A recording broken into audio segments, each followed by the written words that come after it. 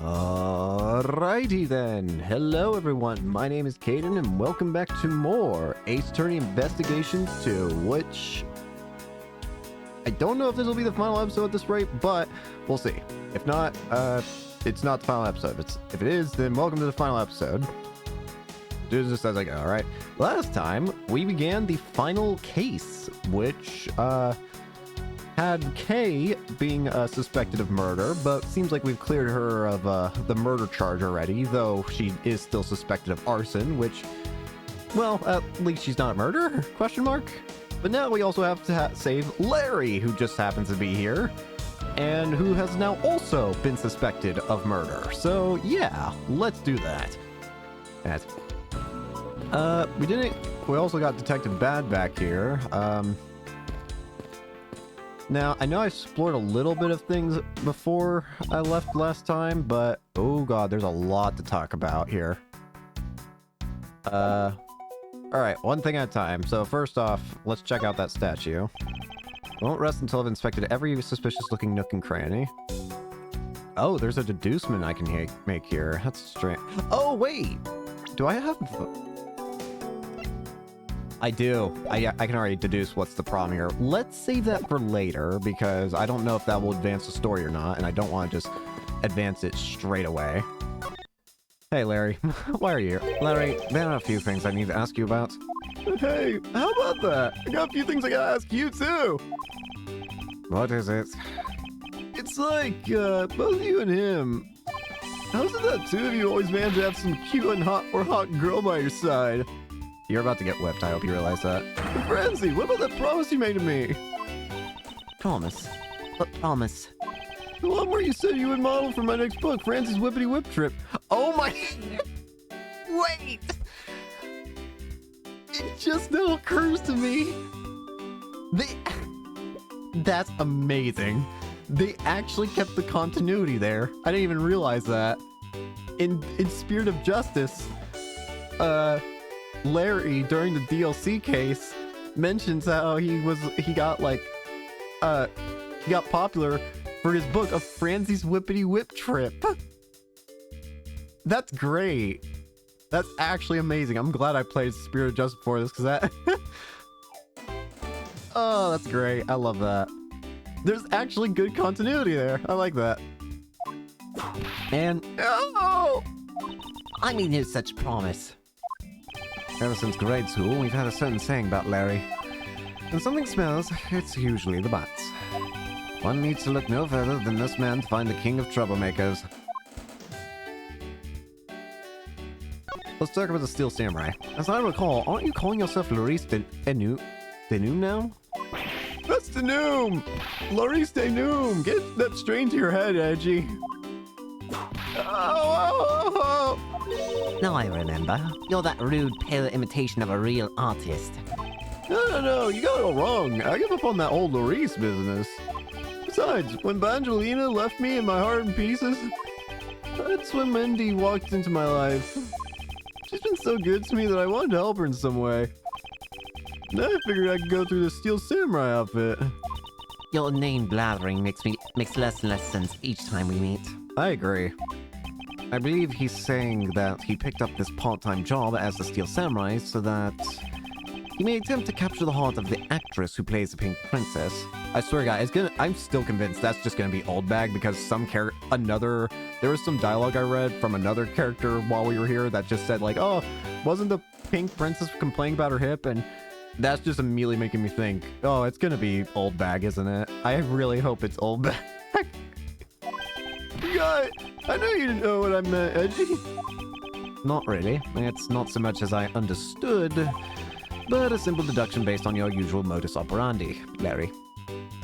You're very predictable. I hope you realize that. I'm murder. Larry, I'd like you to confess right now to everything you did tonight.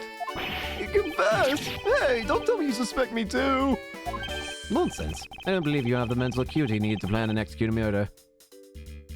I mean, I guess I'm glad about that, but man, you're a jerk. However, we are talking about you here, so I find it hard to believe that nothing happened. Well, past experience has taught me that you are always at the center of some insane event. Edgy! How can you be so mean? Stab me with your words like that. Unfortunately, I don't have the time to search out a key to unlock your heart this time. So I suggest that you cooperate and tell me what you know. Okay, I get it. Just stop Francie from whipping me from behind. So, I guess you know what I did, right, Edgy? I can't even begin to imagine. However, I imagine that whatever you were up to was probably beyond my imagination. So you will tell me that what exactly you did, Larry? Nope, not yet, Edgy. I'll take more than that to loosen my lips. I love more! Confess, now. Okay, well, I was up on the roof. Right, there was the whole problem of why are you up on the roof, Larry? And why exactly were you up there? Oh, you know, that wintry custom and the legendary hero? Were you trying to be Santa Claus, Larry? Legendary Hero? Santa Claus! Santa Claus? I wanted to do that thing he does, so I climbed up to one of the chimneys. Francisca, whip him. But when I got there, there was smoke pouring out of the chimney. Smoke was pouring out of the chimney when Larry thought to climb down it. Francisca, I give you permission to slap him. And? Well, I couldn't go down the chimney with smoke coming up, right? So I gave up. No, you didn't. Larry, you do realize that Santa Claus does not exist, right? Of course I know! I did graduate from junior high, you know. Then you should also understand this. If Santa was real, he would be the biggest unlawful trespasser in history. Crud! It is your attempt to imitate Santa that's landed you as a prime suspect in this murder. This is all your fault, as always. Come on, man. What's so wrong with pretending to be Santa? Stop. Let's start with the fact that it will be the itis of March. As such, in a matter of hours. Santa only visits homes on December 24th. That's in December, you nitwit. No! Hey, wait a sec. We're not in court. That doesn't matter. Look at my badge, Larry. Larry, I wonder if you might know what this is. Nope, not a clue. You didn't even look at it. No, that's because the only thing I can see right now is the form of my lovely Francie. Oh? In that case, allow me to help you sear my thumb into you for all eternity. I'm being whipped! And he's dead. Now this is a trip I'm willing to endorse, especially if we can finally get some peace here.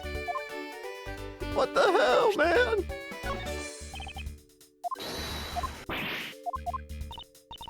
I'm just trying to make people smile! Help! Alright, you probably have something to say about your own autograph, damn it. Oh hey, it's a Steel Samurai! Take it back.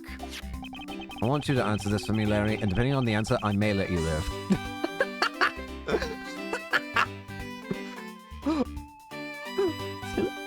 If you give me the wrong answer, I will kill you right here now. I do not care about jail. I just want you out of my life. The Steel Samurai that was up there on that stage, was that really you? Yeah, sure was. Larry! You! Steel Samurai sushi slice! How smooth by the reforms of this man! He's completely useless, worthless bum! I feel I may never recover from this.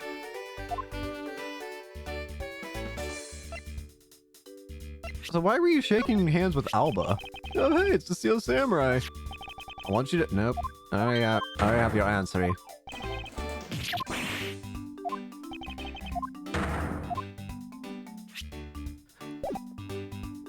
I know people find Larry annoying and just like making things harder for the games, and I won't deny those facts, but I just think he's funny.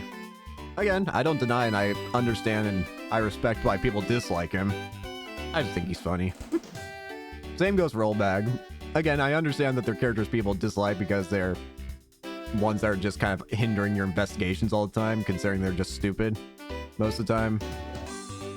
But I'm just easy to please, and I just think they're funny. Alright, enough of your silliness though, Larry. Let's find out some real murder stuff. There's some weapons on display on this wall. A crossbow, and under that, a set of knives bearing a flower motif. They must be the counterparts to the Babalese knives, which means that the blades inside these scabbards could match the blade that was used to kill Mr. Cochin. I won't rest until I've inspected every suspicious. Is it just me, or what is... Am I going crazy? What's wrong? Steel Samurai's primary weapon, the samurai spear. Is it bent? Isn't it awesome? I totally fell for this thing. It's sleek and shiny, just like my heart. It comes at you like whoosh. And you hold it, you just want to look like damn.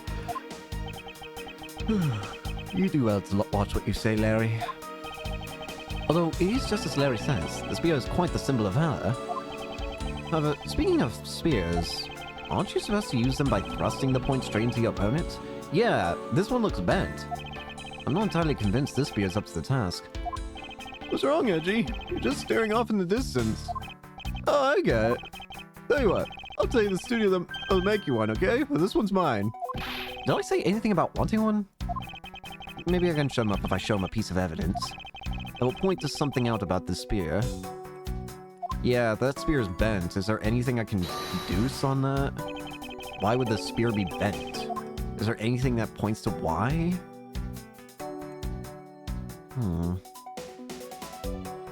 Why is the spear bent? I have no idea. Can't see it in this photo.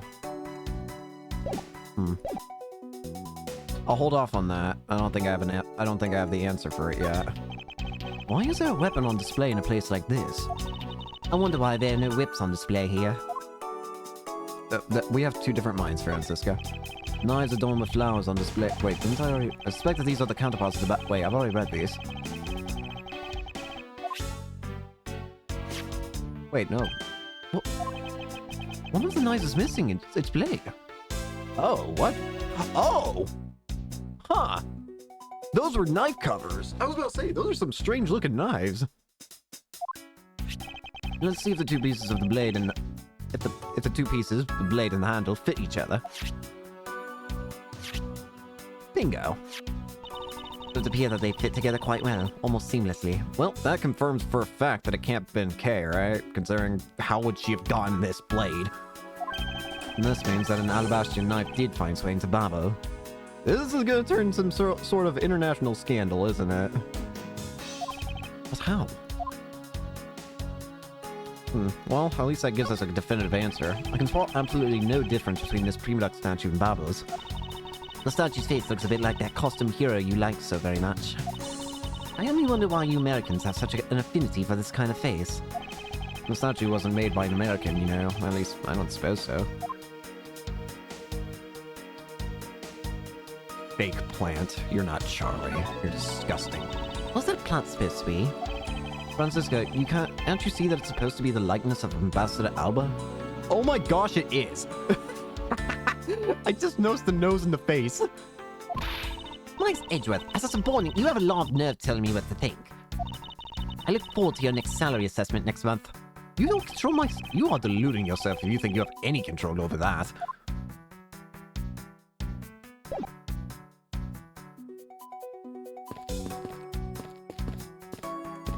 Bad! Hey. Oh yeah, you've already talked to me. Sorry. Hello there, random gentleman. No matter how hard you try, you'll never be a necessity in our Shifu's investigation. Is that a fact? But no matter how good he is bound to overlook something. If you insult our Shifu, then better be punished. Oh? And how exactly would you punish us? Every investigator under Shifu's command will work to disrupt your investigation. Indicative much?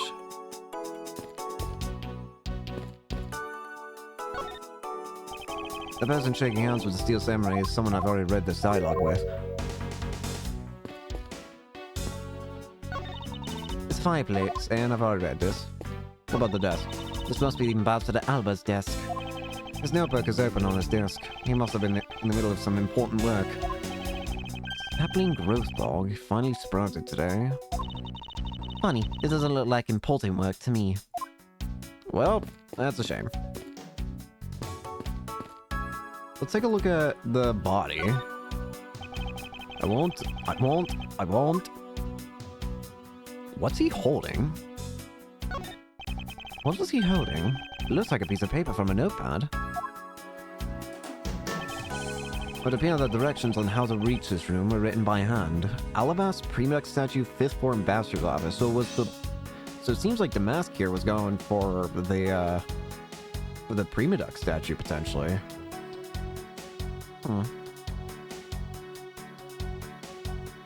Wait. Am I crazy? Wait. No, that's right.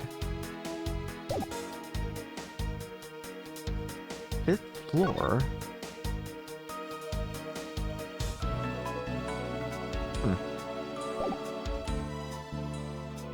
Okay. There's something written on the back as well. I'd like you to steal the Prima Duck statue in this room. What is this that's supposed to mean? Who writes a note to themselves like that? If I had to guess from the text, I would say that this is actually a request from someone about what to steal. Just who is the person that requested the theft of the Prima Duck statue? You think it could be the killer of Cochin trying to like create create 2 incidents to throw off the trail? He's bleeding a lot from the back of his head. I thought that Damask had to quit the business. This guy, he's just a copycat using the name. Phony successor. Okay, so this isn't Ronnie. I was about to say, I'd be depressed if this was Ronnie. Hey. Thank goodness. Huh. He's just another petty thief. His real identity is an out-of-work guy by the name of Kashino. He's 29 and wanted on larceny charges. From his clothes and what he was carrying, we determined this guy's the real Damask II. The cause of death appears to be loss of blood from the back of his head. It seems that he was struck with something very hard. In other words, he was bludgeoned to death. Well, at least it's not Ronnie. So this is the murder weapon in this case. Are we sure? I don't think so. We're talking blunt, right? How would a blunt? I wouldn't call a sword blunt unless you like use the flat, unless like you hit him with the flat side. There's blood on the blade. It's a rather sweeping sword, isn't it? What'd you expect? It's Steel Samurai Daddy's secondary weapon. I only call it his secondary because although he uses his sword in most of his battles, it's his trusty samurai spear that he turns to in a real fight. You should know quite a bit about the Steel Samurai. It's only because I saw the stage show earlier. The owner of the sword is the Steel Samurai, or in other words, Larry. I should probably ask him about it, as detrimental as it is to proving him innocent. The samurai sword. I doubt there's anything else I can gather from this. Yeah, I do like that there's at least a way of knowing, like, hey, if you check this, but you've already checked everything important, there's going to be different dialogue saying, like, I've already checked everything here, but it wouldn't hurt to check again. Or flavor text. Can I leave? I'm out of here. And look at these plants. There are decorative plants here as well. This room is overflowing with nature. Humans used to live in the grandeur of nature once long ago. I believe I'm not mistaken in thinking that those people truly loved nature. It's coming from a man who loves shows featuring costumed actors. She just had to go there again, didn't she?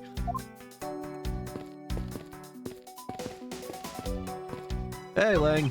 You did some investigating over in the Babalese embassy too, right? I did. Is that a problem? Lang success. A wolf who aims to hunt for 2 rabbits at once. I believe the idiom you require is that he who runs after 2 hares will catch neither. A real wolf can catch both. I see. So what are you trying to say, seeing as how I'm currently handling 2 cases? Suit yourself. But don't say I didn't warn you.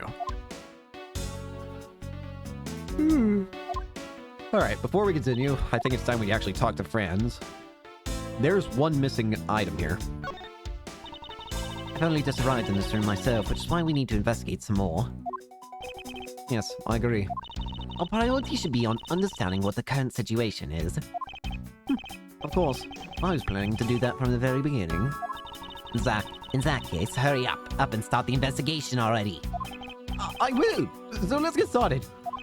In order to find out the truth behind what happened here, I should start by gathering as much information as I can. I mean, obviously the culprit has to be you somehow.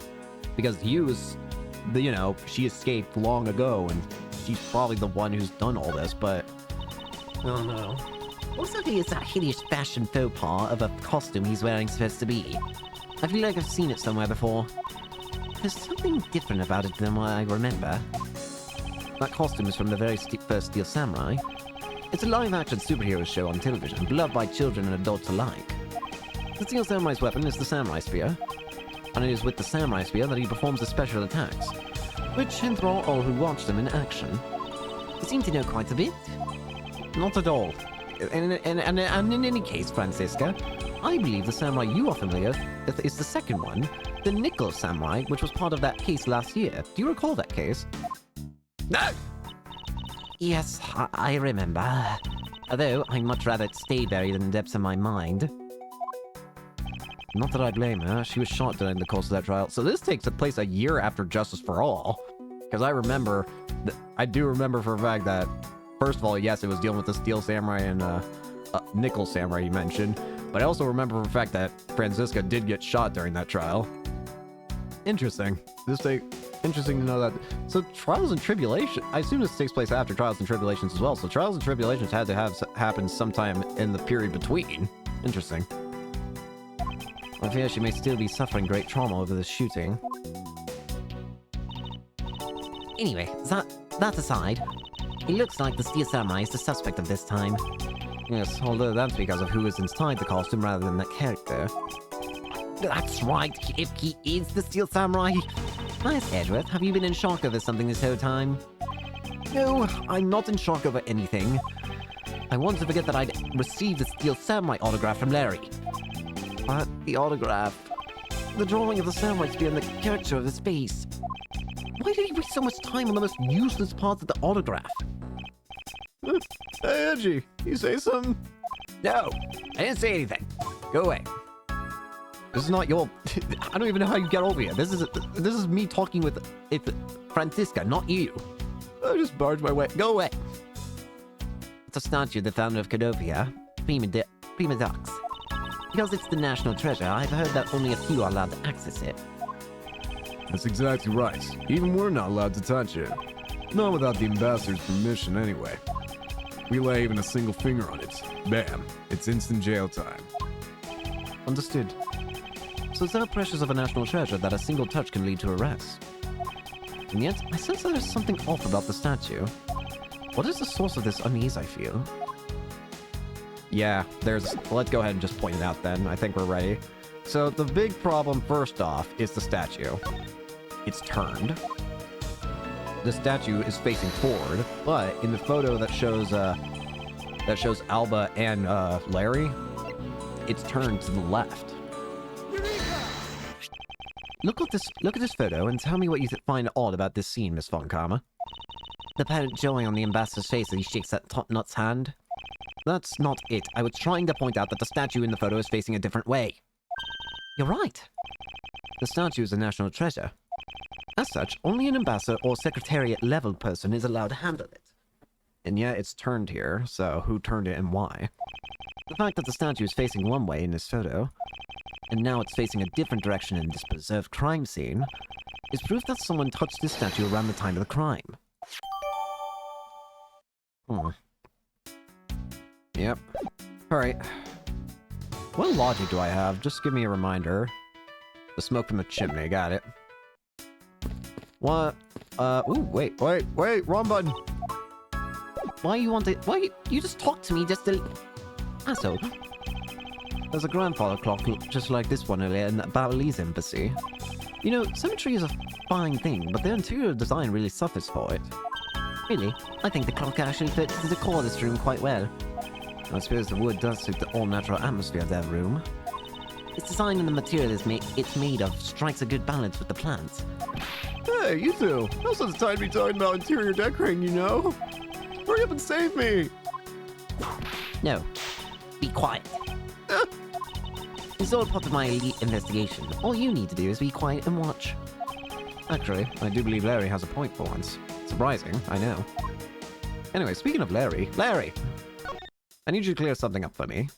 The murder weapon. Larry, about the samurai sword that was used as the murder weapon. Oh, that. Well, I shook hands with the ambassador in this room, you know. Oh! Wait! Duh! There's a problem.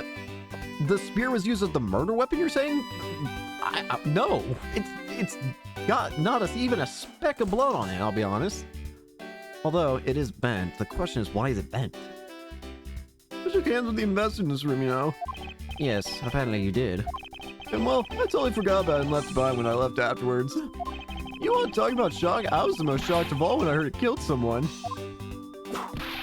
Shocked! Foolish fool, looking especially foolish for foolishly staying for such a foolish excuse. You forgot to take something that big with you. Who would believe such a tale? I would. I absolutely would. Sorry, Miss Von Karma, but I believe him. You do not know this man half as well as I do, and I envy you for that. Because if anyone could forget something like that, it would be Larry. Gee, you believe me? Don't feel complimented from that. That is an insult. I just knew that our friendship was something special. Do not. Anyway, even if Larry had simply forgotten the sword and left it behind, that in no way clears his name. Which means that I would have to prove his innocence from a different angle.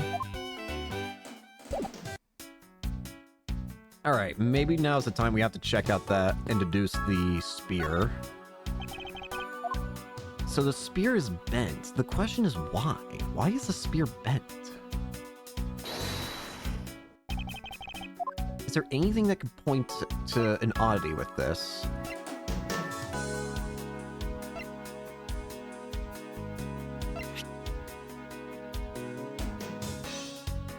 Wait, are we saying that there are two different killing weapons? No. I don't see how they're related. Prepare to get whipped. Francisca, this is not like you at all. Don't tell me that you don't understand the meaning behind this piece of evidence. Well, I don't. I suppose I have no choice then. I'll just have to explain to you from the beginning. What you should be doing is, from the very beginning, is admitting your mistake. She saw right through me.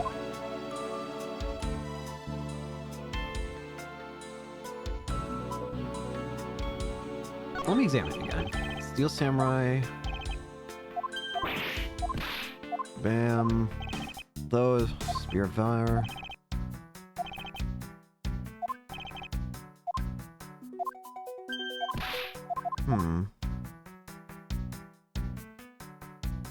There's definitely something off about the spear.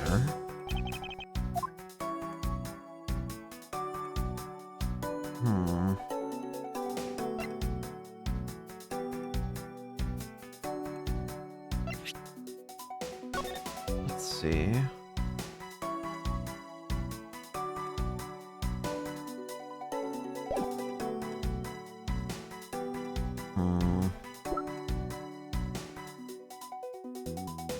Signs it was moved.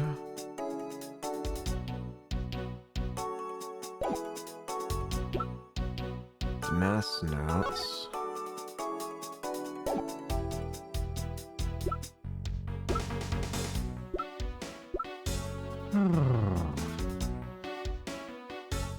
Is it this?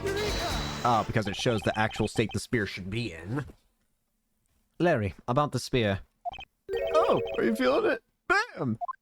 I thought there was something strange about this spear. Tell me, Larry, is this me, or is the spear a bit bent? What? No way, it's exactly as it should be, yo. I have here the autograph you wrote for me earlier. Now, take a good look at this which you drew with your own hands. You can see that the spear is clearly of a different shape. Ah, What do you have to say to that? I'm sorry. When I hold the spear in my hands, all of a sudden I feel super powerful. And then during practice, I was spinning it around and around. And man, it hit the wall. You this is an embassy! But I've always been like that, ever since I was a kid. One time, an overnight field trip, I brought a fake sword and played with it late that night. Just a useless hot-blooded man! Larry, clarify that for me, will you? Okay, so it was some field trip, and I began to shadow fight with my... Not that! I meant what you was... I'm glad I predicted it, saying not that. I meant what you said earlier about spinning the spear and hitting the wall. Oh, that. It's no biggie. It's not like I left a hole or anything. That's not what I'm asking, Larry. The samurai spear is made of metal. I somehow doubt that a move as simple as spinning it around would cause it to bend. Yeah, Neji, you're so naive. What? Where'd that come from? Oh, you keep calling it the samurai spear. But it's not real. You can't really fight someone with it. Because it's hollow on the inside. You can hit it against practically anything and it would bend. Is that so? Don't tell me you thought it was real. Oh, but don't take it the wrong way. I just think that part of your personality is cute. Francisca, kill him. With pleasure. Help! I see. Your friendship truly is something special, Miles Edgeworth. That's not friendship, it's utter humiliation! I hate you all. I guess that about wraps up my investigation. Huh? That's... Oh god! Oh god! Yo, Big Princess, how you feeling? Still feeling ill? It's gonna be old back, I'm still convinced. If it is old back, now I think about it, you played the part of like an action hero? I'm still 100% convinced this is old back. And yet another strange character comes out of the woodwork. And so the Pink Princess also comes to pay the Alabastian Embassy a visit. I believe I may need to speak with her as well. She is 100% old bag. I refuse to believe she's anything but old bag. Miss Pink Princess, I have a few questions I'd like to ask you. Miss Pink Princess, if you would please answer... I know it! Hello again. This must be what they call fate. Oh, could this happen 2 days in a row? What the... Miss Oldbag? Why are you surprised? Ah, so you're the one they got to play the Steel Samurai. It's too bad I didn't realize that until now. You are acquaintances with Larry? Why, yes, we worked at the same company for a little while, you know. That's why it's okay, my edgy poo. You don't need to be jealous. I was in the next room, you know, trying to get in some beauty sleep. But it was so noisy in here that I couldn't fall asleep, so I came over to complain. So imagine my shock when I saw my precious edgy poo waiting here for me. I mean, who could have imagined that you would ever come to a show like this? I guess I've misjudged you, edgy poo. You misjudged him? I thought he was trying to avoid me, you know. That was no misjudgment on your part. That was precisely what I was trying to do. But it looks like the winds have shifted and he's now willing to be chased after. I'm simply overwhelmed. Don't you worry, edgy poo. I'd chase you forever, to the ends of the earth. Isn't that just peachy?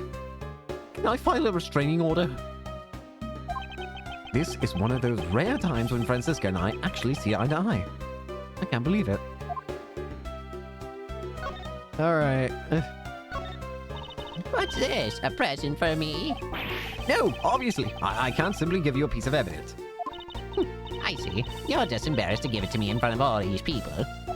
But don't worry, I can wait. A present of love from my edgy poo is beyond worth it. What a bother. If you only knew how much, Francisca.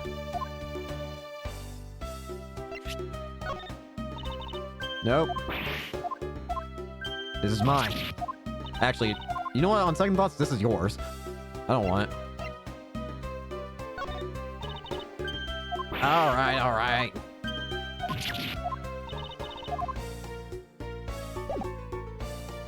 The Pink Princess. Now then. What are you doing here? I thought you were working at Gate Waterland as the Pink Badger. What are you talking about? That was ages ago. It was literally yesterday. What are you talking about? That was yesterday! Look, I worked at the Global Studios before, a long time ago, right? Well, they called me up this morning, kind of out of the blue, actually. They called you. Apparently, the girl who plays the Pink Princess collapsed from a bad cold. It happened so suddenly, so they called me in to be her last-minute replacement. Do they not have enough people on staff at the studio? I really couldn't say no, so here I am playing the role of the heroine. Instead of that Mindy girl, I mean. But the poor girl, I feel bad for her. Because they let me stand in for her, she's going to have a terrible time when she returns. I mean, I'm not exactly great at reading the stage front, but if you stand in, I threw the ragdoll instead of the shuriken and hit the steel samurai, but the audience was from opera. I tell you, they're just a bunch of simpletons. You're a rather lively old lady. So basically, you received the stand-in request this morning, correct? You got it. If you need to see it, I've got it right here. Look. It appears that she is telling the truth. Alright. Alright. I tell you, my fine acting moved the entire audience to tears. Yes, tears of laughter, as I recall. But being famous has its problems too, you know. Here, take a look at this. It's a letter from a stalker. Huh? I was just taking my break when I found this stuck under the door to my room. Wendy, I'll be descending on you from above tonight. You're loving Oh, no. Larry! Larry! Is this even his same handwriting? It is! Larry! I was just taking a break when I found you stuck under the door to my room. Honestly, you really have to watch out for these kinds of things. Look at what it says. Wendy, I'll be descending on you from above tonight. Your loving night. How absolutely revolting. I mean, you'd think he could just get my name right. There's no accident to my name. Wait, this is all handwriting. Where have I seen this before? But now that you're here, Edgy Poo, I feel 100% safe. Yeah, where do I factor into this? You'd bust that evil stalker man for my sake, wouldn't you, Edgy Poo? Well, if you allow me the liberty to handle this in my own way, I'll gladly dispatch a detective to your house later. Oh, come on, Edgy Poo, stop being so dismissive and playing hard to get.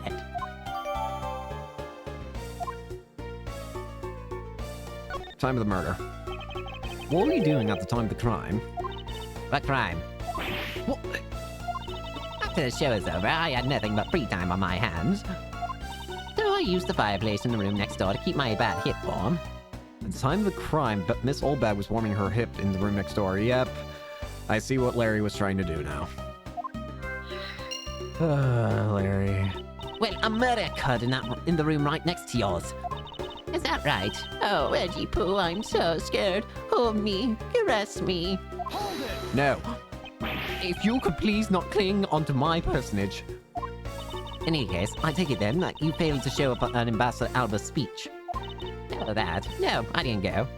I mean, I may have the heart of a young tender maiden, but my body just refuses to cooperate at times. As soon as the show ended, my hops... Sorry. As soon as the show ended, my hips started acting up and got stiff. I couldn't move at all. Can you provide proof of your condition? Oh, you just go on ahead and ask the doctors in the infirmary. They're the ones who carried me from the theater all the way to this embassy. I have to admit, the thought of her not being able to leave that room is rather pleasant. Rosier von Karma, I brought the police dog as you requested, sir. Go back. You may leave now, officer. Doggy! Wait, are you...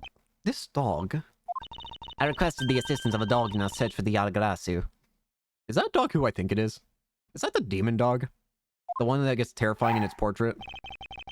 Looks like you guys have some pretty bright dogs in this country, too. Do I know this dog? Oh god, it's you! It's you!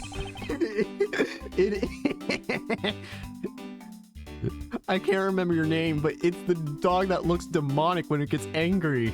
You're a real cutie, aren't you? Yeah, that's a good boy. That's the police dog Gumshoe's been taken care of. I think its name is Missile. What does he mean for a police dog that dashes out in front and attacks? Not action alone isn't exactly what's going to solve this case for us, you know? Now, Missile, I want you to find some clues. Go. Go, Missile! Kill them all! Oh, the furnace. What'd you just grab? Good dog. You really are quite bright, aren't you?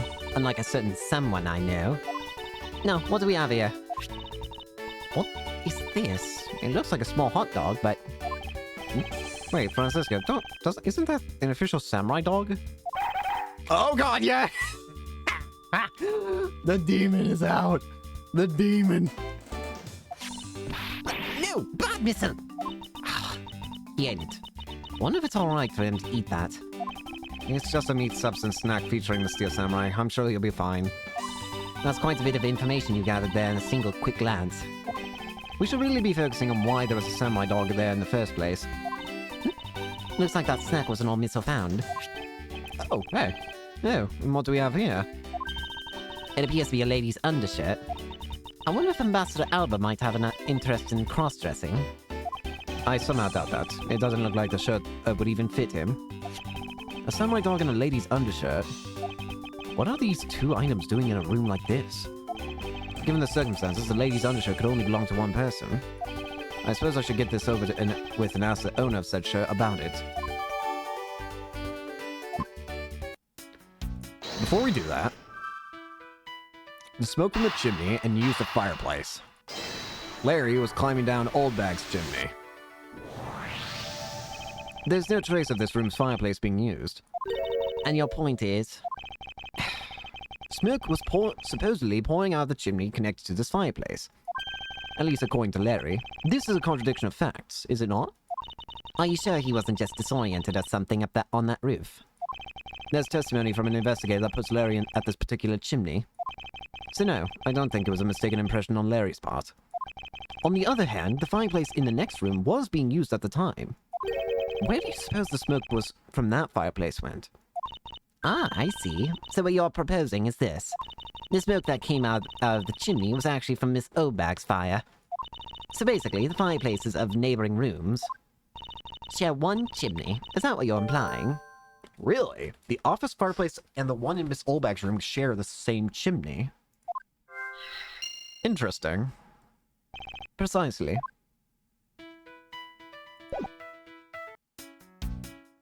Alright then. Old Bag.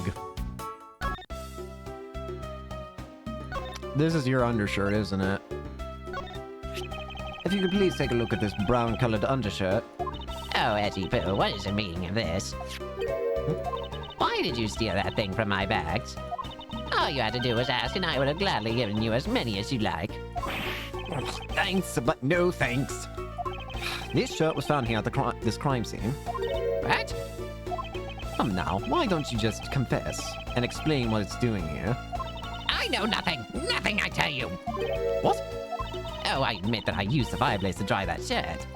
But I can't really help the fact that I had to, you know. Wearing that pink princess costume was like being in a sauna. And on top of that, I get fingered as a suspect. You're too cruel, Edgy Poo. Are you claiming that you never once set foot inside this room? Of course I am. If I had been the one to find the body, do you think I'd be as calm and relaxed as I am? Wait. I tell you, it's always like this. It's always my fault for some reason. The weekly tabloid article missing, the camera's missing, the lawyers are full, they're missing. And what about my husband? When we got married, he said, I'm stuck marrying you. What kind of proposal is that? She doesn't have but deserve, but I can't help it. Marry me. Honestly, men these days. Well, I don't believe she's lying about her actions. So I can safely assume she really was drying her shirt by the fireplace on a break. And somehow, the undershirt managed to move from the next room into this one. There's one way it can. I assume that samurai dog was also yours? Ah, that brilliant mind of yours. You really can see through everything about me. And so the feeling of dread continues, but I suppose I should ask him for more details. Whoopsie. You know what? There's something else I want to do while we're here. Larry. Why are you saying my name in such an ominous way? Answer the stalker letter. No, I refuse. Help me!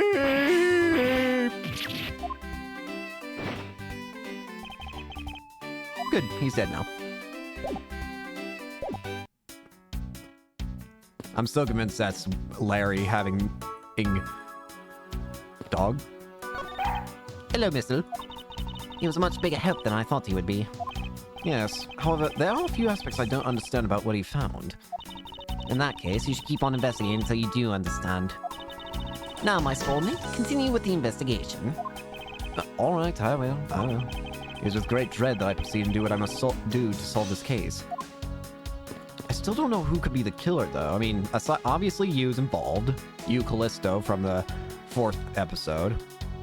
And the KG8 incident. But, obviously, who is she? Like she's gotta be, I don't know, somewhere in the shadows here. Anyways, old bag. Samurai dogs?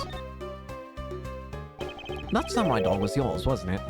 Oh, of course, I'm forever yours, my edgy pet Reggie Poo. No. If you could just stick to what I asked you.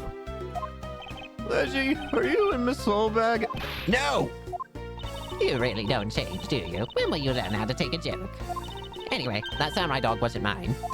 Those things are a present from the studio to the embassy. A present. The studio bigwigs basically told us to play delivery boys.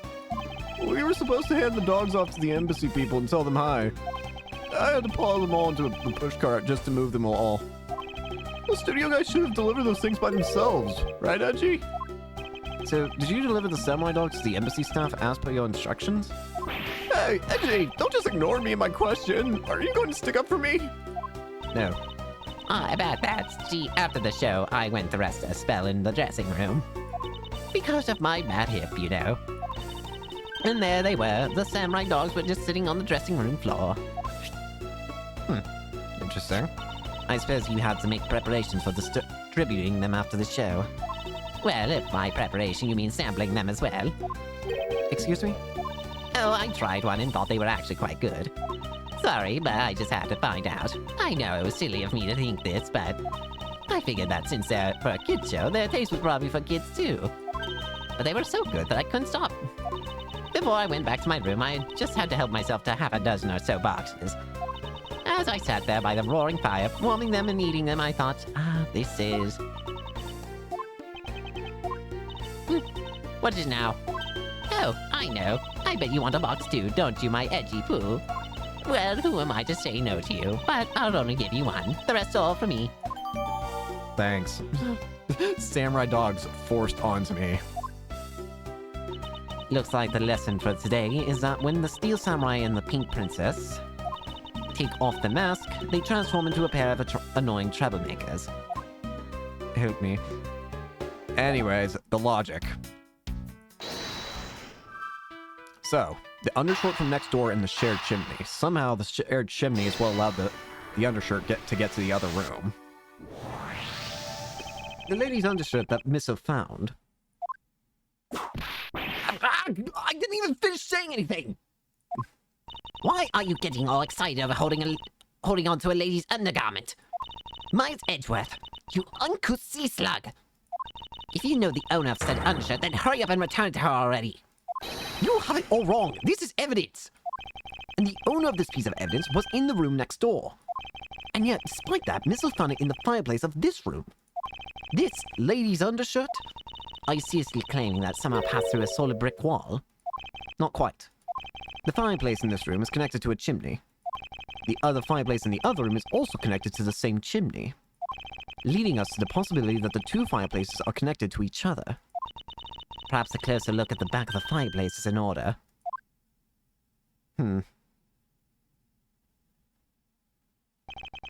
There's an X on the back wall of the fireplace.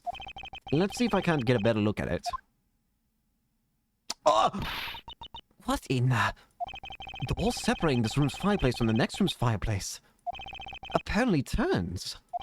As I suspected, this fireplace does indeed connect this room to the neighboring room. The neighboring room? There appears to be nothing in particular about the next room. But the fact that there's nothing special about the next room isn't what's important. It's the fact that there is a secret passageway through this room's fireplace. Ambassador Alba's office fireplace is connected to the neighboring room's fireplace. We now know that the fireplace connects the two rooms. How exactly is that significant? You aren't going to suddenly name the old lady as the second's killer now, are you? No, she couldn't move at all because of her stiff hip. So she could not have been the one. Unfortunately, I believe that this fireplace has nothing whatsoever to do with Master Second's murder. Investigation complete. Heal me. It would appear that the answer has made itself known. You're making quite a confident face there, Mr. Prosecutor. Bring it on. I'm ready to counter any argument you may have. Very well then. If you are prepared, I'll show you exactly where my deductions have led me. Good! I'm counting on you, Edgy! Leave it to me, Larry. My first attack will be to expose your lie for what it really is. My lie! I know that there's still something you are keeping from the rest of us. What's wrong with you? Why is it you won't believe me no matter what I say, Edgy? Curse you! I can just hurry up and die already if that's how it's gonna be. I'll confess to every murder in the whole world and then kill myself and throw everything into mass confusion. You made some wonderful friends as a child, I see. Larry, I only have one thing to say to you. Even if you make that face at me, it's no use. The man who's ready to die is a strong-willed, you know. Larry, it doesn't matter what sort of harebrained trouble you've caused.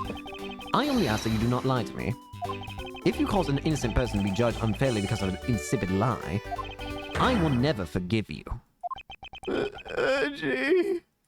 Although, allow me to say that I consider you to be among the innocent in this case, and that I will draw the real killer out as well. You can trust me on this. Alright, this time I'll tell you the whole truth, okay? What happened, what didn't happen, worked. Just what happened will do. Now then, if you would please testify as to what you did up on the roof tonight. Okay. I'm free. Up on the rooftop. After the show, I left the pushcart in the rose garden and came to the embassy. Then they took a picture of me shaking hands with the ambassador. After that, until my next appearance, I had some free time, so I wandered around. That's when I spotted the chimney. A chimney like that is a rare thing, you know. So then I wanted to play Santa and decided to give it a try. Larry, I hate you. Larry, I thought I just finished telling you to not lie anymore.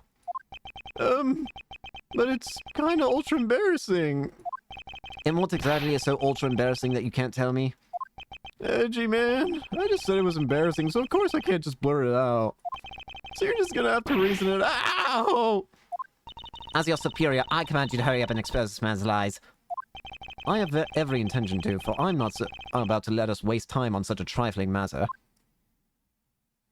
I hate you all. After the show, I left the pushcart in the rose garden and came into the embassy. Then they took a picture of me shaking hands with the ambassador. After that, until my next appearance, I had some free time, so I wandered around. That's when I spotted the chimney. A chimney like that is a rare thing, you know? So then I wanted to play Santa and decided to give it a try. Hold it. You suddenly wanted to play Santa? Oh, well, actually, I dressed up as Santa once before already. Oh, right, you have. That was down at Gourd Lake. I appreciate if you won't dredge up such unnecessary memories for me. Sounds like you guys share a lot of history. A perk of being childhood friends, huh? Besides, it's not a felony to dress up and play Santa, you know. Santa doesn't go around killing people after he comes down a family's chimney, after all. Actually, is it worth delving into whether or not playing Santa is a big deal? I do want to raise an objection, actually. I believe in the case of this man, playing Santa is actually quite a big deal. Are you saying that your buddy isn't exactly made of Santa quality stuff? Precisely. You hit the nail on the head, Agent Lang. Hey, Edgy, that's so incredibly mean. Tell me something, Larry. Did you know that Santa's job is to deliver presents to people all over the world? Of course I know that. I did graduate from junior high, you know. In that case, it's your turn to tell me something. I want you to tell me to whom you were delivering a present to. I was delivering a present to a child, not basking in the glow of love. You're not good at this. That must be the most elegant description of you I've ever heard, but a lie is still a lie. You sure know how to kick a guy when he's down, you know that? In any case, the person you wish to deliver a present onto was most certainly this.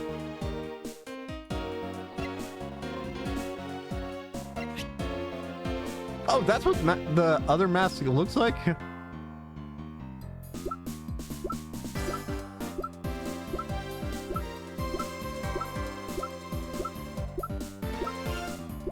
Alright.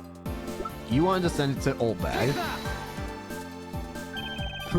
Interesting taste you have there, Mr. Suspect. Don't spread lies about me! I totally did not want to see Miss Oldbag so much that I tried to go down a chimney. Oh! I'd advise that you stop right there in your bashing of a lady. Well, I must admit that I myself hardly ever have the want to run into that lady. However, what if you were misinformed and under the wrong impression? Then what?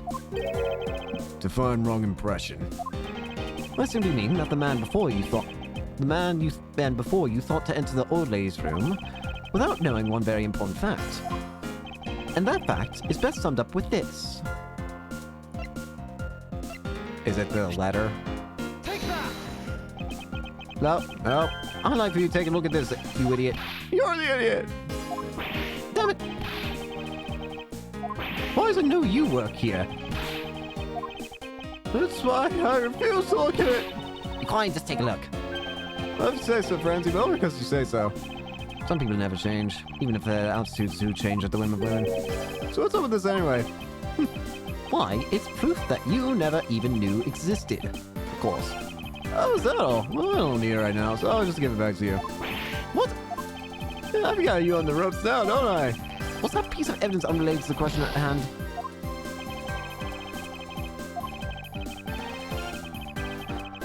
Oh, duh. Stand-in request. Take that! This is something the old lady received from her employer for the night. The girl who normally plays the Pink Princess, Mindy, was it again? It seems that this man is quite taken with that actress. But that's not true, Edgy. She's not the one with the hots for me. She's the one with the hots for me. I just know it. I can feel her sexy beam piercing my heart when she's watching me. This has to be, I tell you. You filthy, despicable, inconsiderate, fickle, idiotic, cowardly apparition of a man. You haven't matured at all since we last met. Hey, Mr. Prosecutor. Yes? This guy, he's got bigger problems than just getting involved in murders, I take it. I suppose you could put it that way. Hey, what the heck, man? I don't get you guys at all. I just feel bad for you at this point. That's just... I know, please. Help me. Nah, you can deal with it. I don't want a part of this. I'm out here. Why you all have to make me out to be some sort of bad guy? To return to the original topic, I propose that at least this much has been made clear. Without any knowledge that Miss Mindy had fallen ill, Larry tried to make his way into the Pink Princess's room. That much we know for sure.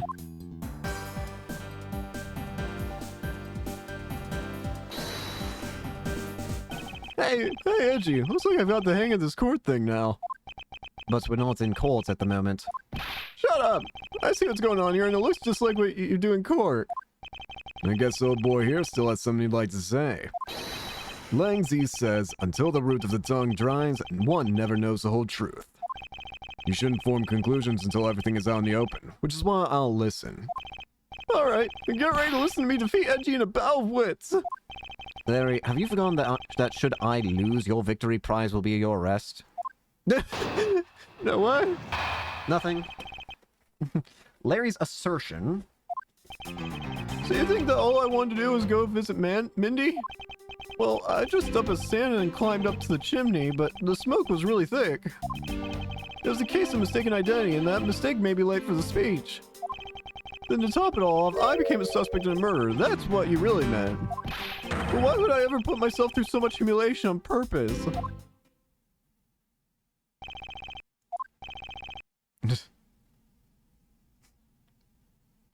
Hey, Mr. Prosecutor, can we just go ahead and put this guy behind bars? Please. Someone say something! Larry, are you seriously trying to submit this, not as a confession, but as testimony? So what if I am? Is there something wrong with that? My claim is a claim claiming my claim. You have a problem with that? So it's you! You're my stalker! But I should warn you, it doesn't matter what kind of flattery you throw at me. I'm the very type of woman who is wholly focused on one man and one man only. As long as Edgeworth's alive, I can't drop him and be unfaithful. No, I can't. Although, earlier I was tempted a tiny bit by the Wolfman, but I love Edgeworth with passing in. Look at Edgeworth. I'm so inspired. You're such an inconsiderate, cowardly, idiotic, and all-around, completely worthless man. I thought I had heard something ominous just now, but perhaps it was just my imagination. I believe there's nothing further for me to prove at this point. What do you mean? Of course you still got something to prove. You still have to show some proof that I was trying to meet up with Mindy. Proof, you say? Remember, Edgy? Everything is evidence in court, right? You mean evidence everything in court, Larry? But I understand your point. Yeah, see? I'm totally pro at this now. Very well. If you wish to see the evidence, then let me show you the last piece of evidence you'll ever wish to see. I was about to say, there's a very obvious piece of evidence. I just don't know which line to put it onto.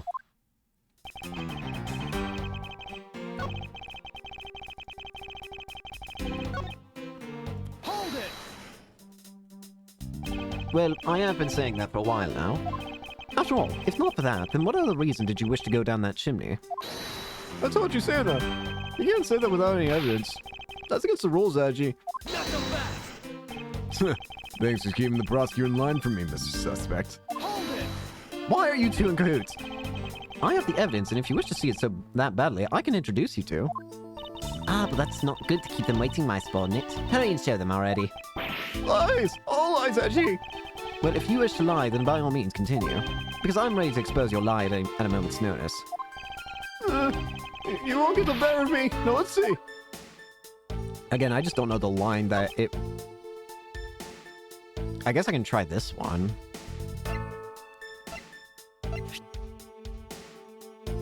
Objection! Yeah, there we go. That'll do. Easy as could be. Larry, don't even think about denying that you have knowledge of this letter. Hey! Why are you showing that thing to me? Wendy, I'll be descending on you from above tonight, your loving knight. Well, isn't that just romantic? But you weren't able to descend on her from above, were you, Mr. Loving Knight? I have no idea what you're talking about. I don't remember a thing. Objection! You can pretend not to be ignorant all you like, but it's written right here. This letter proves that you were not out to meet the old lady, but rather that you were attempting to pay Miss Mindy a visit. What part of this letter shows that the person Larry had intended to meet was Mindy?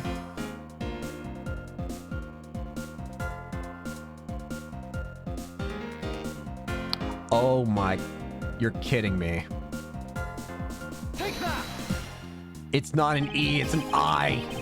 Larry, I suggest you take up penmanship lessons. Your handwriting is absolutely awful. That is...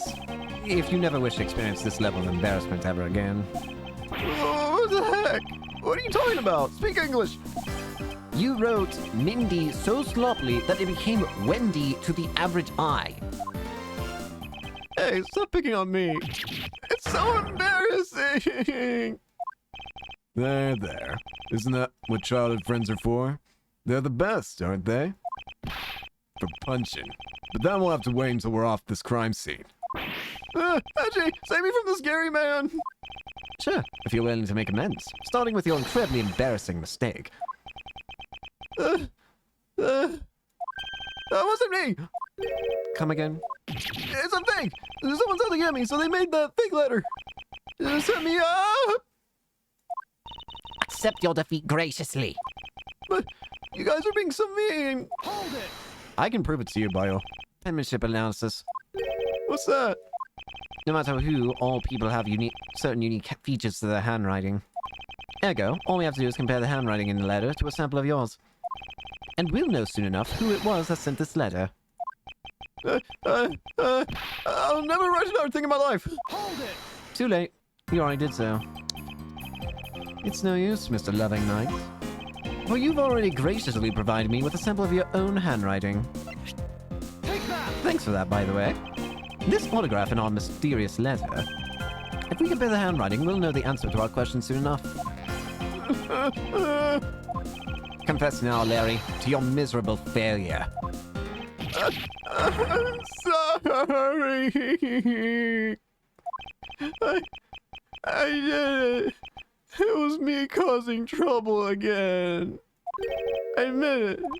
You hit the nail right on the head, Edgy. So, he finally confesses. I saw the pink princess being carried around in the stretcher and got worried, alright? I wanted to go into Minnie's room, but the doctors wouldn't let me. So what choice did I have? It was the chimney or bus, Edgy. Your mind jumped from the door to the chimney. What a criminally overactive imagination. Well, at least I was honest and wrote Minnie a letter and stuck it under the door. That way she wouldn't be so shocked when I came down through the chimney. Except for the fact that the letter was an utter failure at conveying said sentiment. I'm really, really sorry. Larry, you may be a shameful good-for-nothing blight on the face of humanity. Damn. Alright. You may be a shameful good-for-nothing blight on the face of humanity. However, I always knew you weren't the killer. I told you to trust me. Because at the very least, I can attest to that about you. Edgy. You're... We've lost a lot of valuable time because of you. Help! Kill him. In any case, I believe we can say now that we know exactly what happened. Mr. Larry Butt sought to climb down the chimney. Not for access to the crime scene, but to enter the room of the elderly lady next door. Huh? Great job, Mr. Prosecutor. Although, I still find it a bit unbelievable that it's two of your friends. I agree. But the suspicion on that guy over there isn't completely resolved yet. So don't get any funny ideas about running off, okay? Oh! Hey, what? Edgy, what does the Wolfman mean when he says I'm not off the hook yet? He means the murder weapon. Larry, did you forget? There are 2 layers of suspicion hanging over your head. That's exactly what I mean. We can't only rely on the words of a suspect after all. We may have figured out where he was and what he was doing all night. But the blood-stained samurai sword that was left in the crime scene, as long as there is no satisfactory explanation for that, this wolf will refuse to ease up on his bite. Edgy, that guy, it looks like he's seriously about to take a bite out of me. I'm well aware, and you should be as well, that this upcoming battle will be crucial. Thanks to the cooperation of our lovely bumbler, I've been dealt a very nice hand, and a sweet trump card. Looks like we're about to enter the final bout. Now, Mr. Prosecutor, let's see what you've got. I can easily point out the contradiction in this supposed murder weapon. The real problem for me is figuring out what the real murder weapon is. This will be a high-stakes gamble. This is one game I can't afford to lose. Alright, Lang. Why Larry? I was the one who found the body of the victim to mass the second. Beside him was a samurai sword, glittering red and offering up the scent of blood. It was supposed to be in the Steel Samurai's dressing room, but I found it here instead. Plus, I found the murder weapon's owner, the suspect, Larry Butts, in here too. Isn't it a bit far-fetched to accuse someone simply on the basis of ownership? But this owner wanted to sneak onto the crime scene. I think that's plenty to go on, don't you? Hold it! If you're alluding to his reason for being by the chimney, we've already established that. Not so fast! Hold on there, Mr. Prosecutor. You two are longtime friends, right? Who's to say you didn't fabricate the evidence to give him an alibi? You're accusing me of fabricating evidence. You think I can believe anything you produce? Forging evidence is all you prosecutors do. This man has some serious issues with prosecutors. But come on, I can't think about something as complicated as that, right, Edgy? Larry, I can agree because I know you and your personality well. However, Agent Lang knows nothing about you. Or me, for that matter. I sense his hatred for my entire profession emanating from his entire being. Meaning that the only way I can prove Larry's innocence is to present irrefutable evidence. Alright. I was the one who found the body of the victim Damas II. Hold it! So you were the first to discover the body this time? This time? What's that supposed to mean? You better watch what you say. I only said this time because earlier Kay was the first to discover the body in the barn. And your secretary, Ancient Sheena, was ready to accuse her of murder for that. Oh yeah! Huh. So you're going to use that excuse to call me suspicious now? Of course not. I was simply pointing out the usual pattern with discoverers of bodies. But in the Babbly's case, there was proof that she was holding the weapon, right? Well, in this one, it's a bit different since we know exactly where the weapon is. This item was the samurai sword, glittering red and offering up the scent of blood. Hold it! Excuse me, but glittering red and offering up the scent of blood? Do I have to spell it out for you? I mean the sight and smell of blood, of course. And according to the test, the blood on the sword belongs to the victim. The sword was made to only be used on stage, so it's not sharp. But it is pretty weighty. It's certainly heavy enough to be to beat someone to death with. Which leads me to suspect that the victim was beaten to death with the sword. Beaten to death, huh? This last statement is too important to just let it slip by. Sign was a samurai sword covered in the victim's blood.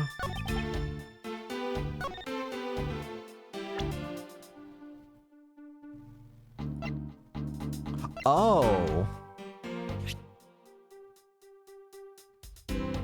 I don't know. Hold it! So the sword is covered in the victim's blood. Yeah, the lab's results confirm that the blood on the sword matches the victim's. But the sword is as dull as a vanilla envelope. It's just a stage prop after all. The Steel Samurai is all about safety first, so you can't use it like a real sword. The Steel Samurai has spoken. The Pink Princess also appears to have summoned the she'd like to petition to you personally. What the Pink Princess would like to say can wait for the day after eternity. Anyway, my point is that even though the sword is too dull to slice with, it's certainly heavy enough to bludgeon someone to death with. Therefore... Hold it! About the samurai sword, have you received a report from the forensics yet? They confirmed that the blood on the sword belongs to the victim. Alright, but have they confirmed that the outline of his wound is consistent with the weapon? Tell me something. Do you see the dead body right there in front of you? So, if they were conducting the autopsy right now, shouldn't that body not be here? Well, I suppose so. I guess they must still be investigating this room. Meaning that it's possible that he doesn't know about that piece of evidence's true nature. anything else you'd like to chit-chat about? No? Good. Now let's continue. It was supposed to be in the Steel Samurai's dressing room, but I found it here instead. Hold it! Larry has already testified that he forgot the Steel Samurai sword here. Yeah, I was shaking hands with the ambassador in here and I left it behind by accident. Not so fast! So what? You lied earlier, so who's to say that this excuse isn't just another lie? I forgot stuff all the time. Forget stuff all the time, right, Edgy? Tell him. Why don't you tell him yourself? You see, what did I tell you earlier? No one will buy such a pathetically weak excuse. Yes, well, I know that's not possible to prove such an excuse as truth. And yet you offer it up as a fact? You're a worse person than I originally thought. Feel free to think what you'd like. However, I know that Larry is not the killer. Agent Lang, please continue with your argument. I'll expose the flaw in it soon enough. Plus, I found the murder weapon's owner, the suspect Larry Butts, in here too. Hold it! Just because he is the owner of the weapon, therefore he must be the killer, is it? No. Climbing all the way up the chimney is plenty suspicious in my book as well. Objection! Regarding that, I have already drawn the truth out, and the truth is one thing I don't bend. Not so fast! It doesn't matter if it's you or whoever. You prosecutors are all the same. And as for me, prosecutors are the one thing I don't trust in. Objection! An agent who doesn't trust prosecutors. What are you playing at? Sorry, sis. But there are only two things I trust. My subordinates and evidence at the crime scene. Agent Lang hates prosecutors. But as long as he trusts evidence that has been left at a crime scene, there is something I can show him that he can believe in. It's simply not possible that the samurai sword is the real murder weapon. So I should focus on proving that point to the Agent Lang first.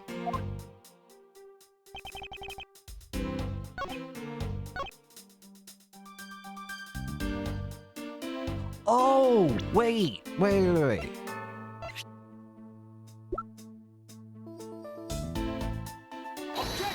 That's right, these weapons are hollow. That thing wouldn't do anything. Do you know what this is, Agent Lang? It's a long spear, right? We used to have those a lot in my country long time ago. Piercing, mowing people down. Spears are the weapon of heroes throughout history. It's the next most effective weapon after the whip. I think the whip is in a slightly different category. So, what's your point? Are you going to tell me that the spear is the real weapon? No, I simply want you to take a look at this section here.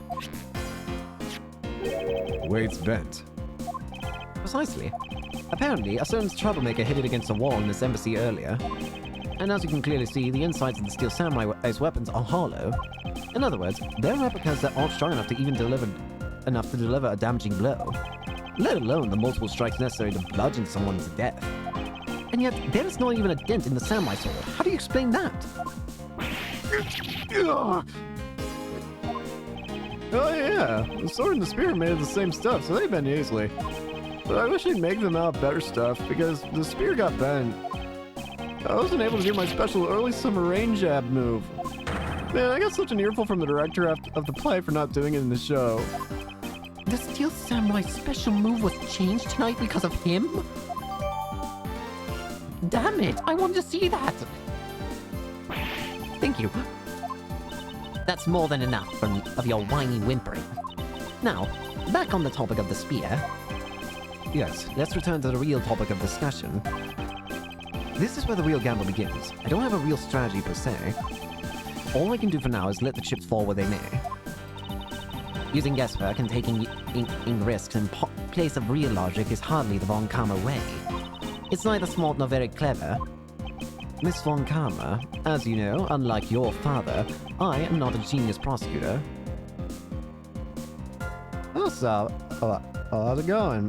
What is your stream? On this episode 2.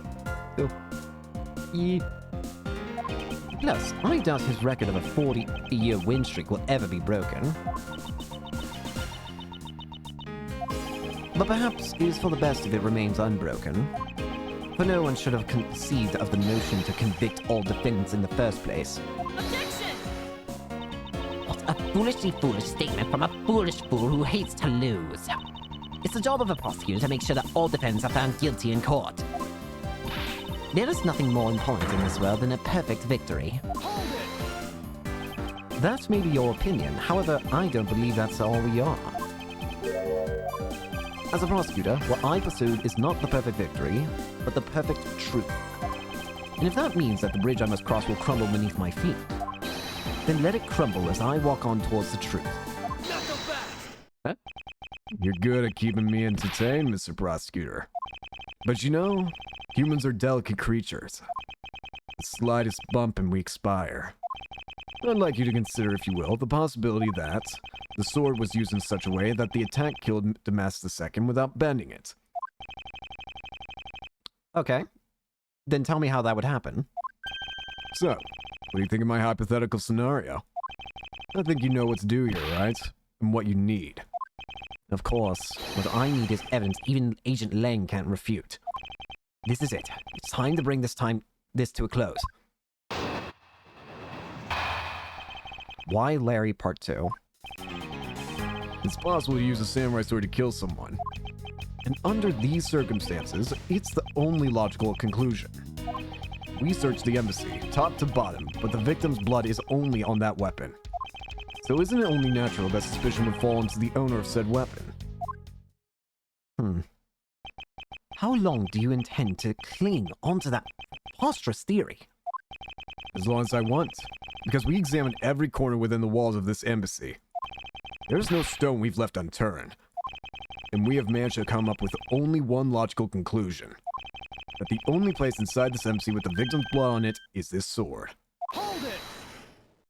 You left no stone unturned. Is that a fact? Not so fast! If you've got something to say, then say it in the only way I respect, Mr. Prosecutor. Yes, of course. In that case, allow me to make it all crystal clear for you. Shall we? Why Larry Part 2? It's possible to use the samurai sword to kill someone. Hold it! Alright. May I inquire as to how you are able to make such a claim, Agent Lang? Langzi says, capable of miracles beyond comprehension, a mysterious creature is man. Rather than man, it's Agent Lang's quotes that are getting increasingly incomprehensible. The human body is a mysterious thing, even with a toy-like sword. It's easy to kill a man if you just hit the right spot. Which is why I think it's possible to kill with this thing without leaving a dent. Hold it! But if we can only be sure one way or the other by seeing if the wound matches the sword. I know that. But as long as it's a possibility, I can proclaim it as much as I like. And under these circumstances, it's the only logical conclusion. Okay. Hold it! But you must know that your conclusion is wrong. Given the circumstances I'm in, the only people I can trust are my subordinates. Because they're a much more trustworthy bunch than you prosecutors will ever be. Hold it! And you call yourself a professional. Not so fast! You still don't see, do you, Mr. Prosecutor? You have to earn my trust. And the only way to do that is to show me proof of another possible murder weapon. Another possible weapon? In this room, there's only one other thing left. This is going to be a gamble, but I can't withdraw from the game now. There... Oh! Oh! There is one item that's... Ooh, I understand why it might be a gamble now. I think I might know what it is. You're not going to get me to trust you by the power of your glare alone, you know. Plus, I have other reasons to think why I think the samurai sword is this murder weapon. I think I get it. There's one place.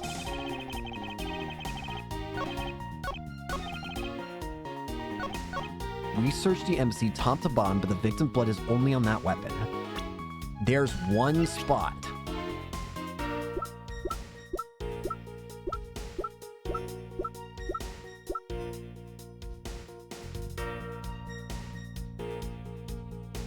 Objection! Wait, it's the other one. Agent Lang, I'm stupid.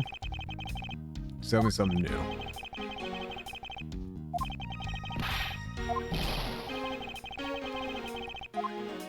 Close. Objection! Never mind, I'm also stupid still. Not so fast! Langzi says, shut up.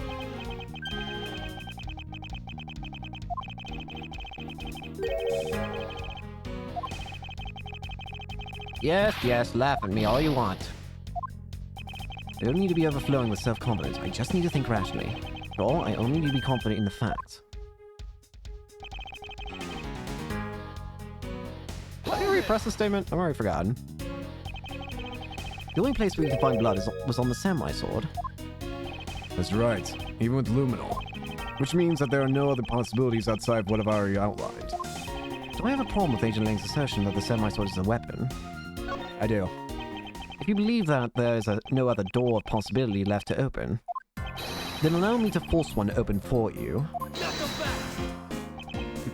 And how do you plan to do that? By showing you what may possibly be the real murder weapon. Not so fast! The real murder weapon? I hate to repeat myself. My men have already searched every last inch of this embassy. They've concluded that there's nothing else that could have been used as a weapon. Knowing these facts, do you still want to press forward with your little hypothesis? Of course. Because it's not possible that your men inspected everything in their investigation. Not so fast! What are you talking about? I don't appreciate mind games, and I don't appreciate when people like you slander my men. Hold it! I'm not slandering them, I assure you. I'm merely pointing out that their investigative dragnet has a few holes in it. Namely, that there is something your men couldn't even lay a finger on. That item is the real murder weapon. All right, then. I'll play along for now. This real weapon that killed Damas II? What exactly is it? The real murder weapon, which not a single person has yet to touch, is this. I think it's their Prima Duck statue. Take that! The national treasure of Alabasta. You mean the Prima Duck statue? Yes, and as you know, only the ambassador and his secretariat may touch it. Which I believe means that neither you nor your men were able to examine it, correct? Knuckle fast! You know very well that if we did that, there'd be an international incident between the Kingdom of Alabast and the Republic of Babel. The two countries' precarious relationship teeters in the balance over a stupid fight relating to a sovereignty statue. But I'll be damned if I let something go unexamined. Hold it! Agent Lang, if you could take a look at this. The direction that the statue is facing just before and after the crime are different. And there's only one conclusion I can draw from that.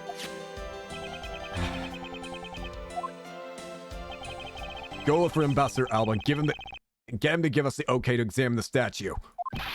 Shifu, you can't listen to this infidel's words. He's most definitely trying to trick you. Shifu, please, let's be rational about this. Lang Zi says, just go already! Yes, sir.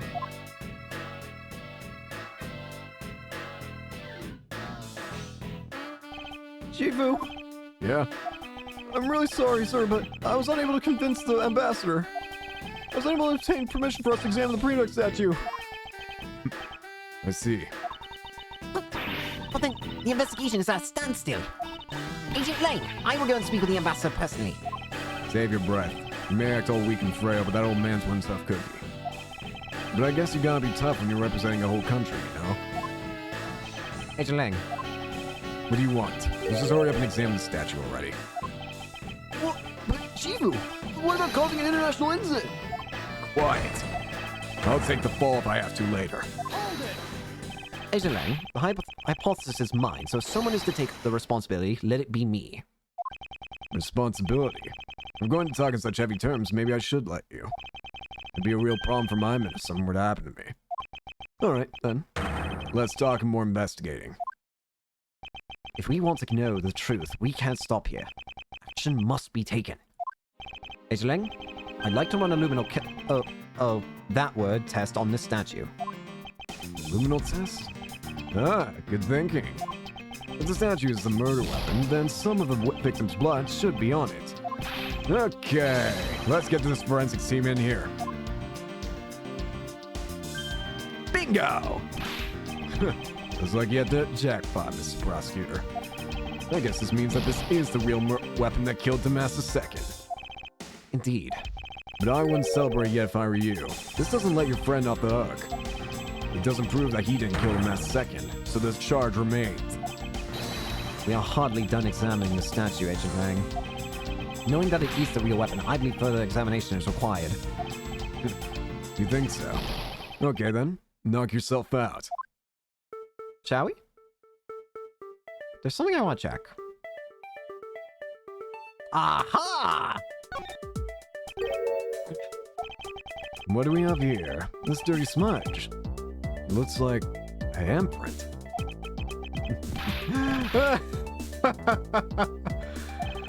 What's a definitive bit of evidence like you doing under here? Looks like we've got some fingerprints to analyze. Worst case scenario, these prints belong to Larry. Looks like it's too late for me to do anything about that now. Hey, forensics guy, I want results on these fingerprints as soon as possible. You hear me? Agent Lang, I have the analysis results, sir. Good. And? Sir, about the prints we left from the bottom of the statue. Well, you know the victim of the murder in the Babalese embassy? Wait, don't tell me it's Cochin's! The prints belong to him, to Mr. Manny Cochin, sir. But that's... What's going on around here? No, that's impossible. Each Prima Duck statue can only be handled by someone of that country. By the very fact that Mr. Cochin's fingerprints are on this one. Leads me to only one conclusion. It was Cochin that killed the mask. This statue is actually Babao's Prima Duck statue. Possible. It can't be.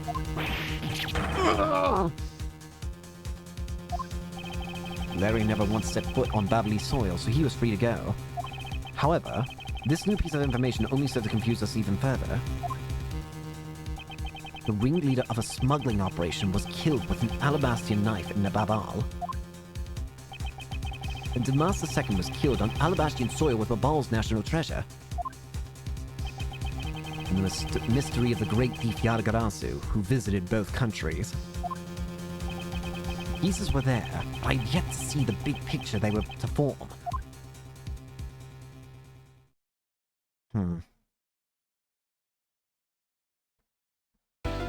Ooh boy, this is getting interesting. So now where's that put us, really? I mean, I guess Larry's okay now, which I guess cool. March 14th, 9:21 p.m., open air stage. I've left the Damas second investigation Francisca and returned to Babal. I suppose my first order of business should be to look out into Babal's statue. Mr. Edgeworth! Hey! Scummy! Okay, what's the situation? Oh, it's great. Investigating is so much fun. In other words, they've made absolutely no progress. We were goofing off. Honest, sir. We've been investigating our hearts out. Very well then, would you care to give me an update on your investigation? Nothing. Oh, we've had a really fun time, sir. I knew it. Zero progress. In any case, Detective Gumshoe, you're fired. Yes, sir. Wait, what? You have permission to enter the Alabastian Embassy, is that correct? Yep. As local detective, I'm helping out with investigations on both sides, sir. Good. In that case, I can leave these pieces of evidence with you. Take it, take it, take it. They belong to the lady under the pink princess's mask. Pink princess? What kind of lady was playing her, sir? The kind that was also playing the role of the pink badger yesterday. Understood, sir. If I happen to run into her, I'll give them back to her. And if I don't, then I guess I'll unload them somewhere. He doesn't seem all that enthused to go find her, but I can't blame him. Evidence has lost their value given to Detective Gumshoe. Nothing. I don't believe that I'll be needing this anymore either. What? Are you really going to throw that autograph away? Yes, because that Steel Samurai was a fake. Steel Samurai's autograph scrunched up into a ball and disposed of. Trash. Wait, what? What do you mean by fake? Now then, I believe it's time for a little housekeeping. Unnecessary evidence has been removed. Remaining evidence has been rearranged. Got less evidence to deal with, thank goodness. Why are you following me, Kay? Bags full of cement powder are stacked up here. I suppose they're for renovation. Yeah, because I don't smell a drop of gold here, or any other treasure for that matter. Okay, the only scent you should detect in a place like this is the smell of sweat. Hey, Mr. Edgeworth. That was a pretty good play on words there. Gummy, don't randomly jump into one of our dialogues like that. Were you eavesdropping on us, Detective Gumshoe? No, it's not like that, sir. Your paycheck's on the line here. I swear to God, I'm gonna examine this ladder and I'm gonna get trauma. A ladder. Actually, that's a step up. Shut up. No. No. Bad. They're the exact same thing. No way. From their structure up, they're totally different. But of course, from a thief's perspective, the best kind of ladder is the rope ladder. Step ladder is much too heavy to carry around after all. And from a prosecutor's perspective, any type of ladder is guilty of being dangerous during an earthquake. I hate ladders. I hate it. Phoenix, I swear to God, why are you contaminating me with your problems? Don't put this on me, man! Hey, do you detect the scent of treasure coming from this bush? The scent of treasure? Not at all. Ugh, Mr. Edgeworth, you're totally not with it. Not with it? No, and it's important for both thieves and prosecutors to be energetic. Perhaps for a thief like you, but that level of energy is unbecoming of a prosecutor. Really think so? Prosecutor man at Gamerland seems to be pretty active. Hey, may I remind you that guy's a murderer? Well, he's not a prosecutor anymore. See how everything naturally bounces out? I don't think you should be looking to that man. It would appear that the stage is also scheduled to be renovated. No, I would love to perform on a stage like this. Something like the greatest great thief show. I should think it would be a bad idea for a thief to show their face to the world. So how come so many traffic cones are red and white? That's because they're highly visible from a great distance. Oh, is that why? So then the reason you wear the lime red suit is for visibility's sake? Please don't compare me to a ragged plastic traffic cone. I'd kill you. You can't kill me. What do you mean you can't? You can't. Okay. How's the investigation going in the Babbly's Secretariat's office, Kay? Well, even though we found a few treasures, they've all been pretty much burnt to a crisp. A treasure is a terrible thing to waste. Anyway, is there anything else I should know about? Oh, that's right. You know what I found in that office? A wooden bear carving. It's so cute. Can I have it? Huh? Can I? Buy your own! Stop stealing! No, of course you can't. Buy your own, for God's sakes. By the sound of things, it appears that there has been no progress in the investigation. Just go buy your own, God. For God's sake. This is a prosecutor's badge. Proves that you're a real prosecutor, right? Precisely. I got one too. Mine's the IRS's badge. But if you walk around with that on your scarf all the time, all you're doing is proclaiming to the world that you're a thief. Like I said, the Yagarasu is noble. And because I'm full of righteousness, there's no need for me to be all sneaky. Even if you're honorable, a thief is a thief, right? Am I the only sane one here, or am I my brain hurts. You're not going back to Albus already, are you? No, not yet. I still need to gather a bit more information here first. I still don't know who the killer could be, though. Ah, so you're back now, are you, Mr. Edgeworth? You must be tired. Here, with these you can eat whatever you'd like. And these are... Discount tickets for our cafeteria. They open tomorrow at 10 in the morning. I appreciate the concern. However, these coupons do nothing for me right now. This open air stage, what function does it serve exactly? Well, normally we use it for a variety of events. It's all to attract the next extra bit of attention to Babal. I heard that tonight over in the Albastian Rose Garden, Ambassador Halba was to give a speech. And you know what? Manny told me that I should really give a speech too.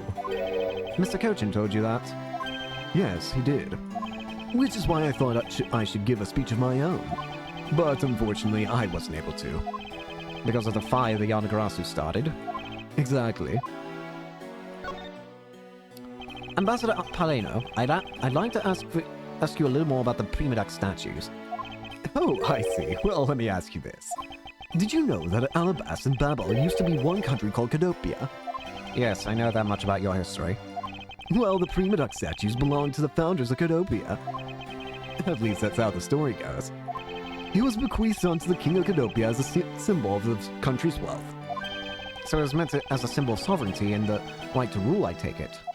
Yes, that's right, which is why both countries are so adamant about their claim.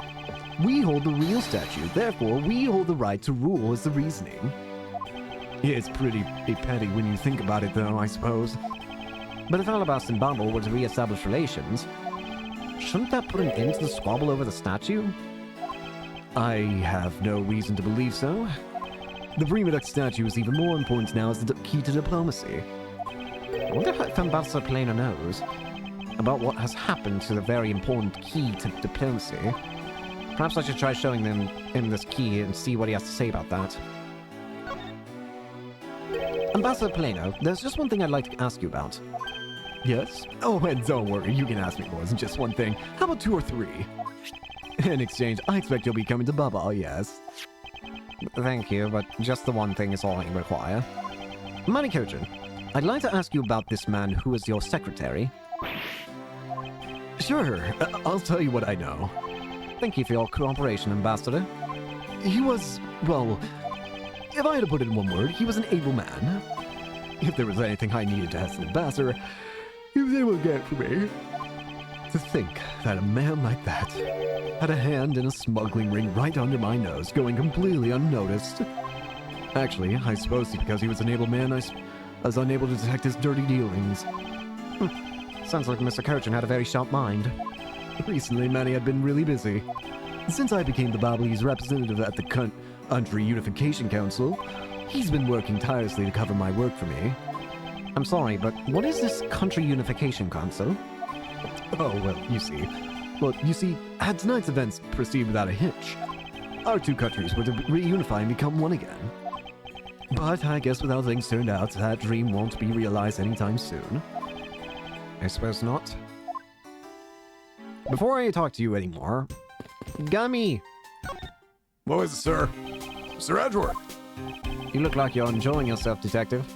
Well, I don't have much else that I enjoy as much as a good investigation, sir.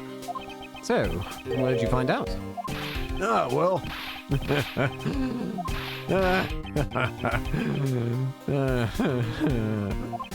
I take it you saw nothing of a particular use, as usual. Hey, Mr. Edgeworth, I got something really interesting from Ambassador Plano. Oh? And what is this something interesting? Is it coupons, tickets, discount cards? Yes, sir. What? Wow, that's so pretty. I'm so jealous. That's a real treasure right there. Why does this flame burn green, Detective? And why did he give you a radioactive lamp? What do you mean, radio? So apparently, if you burn the special wit crystal oil that they only make in Babal, it burns this green color, sir. Interesting. So it's a special property of the oil. I suppose this is a ploy to force people to visit Babal should the oil run out. Hey, Gummy, what about these silhouettes? They stuck some cutouts on the outside of the lantern so they'd project the image. Oh. Silhouettes, you say? They are rather pretty, aren't they? Wait, what am I doing? I was supposed to be asking for an update on the investigation. Hey, what's wrong, sir? There's something I want you to investigate for me. Do you think you can do that much? Uh-huh. You got it, sir.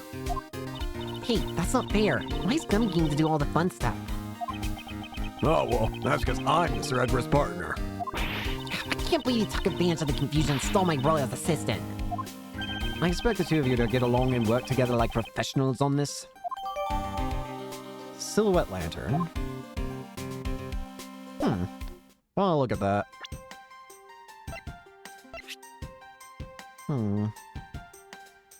Alright.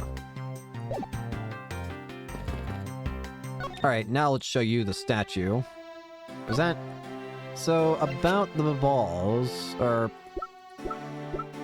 Maybe I should show you, Alabas first. Wrong button.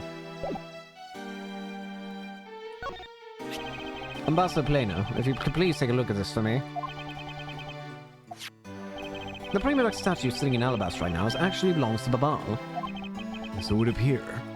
I received a call from Miss Von Karma about this earlier. Then you will understand why I wish to inspect Babal's Prima Duck statue immediately.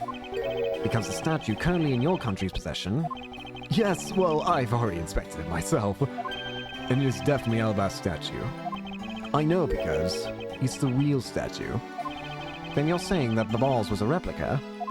I'm embarrassed to say it's true, even though I knew that someday would be exposed. I received my orders from the leaders of Babal. And I was to negotiate with Ambassador Alba at this event. I was to negotiate with him and fix the results of the evaluation tonight. To say that we could not determine which statue was the real one. Wait, what? Why are you telling me this? Well, because you already figured it out. Our statue's just a hologoat shell. Even if Babal were to lose face, the reunification of the country is what's important. I'm right in thinking that, aren't I? I'm not making a mistake, right? If you don't know yourself, then I won't pretend to know either. I never thought that by being betrayed by my own secretary, the real symbol of wealth would be given to me. Isn't it simply ironic? Hey, where are you going? Are you heading back to Albast? Yes, but before I do, I suppose I should give you a summary of what's happened. Oh, I see. So there's been a murder in both countries using an object from the other country. That's the gist of it. Babal is just as strict as Alabast in their inspection of the people and things that enter their country. Meaning that somehow both murder weapons were smuggled into two countries. That's the only logical conclusion that can be drawn. Perhaps the key to the weapon smuggling is the person who traversed both countries. You mean the fake Yagarasu? In one way or another, the Yagarasu is connected. Of this, I am sure. Nothing. Where was this Yamagarasu first spotted? I believe it was the Rose Garden on Alabash inside the embassy. The garden is just on the other side of this boundary. It's where Ambassador Alba was to give a speech tonight. At least that's where I heard the Yamagarasu had appeared. In that case, I believe it's vital that I investigate the Rose Garden and post-haste. Wait, before you go, take a look at this, Mr. Edgeworth. What's that? Guitar pick? What? Easy. My guess is that it's a guitar pick. I picked it up just now, over there. Do you think it'll be of any use? There's a little water on it, but how did it get the water on it? It doesn't look like there's anything it could get wet from around here. I was thinking they have concerts here at this open-air stage from time to time, right? Alright, I'll find its owner later. Pick. Alright. Oh, yeah, there's one more thing. Mr. Edgeworth, would you be willing to hold on to this? What's this? Wait, isn't that... It's her perfume. Callisto's, right? It's Miss Hughes' perfume. It's the bottle that woman left behind and that I found 7 years ago. I thought that one day it'd be of some use in tracking her down. So I kept it safe all this time. Thank you. I'd be honored to hold on to that for you. This year's perfume. Well then, this might be very helpful. Alright, how do I get there? Back to Alabast! I think I'll be returning to the investigation in Alabast now, but... I know. I'll go back to the ball and do some more investigating there. Here we are. March 14th, 9:58 p.m. at Rose Garden. I see you're back, Miles Edgeworth. Hey! I see you're back, Miles Edgeworth. How are things in the ball? Although I can't really say I expect much from Scruffy and that girl. The investigation into Manny Cochin's death hasn't really progressed any. However, the investigation into the Yamagarasu has. Ah, yes, the Yamagarasu. Even now, I find it hard to believe. A person who can freely traverse between the two countries at will? Preposterous. Well, that's why I came here to investigate. I heard that this is where the witnesses claim to have seen the Yamagarasu. That's correct. Ambassador Alba was to give a speech tonight here in Alabast. And that's when the Yamagarasu appeared. The shadow of the mysterious thief appeared, and just as suddenly it vanished. After that, there was the fire at the Barley's embassy that the Yamagarasu started.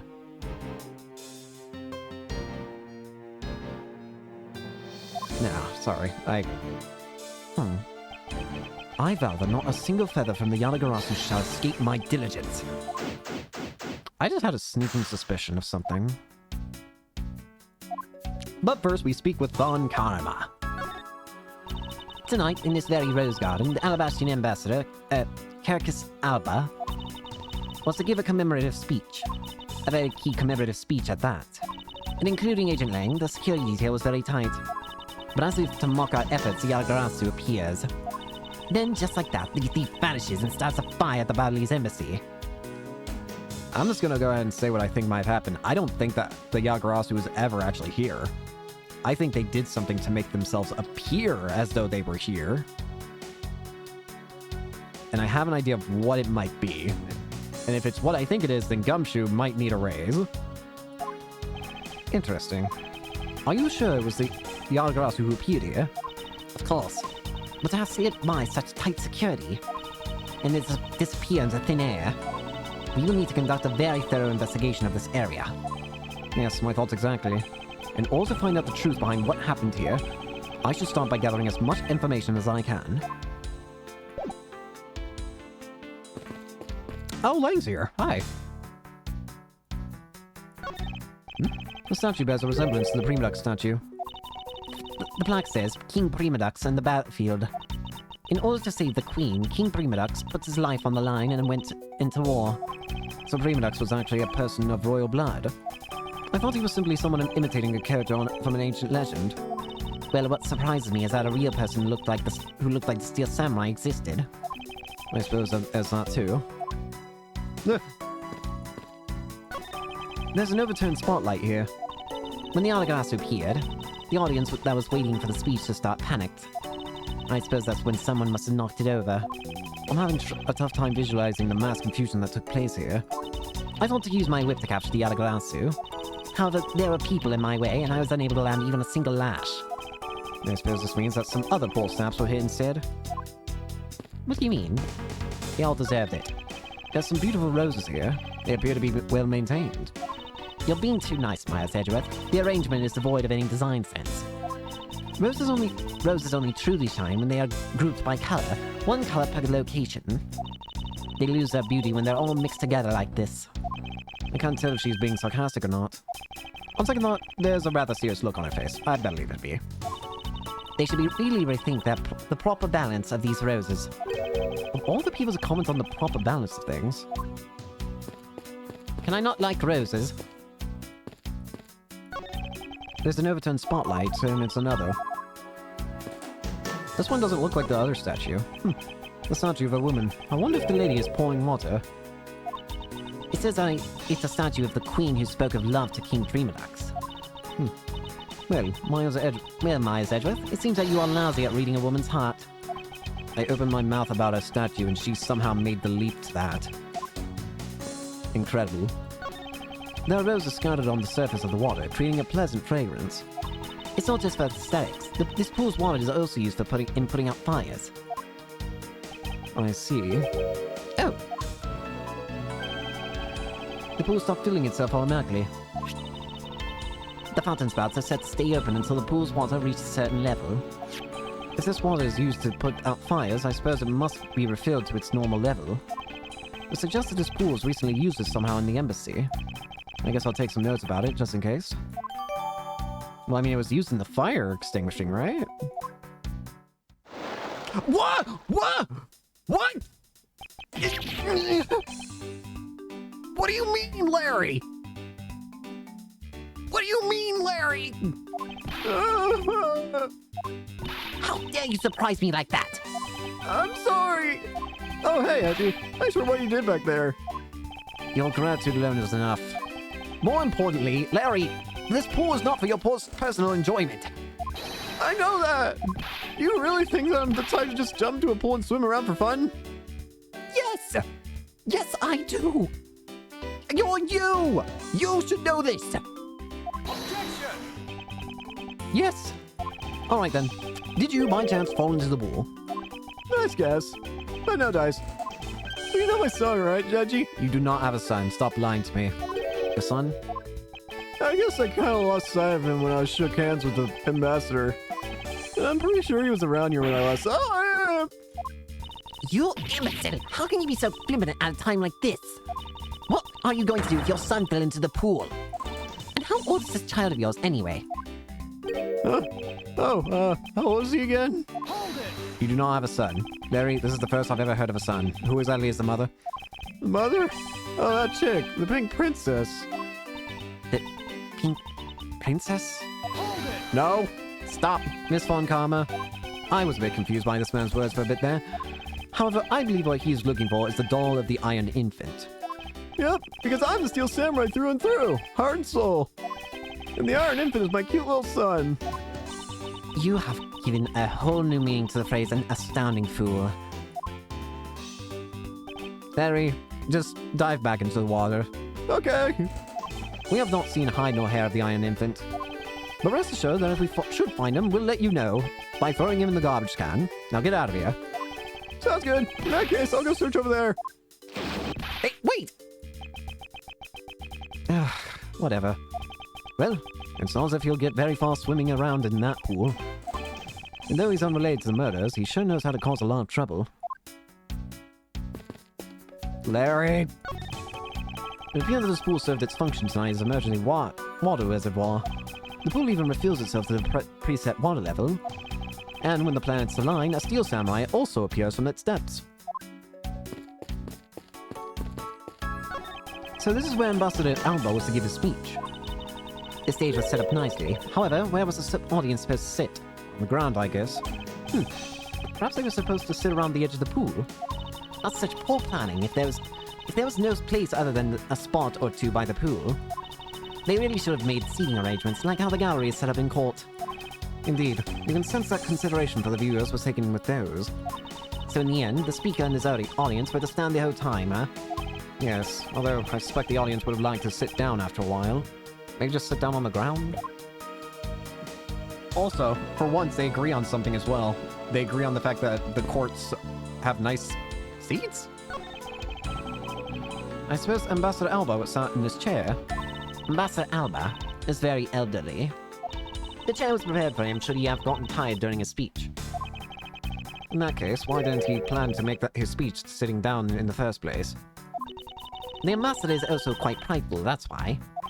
He sounds like my old principal from grade school who'd speak at assemblies. Alright, seems like we got nothing else to talk to. How's the investigation proceeding on your end? Langsy says that's top secret. You're not going to attempt to imitate your superior. If you're going to imitate your superior, at least do it well. I don't suppose he believes the accidental leakage of information. Lang! Have you finished checking out all the bystanders? Yes, sir! And we found 14 counts of pickpocketing, 16 counts of illegal parking, and 1 person ran a light, sir. Don't tell me you didn't find anything related to the case. Sir, not a single thing, sir. Well, for now, let's just get those other lawbreakers down to the precinct. Oh, hey, you're here. Agent Lang, Well, if it isn't Mr. Prosecutor. I would just like to thank you for your assistance earlier. Make no mistake, it's not like I was trying to help you with what I did. After I left, did you receive word from Ambassador Alba? We're to wrap up our bodyguard assignment at the end of the day. Oddly enough, we received word from HQ to return home on an urgent matter. As if I can be so easily called away from this case after all I've come this far. I swear that I'll find the truth and drag it out screaming into the light. You're with me on that, right, Mr. Prosecutor? Well, it seems like you might slowly but surely starting to come around to what we want. You're at least agreeing we want the same thing. You were working as Ambassador Alba's bodyguard at the time. So naturally, you witnessed when the Yalagarasu appeared, correct? Yeah, I saw the thief all right, with my own 2 eyes. The Yagarasu was always there, lurking in the shadows.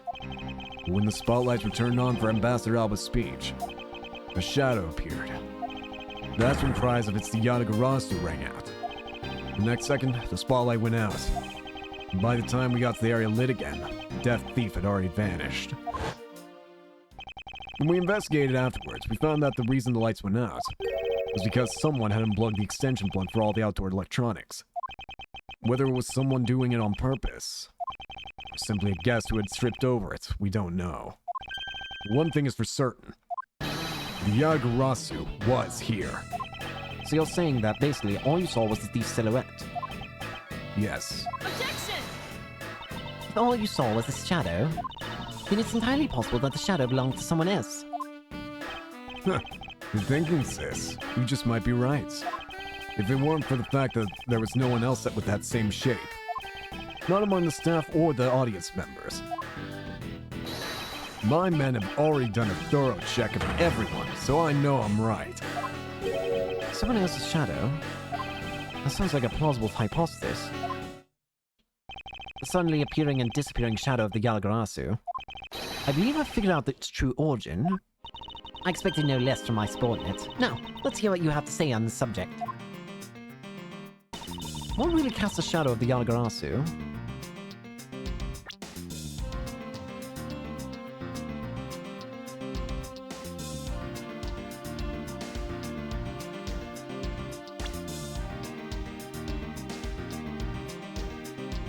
Huh?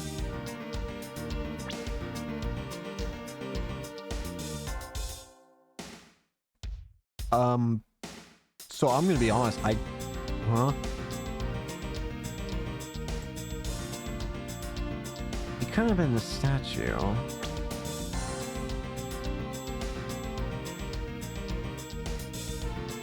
Good.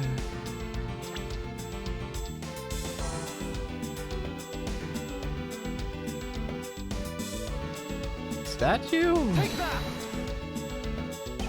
The suddenly appearing and disappearing shadow of the Yalagarasu. It's not possible that it was created by the statue. Objection! Are you playing me for a fool, Mice Edgeworth? This statue bears absolutely no resemblance to the shadow of the Yalagarasu. You're correct. However, this statue is but one part of the whole picture. What do you mean by only one part? What's the other part to the real form of the Yalagarasu's shadow? Oh, wait. Are you saying... Wait, are you saying that... Take that! It's another statue. Yalagarasu's shadow was made from the shadows of these two statues. Me? What do you mean by that? Right now, the spotlights are all over the place. This is because they were moved when the guests were in a panicked state. However, if we were to restore the lights where they were when the thief appeared... You believe that the two shadows will create the Yalagarasu? Whose shadow? Precisely. Now then, watch as I reveal the true form of the Yalagarasu. First, if we set up a spotlight to cast a shadow of a King Primadux in the battlefield... Yep, the shadow of the king's statue would appear on the backdrop of the stage. Likewise, if we set up a light up on the queen who spoke of love to King Primadux, her silhouette would also be on the backdrop to the stage. Aha! So if we were to combine the two shadows... It looks nothing like the Yalagarasu shadow! Mice Edgeworth, how do you explain this grotesque shape? Calm down, Francisca. The way the light needs to be shown on the queen's statue is wrong. What do you mean by that? I mean that the whole or the king's shadow needs to be used for this to work. However, in the case of the queen, I don't believe that her whole shadow is needed. Rather, the person who created the shadow only used one part. Who created the shadow only used one part of her shadow. Only one part. Yes, and that one part alone is enough to fill in the rest of the Yalagarasu shadow. Why didn't you say that in the first place? You're right, I apologize. Now, what part of the queen's statue was used to complete the Yalagarasu shadow?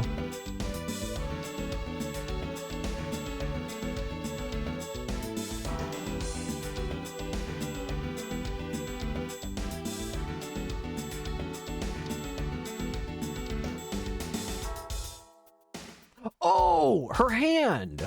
Take that! Think back to what is missing in our shadow. 5 long, thin areas, correct? Now, what does this remind you of? Ah, that's right. It can only be the shadow of the queen's left hand. Francisco, can we please adjust the spotlight's position so that it only shines on the queen's left hand? Alright, let's give it a try and see what we get.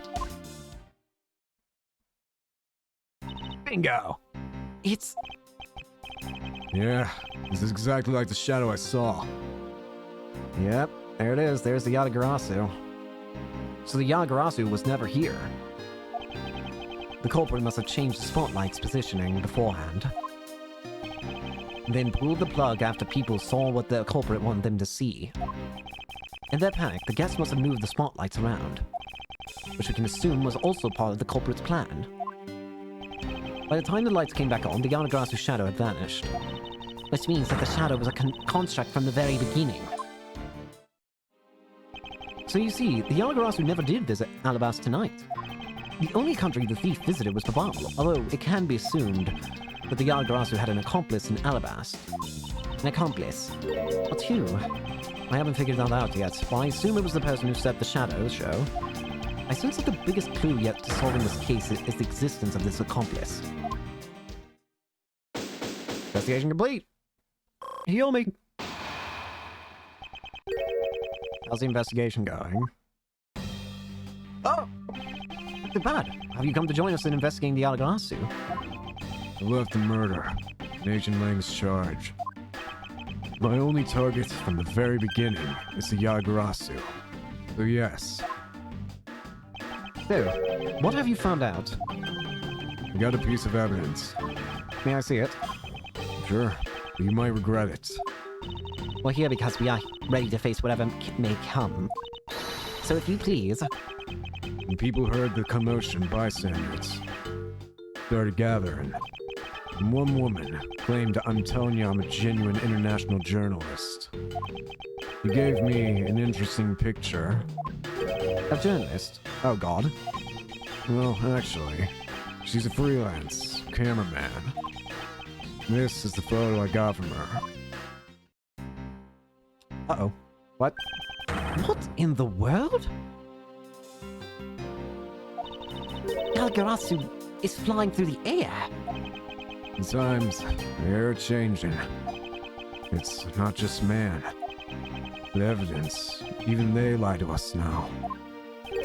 When was this photo taken? Apparently, right after the fires, when the 4th and 5th floors were put out. Yes. It was taken from a nearby building that you can see the embassy from. I see. So this was taken after the fire. Photo of Yalgarasu. The blur in this picture took off from the Babalese embassy, flew over the boundary, and headed up for the embassy of Alabast. Objection! This is simply not possible. You are not capable of flight. Is that a fact? I've had the pleasure of dealing with a case involving a flying person once. Actually, come to think of it, I've come across a case like that as well. Who actually? Maybe it happens more often than we think. Am I up to the task of solving the mystery behind this photograph? Well, the Yalgarasu took off from the Babalese embassy, so I should start from there. Francisco, I need to return to the Babel investigation for a bit. Alright, Let's go! I'll continue investigating on this side of the building. Alright, I'm counting on you. Okay! Welcome back, Mr. Edgeworth. Now come on, let's get back to our investigation. Yes, let's. Let's go! Okay!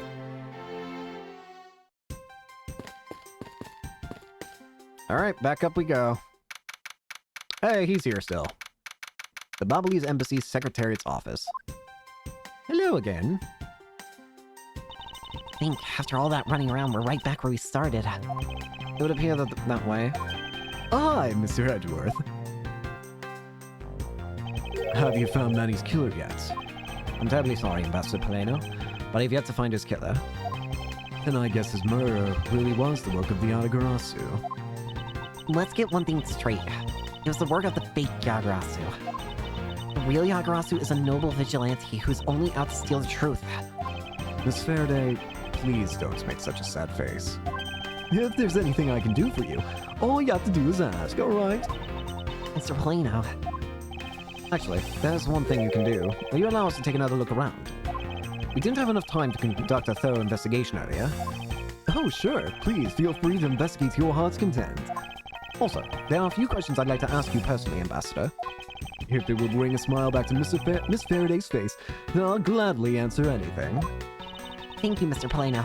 You're a total gentleman. You don't have to waste such nice words on me, little miss. Hey, Sir Paleno. Those two sure got chummy awfully quick. You know, it's easy to say we're going to investigate, but where should we begin? We should probably start by comparing the statue of this room before and after the fire. And then we should look into the matter of the suspicious person you spotted. Yeah, when I came into this room, that person was already gone. I'm willing to bet that that person I was chasing is Mr. Kochin's killer. We don't know that yet. However, it's hard to believe that person is unrelated. Furthermore, because the key the Yalgarasu stole 7 years ago was found here, it signals that perhaps Miss Yu is also somehow involved. I knew it. That woman is almost definitely Mr. Kochin's killer. Yet again, we don't know that. There are too many mysteries to be solved in this case. Speaking of the Yalgarasu mysteries, I received a most mysterious photo from Detective Bad. Uncle Bad? He's taking part in the investigation too? Yes, has been chasing the Yalgarasu for all these years. Uncle Bad. Now then, I was told that this photo was taken just after the fire. What? This guy looks like the person in the one coat I was chasing. Does this mean I was chasing the fake Yagarasu after all? I don't know the answer to your question, but I don't think people can fly either. This could be how that person escaped. Well, we need to investigate a bit more before we can say anything about that. In any case, let's not dawdle anymore and pick up our investigation where we left off. There is immediately something I want to look at, honestly. The fireplace. A fireplace, huh? So the boss officers have them too. Ew. There's a fireplace in relatively the same location in the Alabastian office. However, we found something there that I'd rather not recall ever again. I still can't believe that we found that lady's undershirt in the fireplace. If it was that traumatizing, why don't you try creating new memories with this fireplace? You can climb inside and we can play hide and seek. And come out covered in soot? I think not. Ugh, you really have no sense of fun, Mr. Edgeworth. I'm not here to have fun, child. You can see the Alabastian embassy through this window. So where were you when you were investigating over there, Mr. Edgeworth? Ah, you can see from here. I was there on the 5th floor. That's where the Master Second... That's where the Master Second was killed. What? You don't mean the Master the Second? Getting comfy. Aw, poor guy. As a fellow second-generation thief, I can't just turn a blind eye to this. Even though the Master Second was merely an imposter of the original? Okay, you have anything noteworthy to say?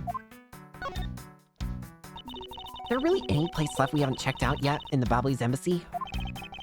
Interpol was conducting its investigation when you were being held by Agent Sheena. Because of that, I was unable to examine the fireplace in the Secretariat's desk. True, and since she's here, we should talk with Ambassador Plano some more too. He looks so sad and lonely since Mr. Koshin died. Yes, he does. And you are correct. I have a few issues I still need to discuss with him. We should make the best of this opportunity.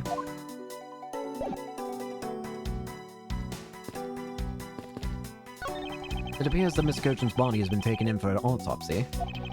A white outline is all that is left to tell the tale of his murder. It's the charred remains of a fallen ceiling fan. I've seen a few of these before. They spin around and around and play music.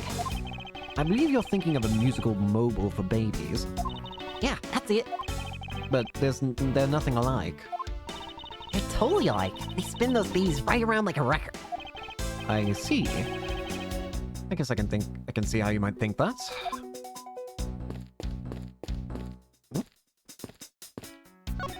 Ambassador Plano, would you happen to know what these charred remains are of? I don't know, actually. But I don't think there was anything there that should have been flammable. It still remains a mystery as to what it was burned here. A grandfather clock. This one resembles the one in Alabast.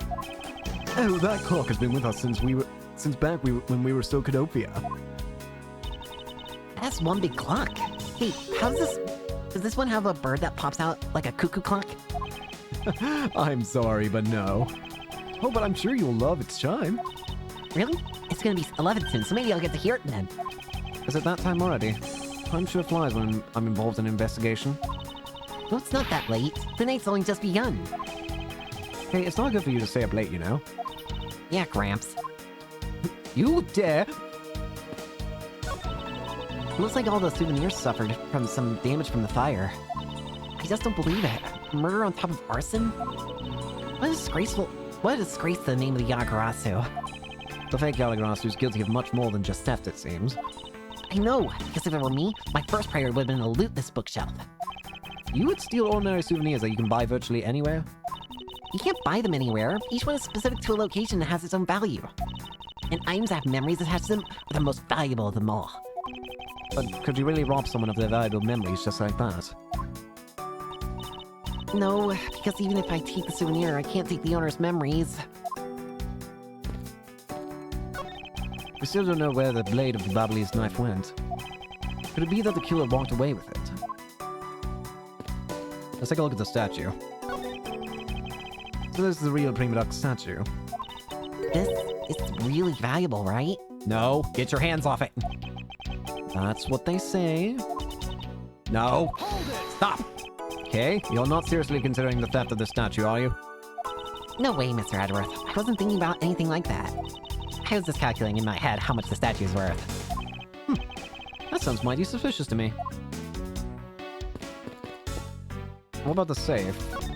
Ambassador Plano, what exactly used to be here? There used to be a stack of brand new pamphlets. But it looks like they were all burned up. I guess I'll have to reprint them. But no matter how fast we reprint them, they'll always disappear so quick. Is the Babalese tourism industry really that hot right now? Of course. Although, recently, the most popular vacation destination has been the Republic of Bulgaria.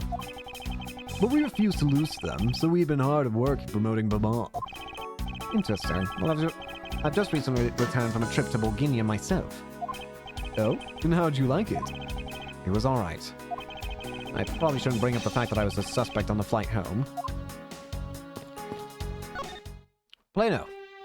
Nothing, Ambassador. I'd like to ask you about your movements before the fire broke out. Before the fire? Which fire are you talking about? Which one? There was more than one tonight. Huh? Oh, I see. I guess you didn't hear about it. We had 2 fires here at the Babalese embassy tonight. What a bother all that was. What? What do you mean a second fire? Wait, but the only fire we know about is the one after the Jam and Ninja show. Ah, well, the first occurred at the start of the Jam and Ninja show. Luckily, only the 4th and 5th floors of our embassy caught fire. Not wanting to cause a panic among the theatergoers, we decided to keep it internal. Then the fire after the Jam and Ninja show was the second one of the night. Exactly.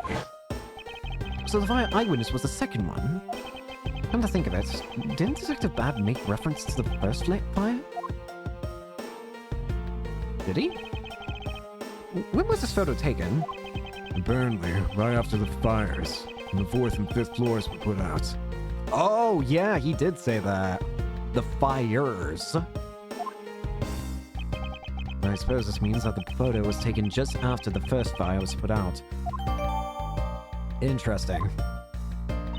Then what was the extent of the damage in the second fire? The second fire was contained to the floor, the 3rd floor. I think it was leftover embers from the fire on the floors above it that caused it. That's... how should I put this? A very bad stroke of luck. That's how. My office on the 5th floor, Manny's office here, and Manny himself. All gone in the blink of an eye. Fires and Bobble. I feel so sorry for you, Mr. Plano. Oh, so looks at me going on and on. Now then, what was it you wanted to ask again? We were discussing what your actions and whereabouts for today were. And if you happen to know what Mr. Kojin's actions and whereabouts were as well. Yes, very well. Let's see, I've been quite busy all day and from the morning until now. First I woke up and then I brushed my teeth. After that I had a roll for breakfast. Hold it! Just fascinating. How about if you just skip to the relevant parts for me? Oh, you would like a condensed version. Alright, I can do that for you. Alright, what are your morning activities? So, what did Mr. Kojin and you do this morning? Well, originally we were supposed to meet and shake hands with the Jam and Ninja. But Manny and I wanted to turn it into a photo op, so we were here tidying up this office. You helped clean Mr. Kojin's office. Why were you not cleaning your own? Oh, I think I forgot to mention this, but my office is currently undergoing renovations. The Babalese embassy is undergoing renovations from top to bottom. Really? Okay. Which is why both the Premux statue and the Babalese knife are set down here. I see. Oh, but the tying didn't take much, really. We just burned some files that we no longer needed and expired coupons in the fireplace. I bet cleaning up the fireplace must have been a real pain though, huh? About that. I kind of forgot to clean the ashes out. I guess I'm up a creek without Manny here to get angry at me. Hold it! An ambassador like yourself has been on the receiving end of a secretary's anger. Oh, he was very good at being very mad. Why, even just this morning he got mad at me. I spilled some Babalese ink onto the back wall when I was burning the files, you see. And he got mad at me, saying that I should treat the ink with more respect. Oh, apparently orders go up the chain of command around here. That's about it for what we did this morning. Just some cleaning.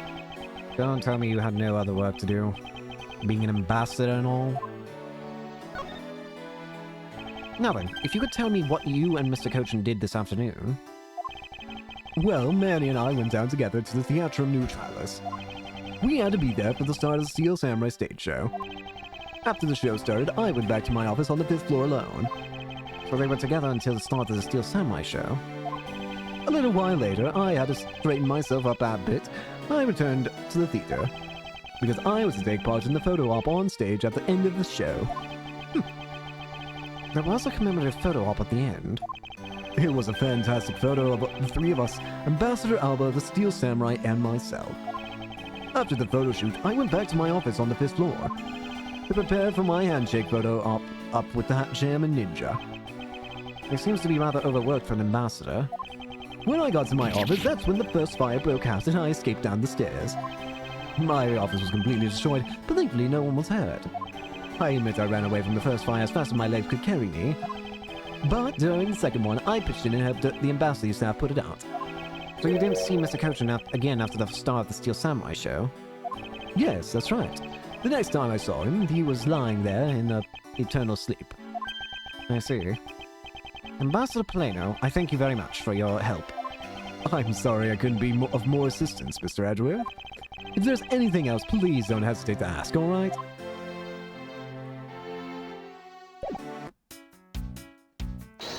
What logic do I have?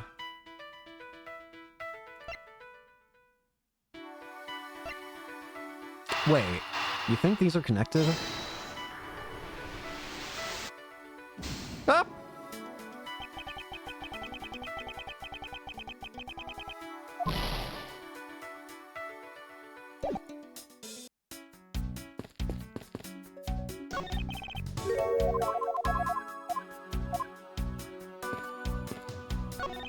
The safe wasn't open at the time of the fire. You can tell because the inside wasn't burnt, right? Yes, and thanks to this safe's fire resistance, the smuggling evidence was preserved. Aren't safes great? They always hold a wonderful promise of treasures within. Well, this one certainly did have a few inside.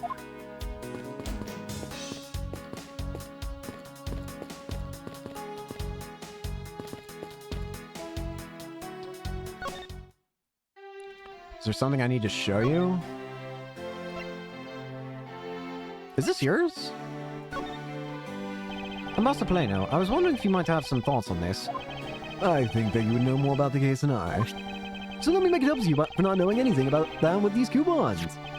Thank you, however, I feel I must decline. Everything this morning happened exactly as I said it did in my statements. Manny and I wanted to do a photo shoot with the Pajama Ninja, so we tidied his office. That's about it. I can't think of anything else of interest. If this guy's to be believed, then Ambassador's job consists of only wasting time. I lost a lot of things to those fires. Things like the many, many coupons we had printed. Discount tickets for the cafeteria, and I should think that those blasted coupons were not the biggest victim here. Ambassador, stop giving me things.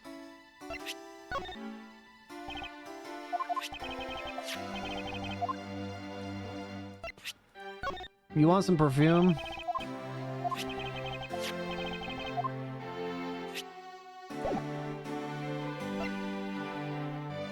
Want some ink? Babyliss ink consists of mostly of wick crystal oil. When lit, the oil in the ink burns a bright yellow green. It makes for a great science experiment. Here, give it a try with this. Yes, well, I understand your enthusiasm, but the amount you gave me earlier is enough. I see. That's too bad.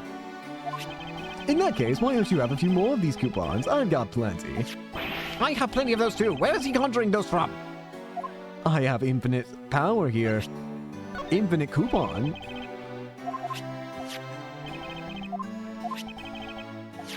Infinite coupon. Infinite power. You want samurai dog? I'm not hungry. I only eat paper. Tickets. Specifically. I don't eat spears either.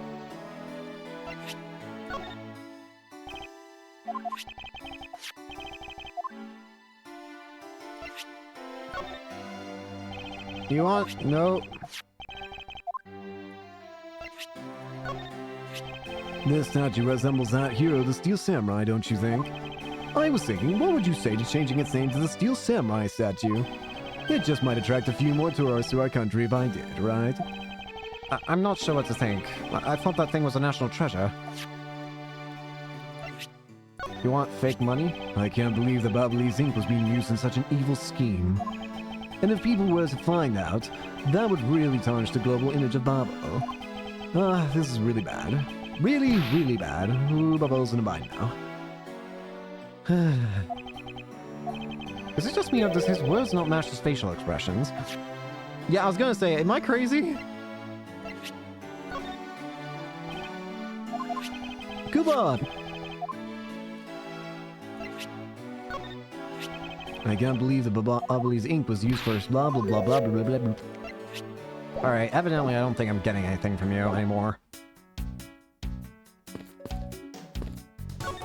It's a child remains. Hold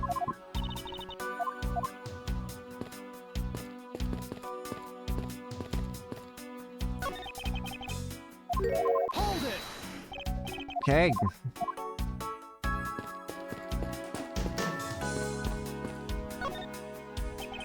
Appears that this area was heavily damaged by the fire. Yeah, I guess we should hurry up and get started examining everything.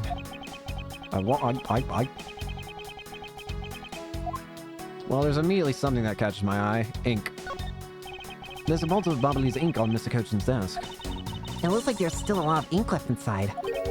The seal's unbroken, so the fire probably couldn't get into the bottle to burn it up. Hey, Mr. Polino, looks like your precious Bubbly's ink is alright after all. What? That's odd. Hold it! What do you mean? Ambassador, what do you mean by that? Well, it's just that there's something strange about the ink. Would you mind elaborating on that statement for me, please? What do you mean the ink's odd?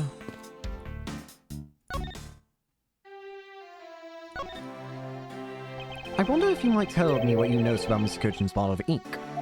I just thought of it right now, but during the second fire, Manny was worried about his office, so he came rushing back to it. I called out to him, and when I received no reply, I used my spare key to open the door. But when I did, I was greeted by roaring green flames.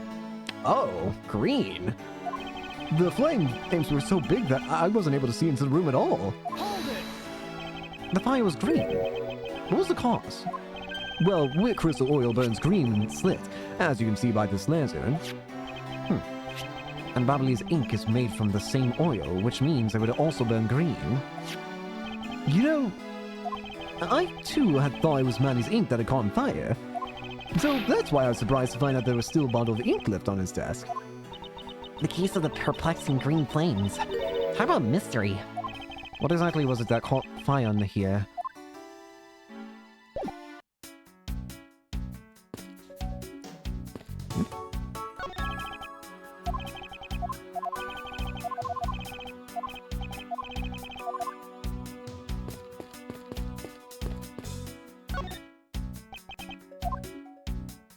Still more stuff here, though. There's a paper. It looks like a bunch of flies with coupons attached to them. The boss sure gives away a lot of different coupons. Maybe I should create one of my own. I could call it a Great Thief coupon. And what kind of discount would that net you? The 5-finger kind. What else? I'd steal an extra thing or two for the bear. Things such as? Such as the truth. What else would I steal? Well, I wouldn't give to have a mound of your coupons right now. What's this book? Wait. Oh, it's the same thing. What about this? There's only one book left standing here. Treasures of the World. Wait, what? Let me see that. Uh-huh, I see. Ah! The most important part was blackened by the fire! Why, cruel fate, why? It looks like the map of where the treasures are located has been burnt. Phone call.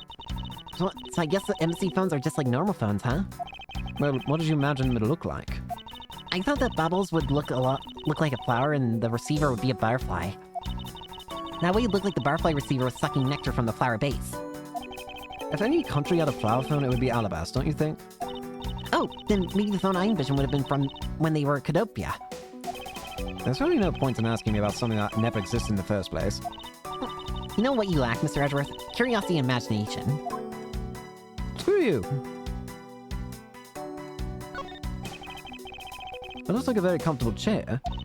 Well, it doesn't look all that broken, so why don't you try sitting on it? No, I better not. It's very important that we preserve the crime scene at all times. Wait, but you're always touching all sorts of things at crime scenes. That's because I'm a prosecutor, and it's a part of my job to examine things. And my job is to be a great thief. Which is exactly why you are not allowed to touch anything. His desk is open. It would appear that this desk also fell victim to the fire. But it doesn't look too damaged. Ooh, I think we can rifle through this drawer a bit. I suppose we really should take a look. Open. Wait. Is that? This is a rather unusual shape for a notepad. I suppose this must be another souvenir from somewhere. No, that's this. Eureka! The shape of this notepad matches the shape of this note we found. Hey, you're right. What is it? It looks like something straight out of a monument at Valley. Ah, yes, that notepad is a souvenir from somewhere in your country. We've been collecting them for the purpose of studying them, you see. Yes, I do. You seem to be quite passionate about it. Oh, would you like to see my souvenir collection? I'd love to show it. Are you sure they haven't been burnt to a crisp by the fires? Ambassador Polena, I wonder if you might recognize the handwriting on this note. This looks like Manny's handwriting. So this is... So the request... Interesting. So Kochin was the one who, like, was asking Damask to steal the Primadux, right? I see. In that case... Ooh, did you figure something out? This note was found in Alabast. Specifically, it was found being firmly gripped by the murdered Damask II. Yeah. Right. Oh, sorry. I was looking at some. Damask II? Then this note... Yes, there was a request from Mr. Kochin for Damask II to steal the Primadux statue. What? Manny tried to steal Alabast's Primadux statue? We would know for sure if we could run a handwriting analysis. Ambassador, do you have any documents that were handwritten by Mr. Kochin? Yes, I can gather a few and give them to you. I'll have to ask to take a gumshoe later to run the analysis. I can't believe the Manny would even think of doing something like this. Do you have any idea as to why he would have requested the theft of the statue? There's one possibility, but mind you, it's just my personal speculation. Anything you can tell me would be of great help, Ambassador. Anything at all. I don't care if it's just complete guess. At least it's something. So, what is your assumption? I believe that you said you might have an idea as to why Mr. Kochin hired Damask II. Actually, I fear it may be my fault. As I was telling you earlier, we were to determine which statue was the real one as a part of today's event. But because of the Yagarasu and the fire here, that got cancelled, didn't it? I'm actually relieved the rest of the event has been cancelled. For you see, the ball statue, well, it's just a replica. And did Mr. Kochin know that about the ball's Primadux statue? Of course he knew. That's why he was the only person I could consult with. We'd have to do something once our statue was revealed as a replica. As to be expected, I was very nervous today, as this would impact our country's authority. Yes, I understand. Well, when I told Manny my concerns, he said, let me handle it. It'll be all right. I'll find a way to make sure you're the ambassador of the reunited Cadopia. At that time, I thought he was just trying to cheer me up. But when I saw that note, I realized he was serious. Hold it! Mr. Kochin conducted a lot of business behind your back. I assume he did all that to ensure that you are the next Cadopian ambassador. But why was he trying so hard, I wonder? He was so much better at getting things done than I ever was or ever will be. I don't know the answer to why he was trying so hard yet. But I suspect he had an ulterior motive in mind beyond just simple kindness. Yeah. Oh, here you are, Mr. Edgeworth. Hey, Gummy! Inspector Gumshoe, have you collected the information that I requested? Yep, get it all right here, sir. Here you go, Kay. Feel free to take a look. It's for you, after all. What do you mean? What's all this, Gummy? It's all the information on the room that I got from the embassy and Interpol people. Now we know exactly how this room was before and after the fire. Good work, Detective. No, I was nothing, sir. I'm an expert at getting people to talk. Wow, you two remind me so much of my father and Uncle Bad. What do you mean? As prosecutor and detective, your dynamics just like theirs back in the day. Aww. Well, don't you worry. I'm gonna find my own wonderful partner someday. And when I do, I'm going to become a good Yakuza, just like my father, right? Hold it! Please don't ask me questions to which I have no answers to, okay? However, I can say that it is truly a wonderful thing to find a partner you can trust. You bet. So, what now, Mr. Edgeworth? Well, I'd like to ask you for a favor. I think it's time we bring Little Thief out of hiding. Yes? That gadget, Mr. Thief, is it? That thing you call your secret weapon? Oh, you mean Little Thief? You're coming to rely on it, aren't you? Hold it! I don't need a crutch like that. I'm only asking because I need it for the investigation. From the information Detective Gumshoe gathered and the Ambassador's testimony, I'd like you to please recreate this room as it was during the third floor fire. You got it. Alright, here we go. Dark skies of the evening, when no other bird dares to take wing, one alone remains all-seeing. Now witness the true power of the real modern-day Robin Hood. I can't speak.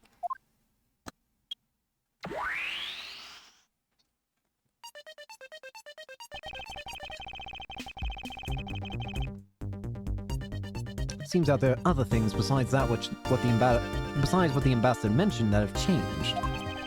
It's possible that we might find the escape route the person Kay saw used as well. Oh, what's this? Is it some sort of light show I was not told about?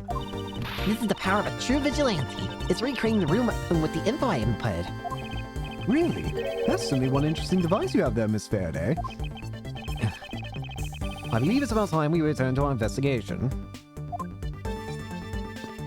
There are a couple things to know. Oh, the clock. This grandfather clock. It was apparently in a different position before the fire.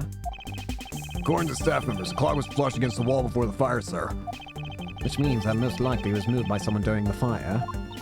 Speaking of which, it's totally 11 o'clock now, but I don't hear any chiming. Huh? That's odd. It was still chiming right on the dot of every hour this morning.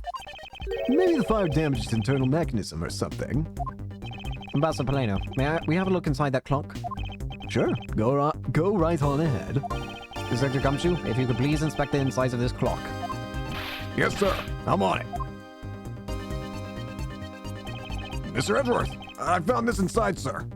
It looks like a length of wire. So this is what caused the clock to stop chiming. But what was the long length of wire doing inside this clock in the first place? Strange. Wire. Why would someone do this to such a valuable clock? Sounds like it wasn't Mr. Paleno that put the wire in there. Then perhaps it was Mr. Ocean's killer who did. It looks like one of the Babbly's knives was already missing before the fire began. So it would seem, especially since the other two knives handles were burned away. The remaining handle was swapped out with the handle from the real murder weapon. And Babble's national treasure was stolen. Poor Babble, don't you think? I'm not sure I would lump the replica statue in with the rest of Babble's woes.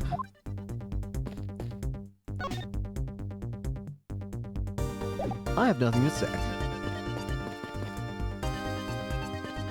The ceiling fan was still up.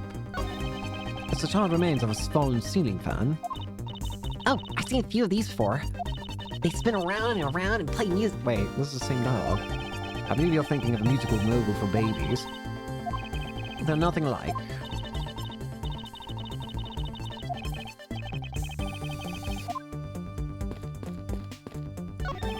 The national symbol of the mall is drawn here. There's nothing especially strange about it. Is it just me, or did the butterfly gain an antenna since we last saw it? Even if it did, would it really have any bearing on our case, Kay? Here are the papers.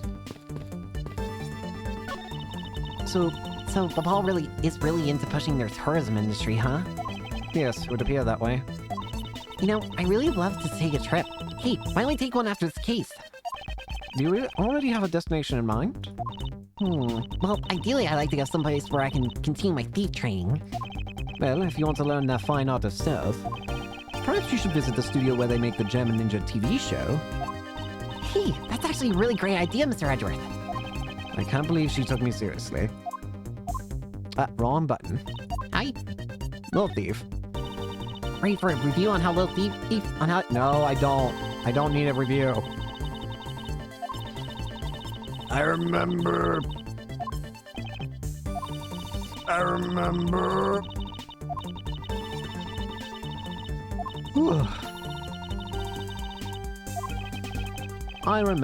remember. Stop talking, child. I know what I'm doing now.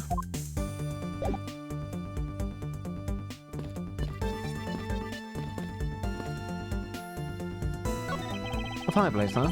So the Mall's offices have them too. Two? There's a fireplace in relatively the same location in the Alabastion office. However, we found something I'd rather not recall ever again. I still can't blah blah blah blah blah blah blah blah blah blah blah.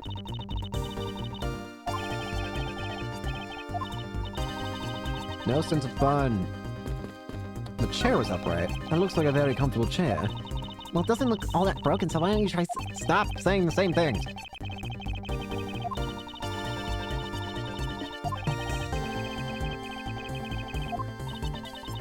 Stop.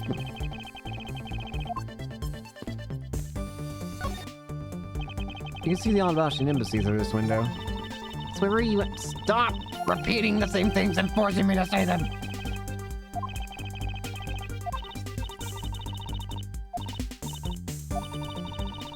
Oh. Ugh. I've already seen this dialogue before.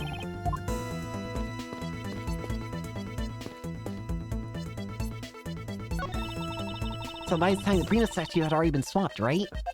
They must have been, as this one is covered in soot. Well, lousy timing. And just as two countries were about to become friends again, too. It would have been better if I'd stolen it than for it to get caught up in that fire. Okay, I think I understand your sentiments. However, if you were to engage in theft, I can't look the other way, right? If you could please stop stealing my lines. I just realized you stole it again. Gosh dang it. These must have been the large green flames Ambassador Plano saw.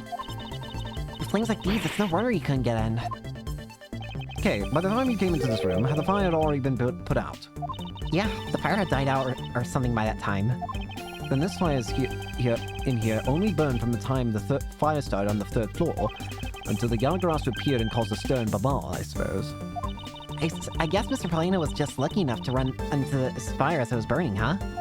Yes, you could put it that way. And since you were the first to discover the party, we can assume that no one else entered the room until that time either. No one other than the person you were chasing, of course. I knew it. That person I saw was definitely up to no good. I mean, that person could even be Mr. Kojin's killer. This is very likely to be the case. After all, that person came into this room before you, and must have chosen this room precisely because they knew no one would be in here. Okay, then maybe the green fire was where it was to prevent anyone from coming in? But then, what's the person set on fire to make the green flames? Well, whatever it is, that person burned, and it made a rather sizable fire. And since the fire is green, well, we've seen something that burns green, right? It's a bit tinier than these flames, but you get what I mean. Yes, and I do believe what you're thinking is exactly why these flames are green. Which fire-related piece of evidence burns the same color as these green flames? The Barbley's ink. Take that! What? What do you mean?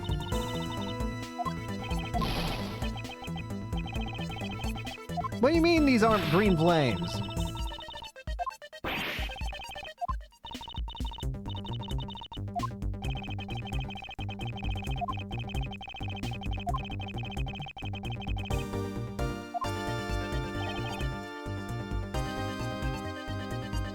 Are we talking about the lantern? Take that! This silhouette lantern, its green flame comes from the wick crystal oil it's burning.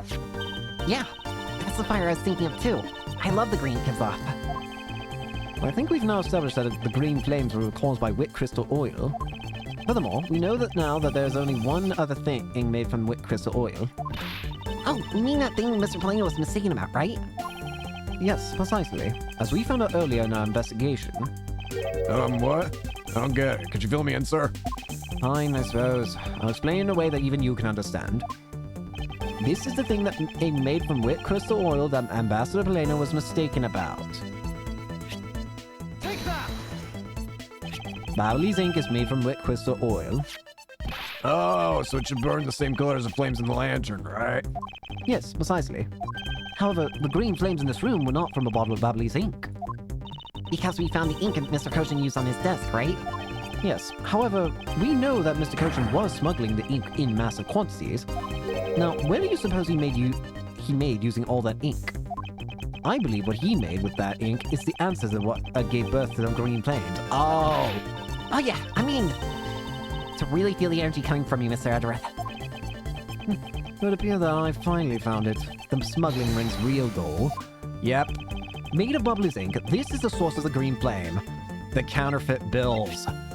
Take that! What would consume that great of a volume of ink to make? That would be the counterfeit bills that the smuggling ring made and are circulating in Zengfa. You're kidding! You're saying that it was Mr. Koshin who made the counterfeit bills? I am. I believe you could even go so far as to say that he stole Babal's printing press. Ambassador, Mr. Koshin had permission to freely use the printing press, correct? Why, yes. And I do remember seeing him use it in the middle of the night. But never did I think he was using it for such a foul deed. Ambassador, because of your secretary's crimes, you will need to be investigated as well. Yes, I suppose so. We caused a bit of trouble for a few countries, haven't we? It's my duty to search out all who shielded Mr. Koshin and concealed his crime. For they are the ones who started the fire in order to destroy the evidence.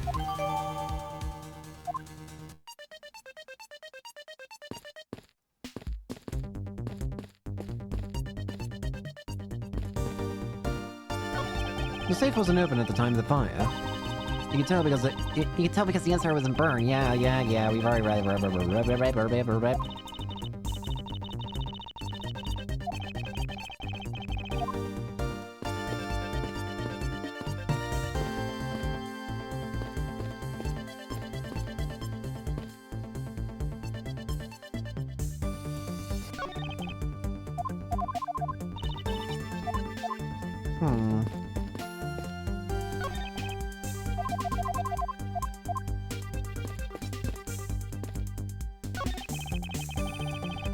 Because the desk is largely unchanged from before the fire. Yeah, it's just got a little burnt, that's all. It's a very fine desk. I'm sure that even now it's still usable. If it's that great, why don't you trade your desk with it? No. Is this a suggestion? You didn't have to get all monosyllabic on me, you know? No.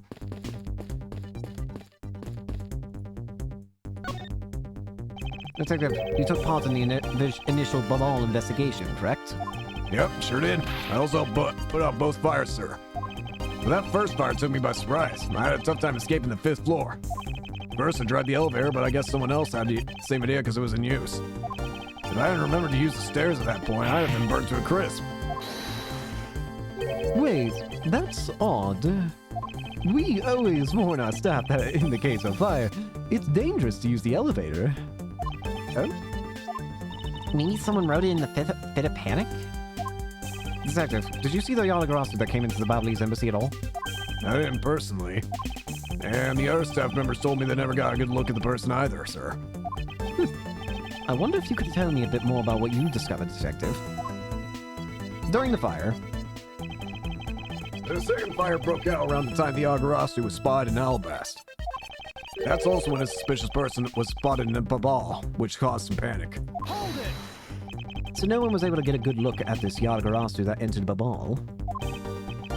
Yeah, all they saw was a mysterious person wearing a long coat.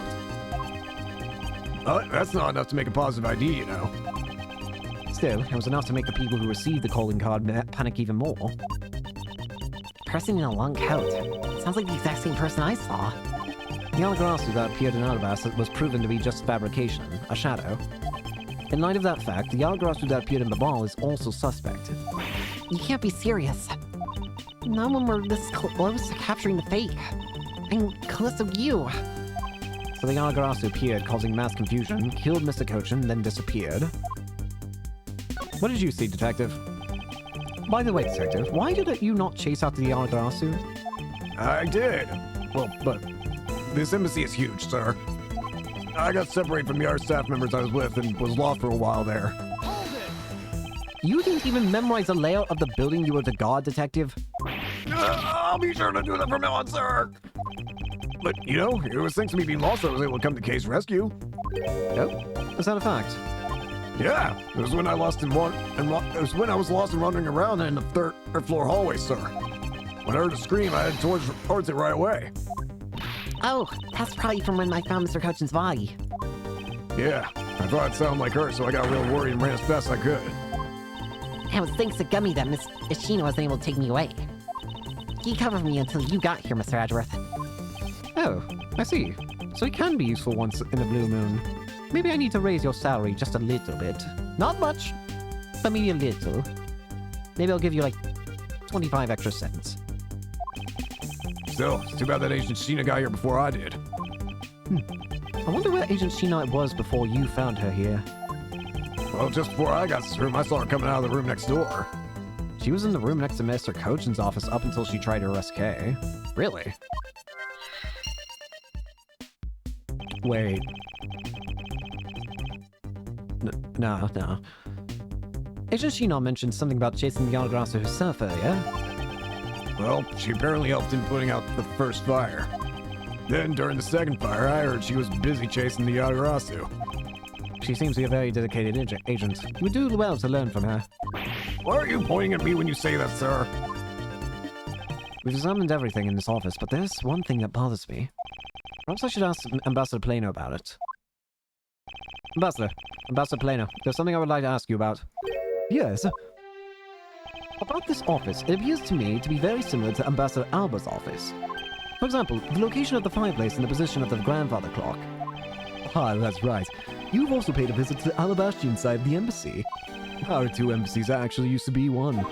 Yes, I know. Even the pamphlet mentioned that. Which is why the building is bilaterally symmetrical. Bilaterally symmetrical. So no matter which room, the location of the fireplace and the like are exactly the same. Even where the arts is located is the same, as my room is currently under renovation. We worked hard to make Manny's room look like the ambassador's office. You mean for your handshake photo op with the Jamma Ninja? Yes, that's right. I mean, what's a photo like that worth if it's not taken in the ambassador's office, right? There's another odd expression of Babble's obsessively competitive spirit with Alabast, I take it. Thank you, Ambassador. That piece of information is all I need to connect the dots. Connect what dots? Well, anyway, I'm glad I was able to be of some help. I think it's time to do some logicking. I just had an idea. Connected fireplace. Bilateral symmetry.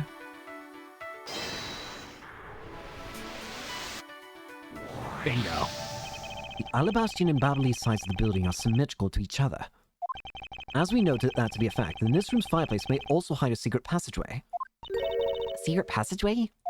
In Alabast, the fireplace turned out to have a revolving back wall. A revolving wall? Sounds like something right out of the ninja house. What? There's a trick like that built into the fireplace, sir? What? This embassy holds that kind of secret? There seems to be a lot about this room that you don't know about, Ambassador. I guess it's time to pay the bill for letting Manny do so much work for me. Please, I really want to know about the real Manny and what you know about this room. What are you waiting for, Mr. Edgeworth? Let's get to the bottom of this. Agreed. In my first thought is that it's likely the killer used the revolving fireplace.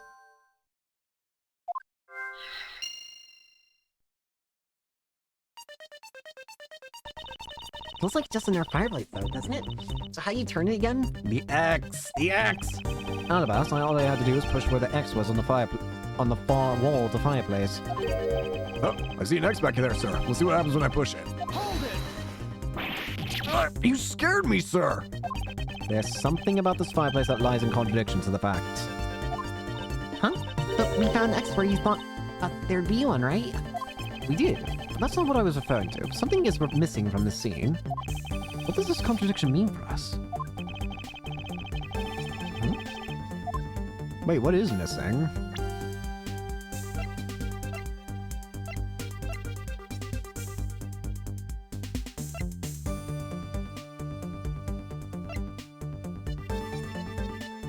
What's missing?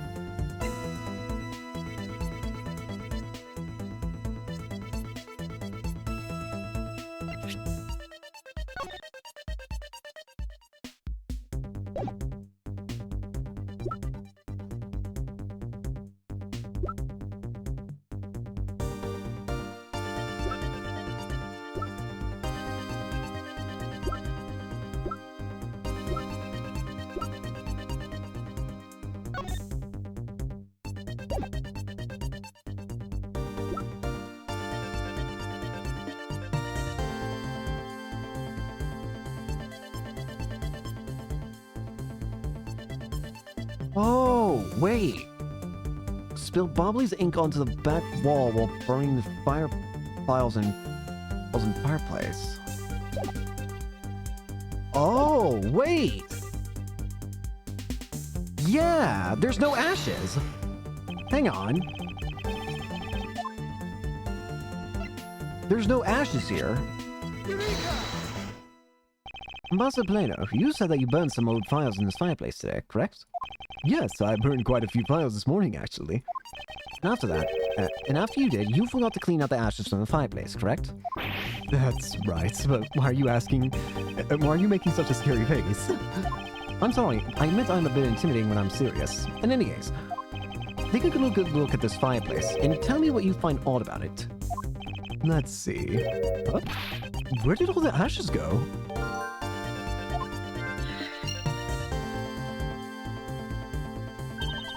What's the meaning of this, Mr. Edgeworth? I think we're starting to come up on a truth that I didn't think of.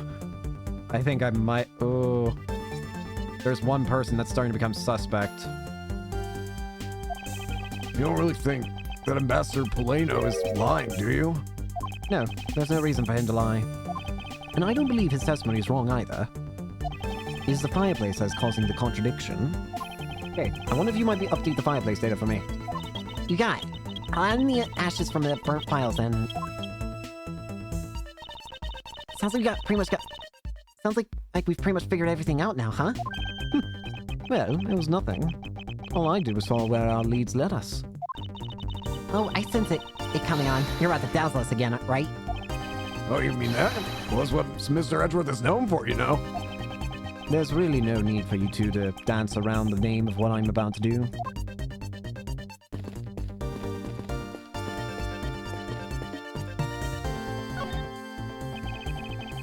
Alright, check this area, but never hurts to take it. Time to logic. Missing ashes and the revolving fireplace. They're in the other room then. The reason as to why the ashes are missing is simple. It's not because someone cleaned them up, right? No, because even if someone did sweep them up, the fireplace is too clean for that. Ambassador Polano said that he spilled some Babbly's ink while he was burning the files. And yet, there's not a trace of the spilled ink on the back wall anywhere. Well then, I don't know what happened. Well, I'll tell you what happened. The two sides were switched. By using the revolving fireplace wall, the ashes were moved into the neighboring room. Which means that this is a clear indication that the fireplace was used. And this creates a way of someone escaping. Then you mean the person I was chasing Used the fire... disappeared from this room through there? Yes, I believe the person you were in pursuit of is Mr. Ochen's killer. And after committing the murder, escaped the fireplace. There's a suspect here now. Wow, Mr. Edgeworth, you figured out the killer's escape route. Yeah, but this is only the beginning. Now we have to chase the killer down.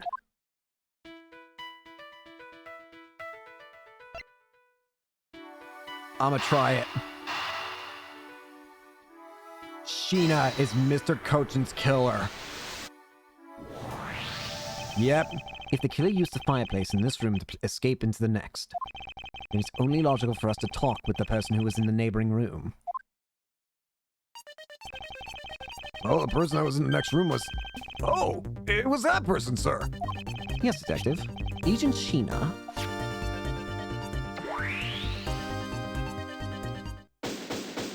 Bingo. We've finally got our killer. This is more and more like Miss Sheena's the killer, isn't it? Let's not jump to conclusions yet. We need to go through what we know so far. She came running straight into this room from the next one and instantly accused you. Furthermore, she claimed that it could only have been you that killed Mr. Cochin. I don't have any proof yet. However, I know she is hiding something from us. Okay then, why don't we go ask Miss Sheena herself? Hold it! No, that's dangerous. No, not yet. There's something that needs to be done first. Detective Gumshoe? Sir, is it my turn to do something, Mr. Edgeworth? Yes. I have two-part special assignment for you. First, I need you to run a handwriting analysis on Unmask the Second's note. Okay, I'll get the lab boys on that right away.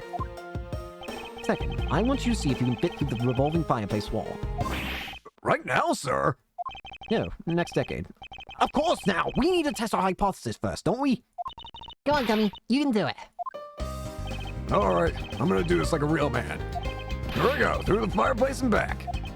You shouldn't need to psych yourself up that much for such a simple task, Detective.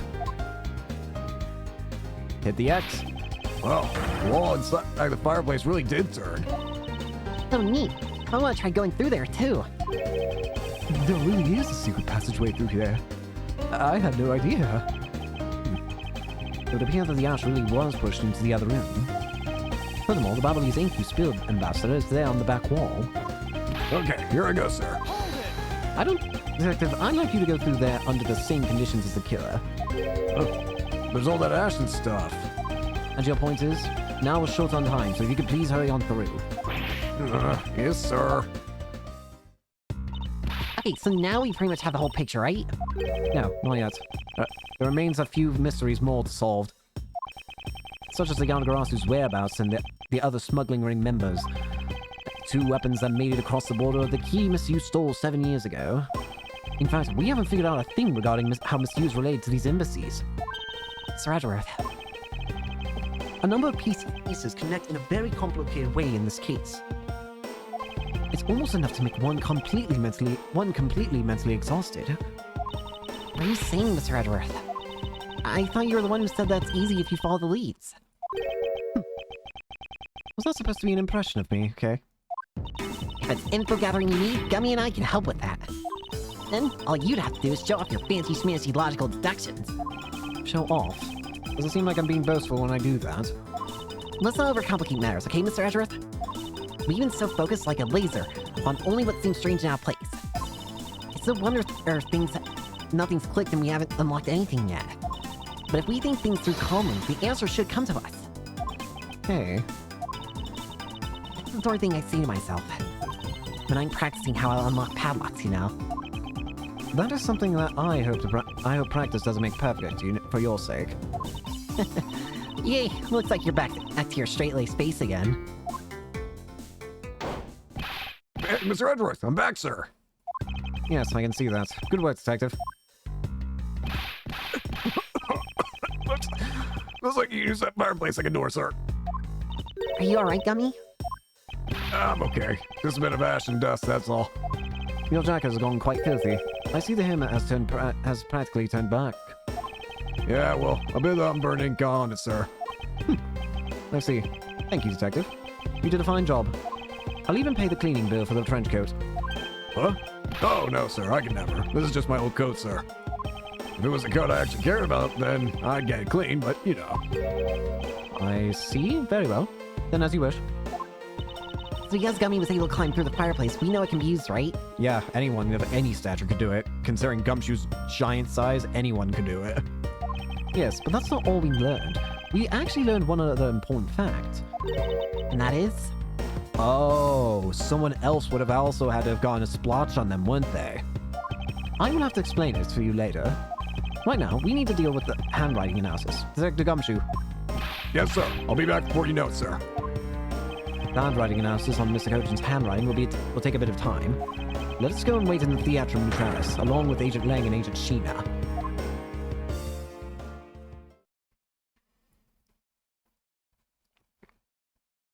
Let's keep going, why not?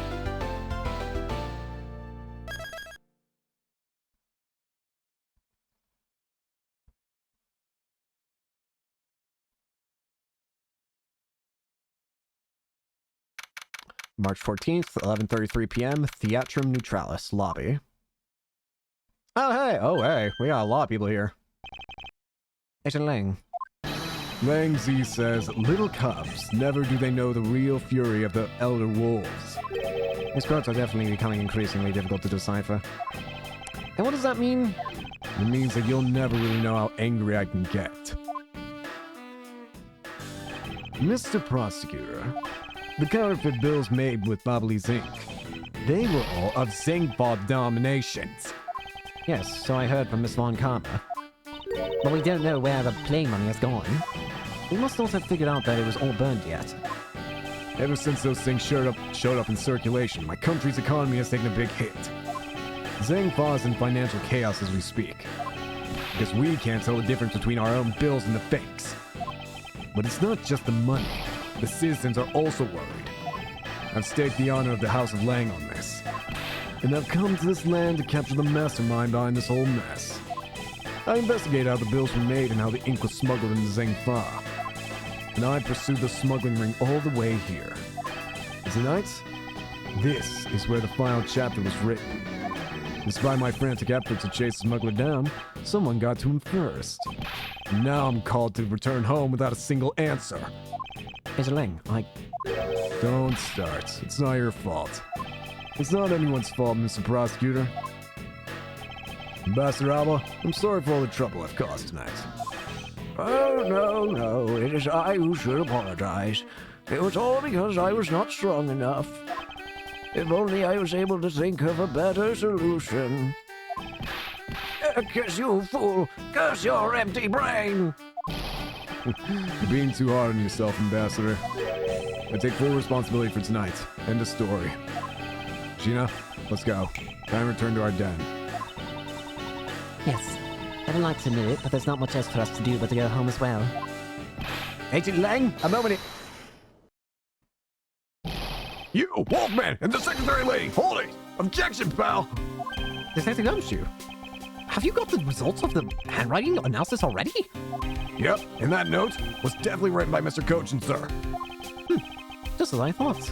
Good work, Detective. Your salary needs to be raised, then. Hey, Mr. Prosecutor. How long do you intend to hold us up for? Sorry to have made you wait, but I believe that now everyone is finally here. Agent Shino, I'd like you to ask you something if you don't mind. Yes? How exactly did you fail to see the Yardgarasu? When you were in the neighboring room to where Mr. Cochin was killed. I'd like you to explain that to us. What? Hey, Mr. Prosecutor. What are you doing asking her about something she didn't see? Agent Lang hasn't touched the bubble investigation at all.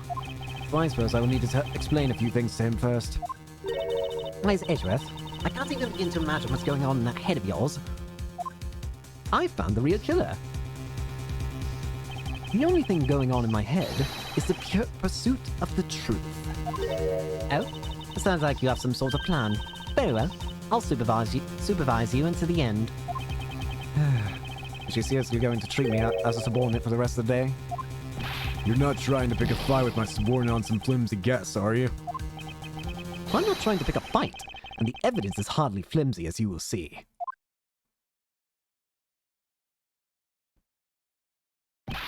I should have known. You and I are destined to fight out to the very end. It would appear that way. Well, I'll prove her innocence. So let's see what you've got, Prosecutor Edgeworth. With pleasure. For my opening argument, I'll discuss the Yardgarasu that appeared in Babal and establish exactly who it was that Kay saw. Agent Lang, I assume you've been briefed on Kay's testimony. You mean the suspicious person in a coat she saw? That's right. The person is one of the keys to solving this case.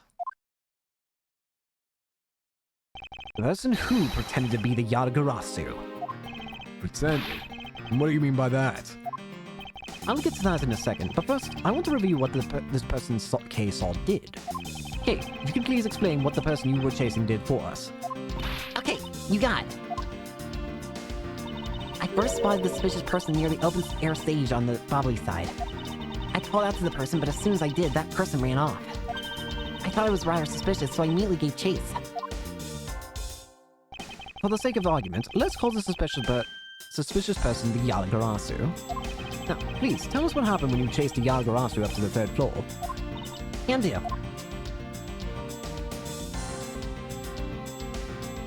I chased the Yagarasu all the way up to the 3rd floor of the Bobbly's embassy. It was a pretty straight chase down the hallway until a sudden turn. Yagarasu disappeared around the corner, so I did my best to catch up. When I turned the corner, I saw Yagarasu run to Mr. Cochin's office.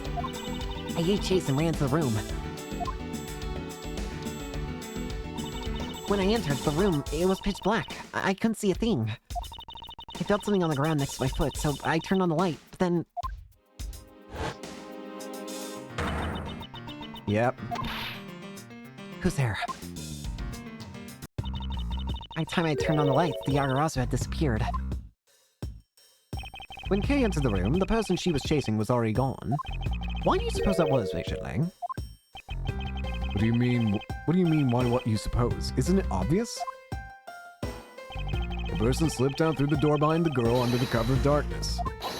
Nope, not right. Sorry, but I know for a fact that the person didn't escape through that door. No? But now you know that with such certainty. That's easy. If the Yakarasu had left through that door, they would have run straight right into this person.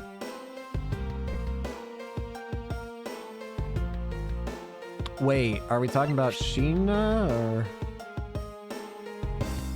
Are we talking about... Oh, wait, Gumshoe, right? Take that! Nope, I'm stupid. I am losing it.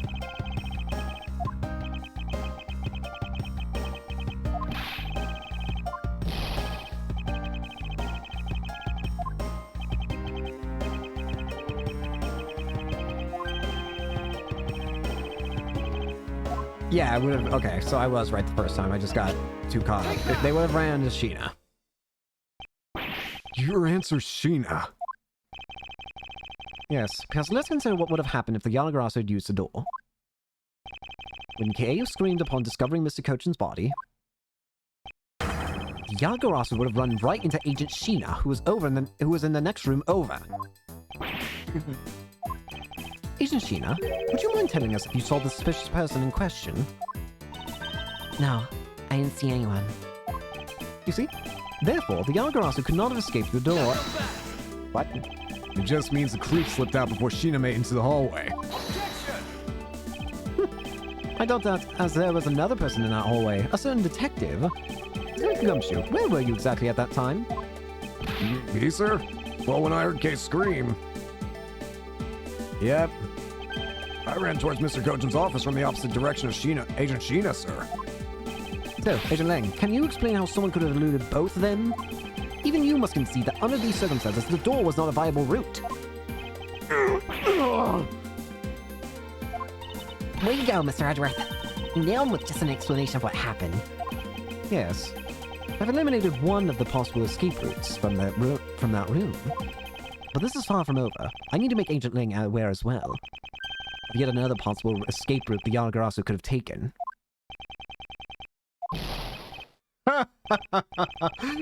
I get it. So that's what you were trying to show me.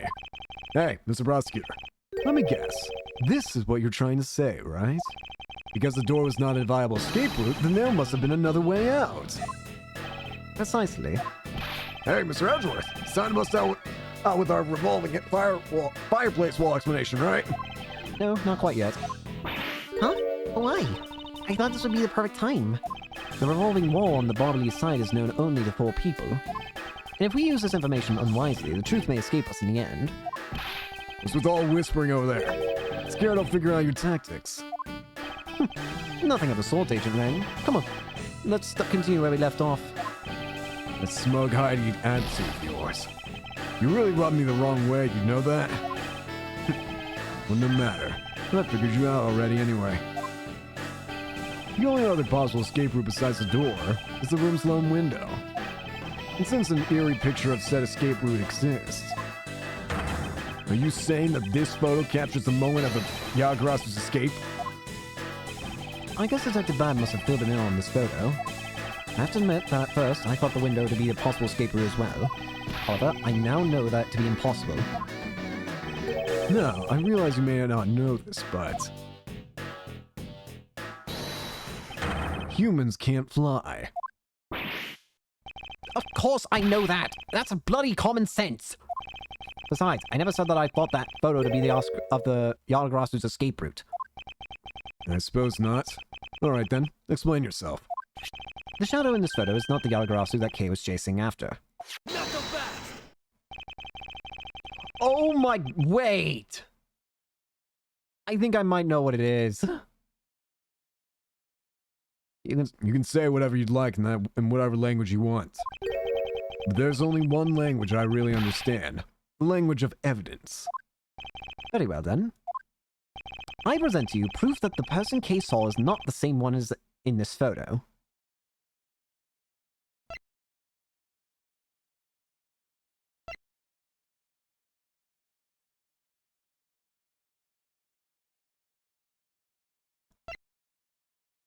I'm gonna be honest, I really don't know.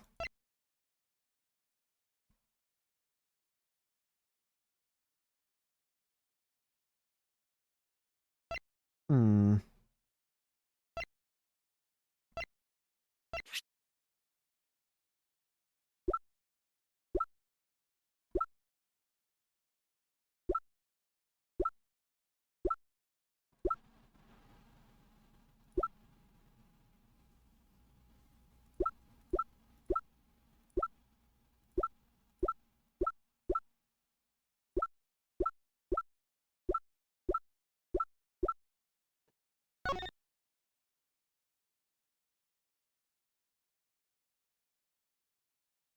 What is proof that this is not... By presenting proof that the person Kay saw is not the same as the one in this photo. How can the person... Wait. The first fire occurred at the Babbly's embassy. The first fire at the Babbly's embassy occurred during the Jam and Ninja show. The fire occurred on the 4th, 5th floors, and it took until the end of the show to put out. No, not that.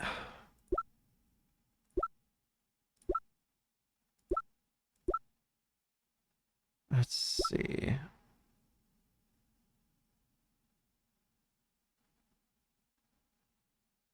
Wait.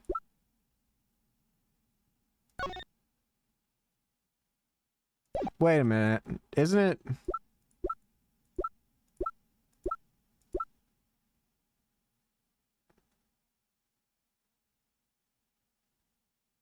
Wait, yeah, wait, hang on. That doesn't make sense, does it?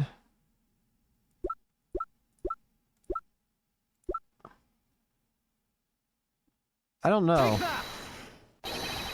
Boo! No.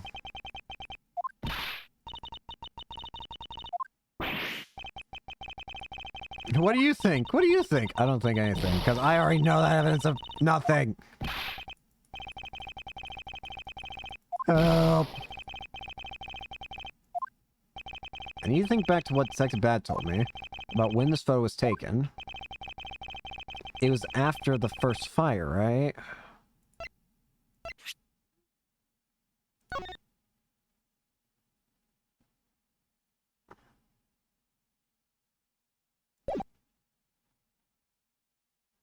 Take that! Let me explain to you precisely why the shadow in this photo is not the Algarastu Kay saw. Kay spotted the Algarastu heading for the 3rd floor during the 2nd fire. However, the photo in question was taken just after the 1st fire.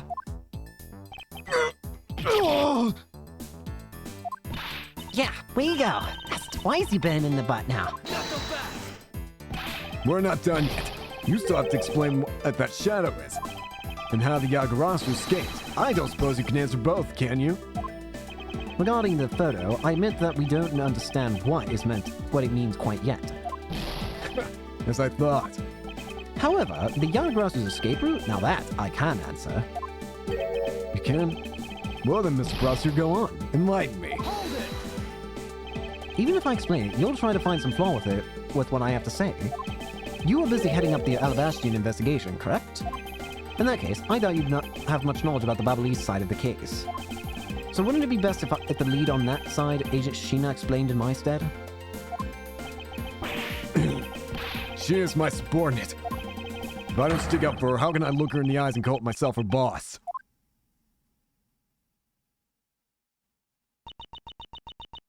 Lang, it's alright. I can take care of him. Sheena. You've shielded me a lot as my boss. But it's time for me to prove my worth. Alright. If you're okay with it, then you have my support. Finally, it's down to just Agent Sheena and myself. This is where the battle really begins. Now then, what's it you like to ask? Let's see. Why don't we start with your movements inside the Babalese embassy? Let's do it, finally! Sheena's movements. During the first Babalese fire, I assisted in putting out the fire. During the second fire, I was searching for the Yagarasu that appeared in Babal.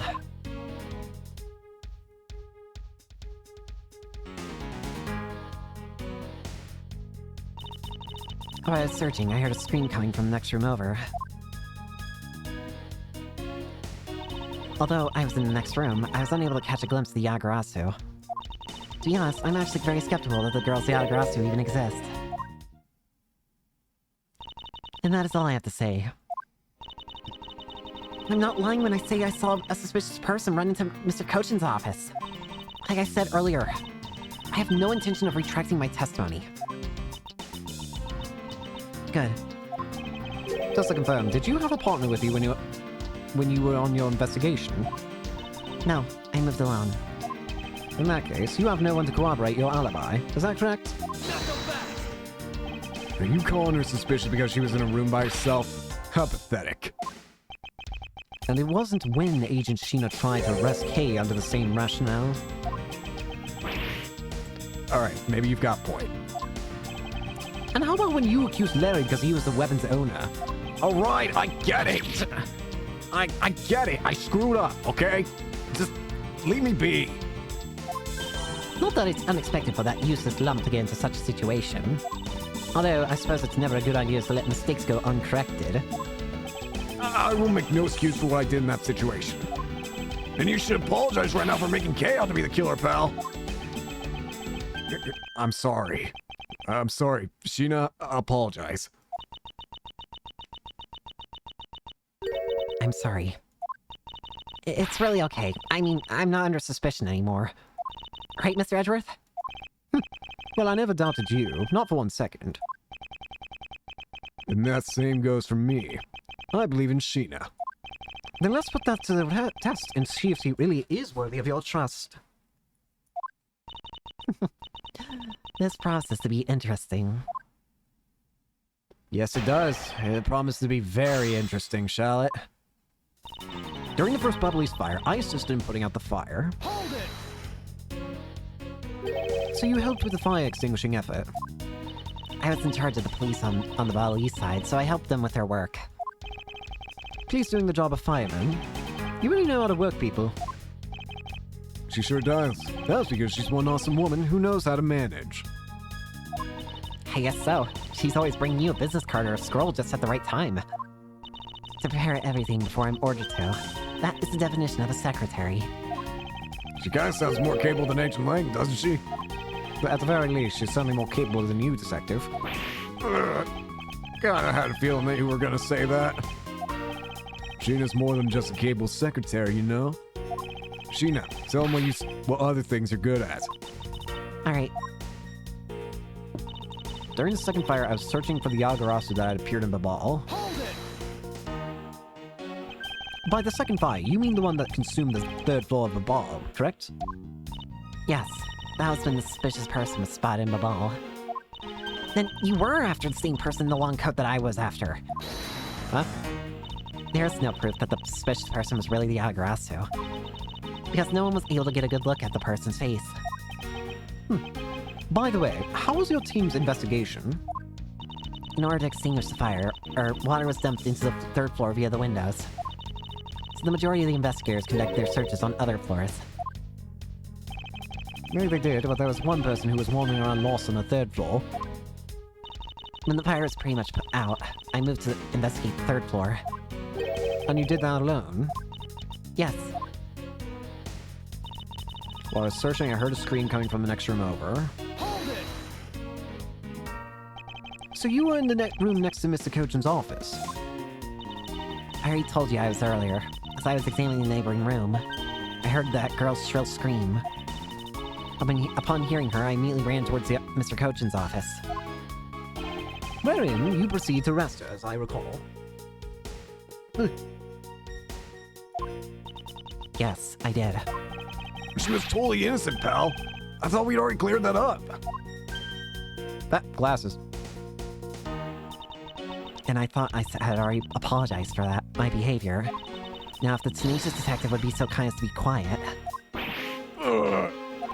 I have to agree. Right now is not the time to take issue with that.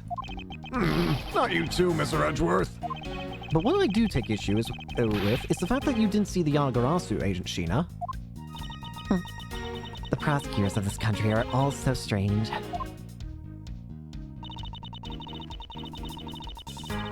I think it's time. I think it might be time, right? Hold it! You were unable to catch even a glimpse despite being in the next room. Is that true? I really hate to repeat myself. I'm sorry for inconveniencing you. However, I simply wish to make sure that you are not misremembering something. We wouldn't want you to be accused of lying later on, would we? Hey, Mr. Prosecutor. Are you calling Sheena's testimony a lie? Agent Lang, I'm talking with Agent Sheena right now. So I'd appreciate it if you wouldn't interrupt us with your superfluous comments.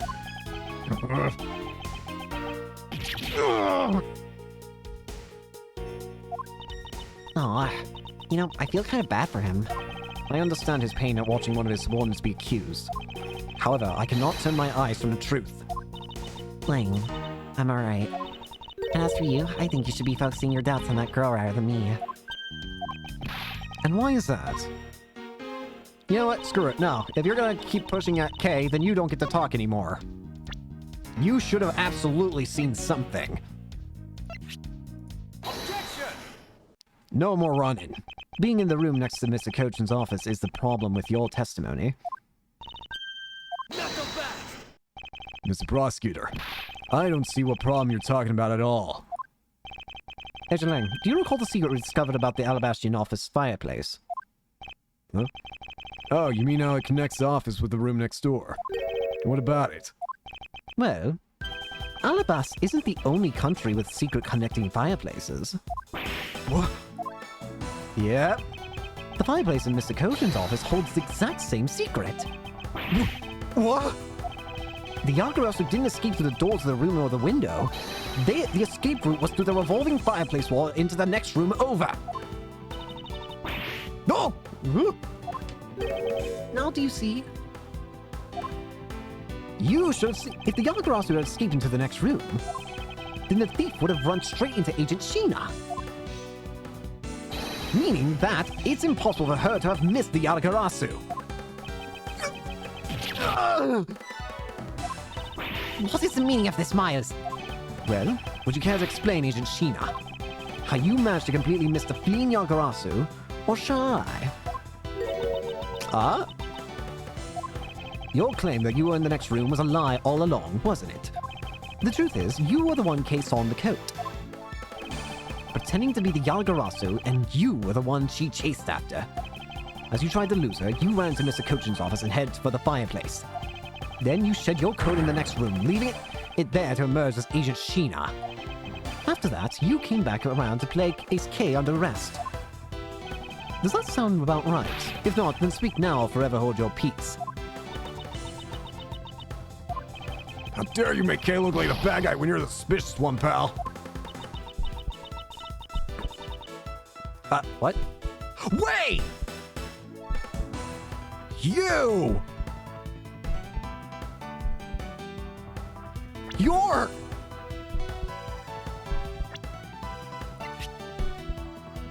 Oh my... You're you! You. Sheena?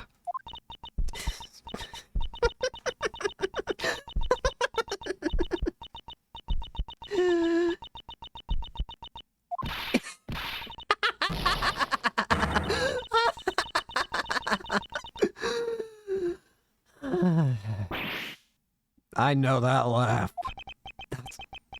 That laugh. Yep.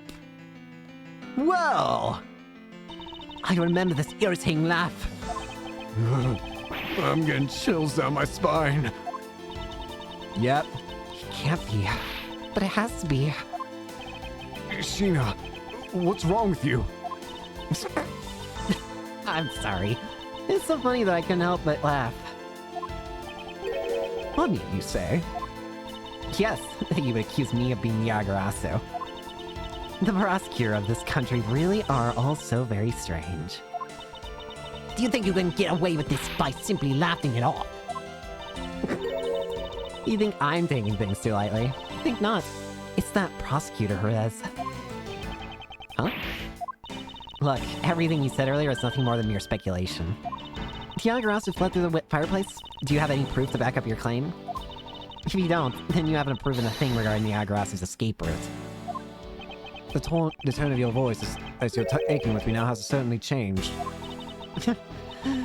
That's because it's been a while since I've had this much fun. I think I'll let loose, and then we can have a real battle of wits. For an agent of Interpol to show me the true power of her mind is a great honor. Don't underestimate me. I'm not some foolish broad, you know. I know, and that is why I won't hold anything back either as I answer your question. My question? Here is your proof that the revolving fireplace wall in Baba was used recently.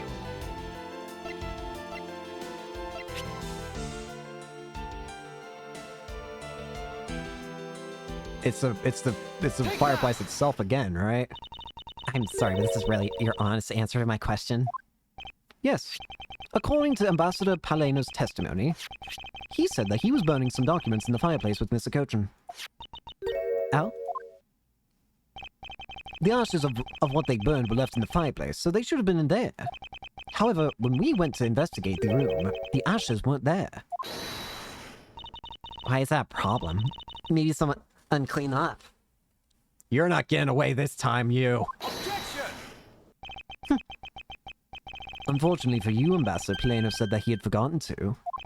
And so the question remains, why were the ashes missing? The answer is simple. When the Yagarasu went through the fireplace wall, the ashes were pushed into the next room by the wall as well. The movement of the ashes that were in Mr. Kojin's office is my proof.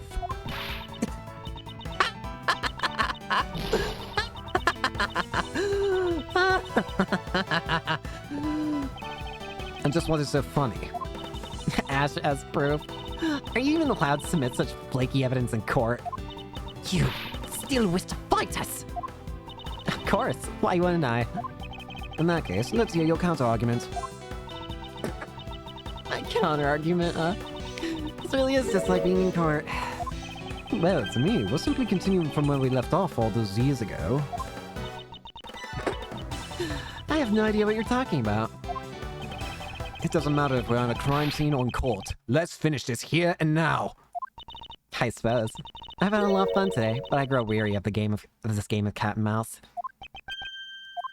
Let's make this the last testimony and wrap up this absurd case once for all. Shall we? Shino's rebuttal. In my eyes, all you've proved is that the rotating fireplace wall was used. But you can't really call that proof that the Yagarasu used the fireplace now, can you? So then, who was it that used the rotating wall? Show me your answer with real evidence. Remember, we've already finished our very thorough investigation. And we found not a single suspicious thing in Mr. Kochin's office. And there you have it. My counter-argument. Oh, that's very impressive. She has seen through to the fact that I have yet to gather that one piece of evidence. What is it, Kay? I haven't heard a peep out of you in quite a while now. If you don't think you can handle it, feel free to leave the rest to us. But Okay, pull yourself together. You are the true heir to the Yagarasu name, are you not? If you want to steal the truth, then you must never take your eyes off it. This chase you're running to catch the truth, you must see it through to the very end. Mr. Edgeworth, you're right. I'll see this through to the end. So, you go get her for me, Mr. Edgeworth. With pleasure. Looks like a lack of evidence has left you wide open, doesn't it? Sheena, please, show me you're someone I can trust. Don't worry. This will be a deciding match. You'll see. I'm truly sorry, Agent Lang, but I simply cannot allow her to escape me again. Very well then, Agent Sheena. Shall we begin? I'm ready whenever you are. Shall we dance? In my eyes, all you've proved is that the rotating fireplace wall was used. I'm gonna have to pull something out, I'm imagining. It sounds to me like you're saying my explanation is not good enough. But I was able to go through the revolving door myself. So that should be proof enough even for you, pal. It looks like you don't quite understand. But by your looks, I can guess that you're not all that learned. Yeah, talking about rude. You should watch what you say, pal. Sadly, I can't say I disagree with her on that one. But you know what I mean, right? You may have proven that the fireplace was used. But you can't really call that proof that the Yagarasu used the fireplace, now can you? So you want proof that the Yagarasu was the one who used the fireplace? That's right. Well, do you have any? Wait, there might... Can you prove that it wasn't the Yagarasu who used the fireplace? I don't need to prove anything to you. Objection! Hold it! No. Okay, if you could please not steal my line. Sorry, but I just couldn't hold it anymore. Well, don't fret and leave it to me. All you have to do is sit back and watch. You may seem to have some wiggle room, but without any evidence, it's meaningless. So then who was it that used the rotating wall? Show me your answer with real evidence. Hold it! It's possible that the Yagarasu left fingerprints inside the fireplace. Sorry, but I had the forensics team check that already. All they found were prints belonging to Ambassador Plano and Mr. Cochin. Cusses! I should have known better than to think the Yagarasu would have been so careless. There must be some sort of evidence that we still have yet to find. I take it you have yet no further objections. We've already finished our very thorough investigation. Hold it! So Interpol has finished examining the entire Babalese embassy. Yes, the investigators who weren't allowed into Albas were incredibly helpful. They all put in great efforts to search for any sign of the Yagarasu. Objection! And yet, despite all that effort, it appears that they failed to notice the lack of ash in the office fireplace. Furthermore, you were the one who inspected the room next to Mr. Cochin's, correct? I didn't notice the ash there in the fireplace of that room, and for that, I'm sorry. You don't need to apologize, Sheena. As your boss, your mistakes are my mistakes. So allow me to apologize for you. I'm sorry. You know, maybe this guy's not such a bad guy after all. You apologize for his subordinates and everything. I'm a great boss. Are you saying that I don't do anything for my own subordinates? No, nothing of the sort, sir. You're someone I really respect, sir. Even if you are a bit too strict sometimes. That is only a problem on your end.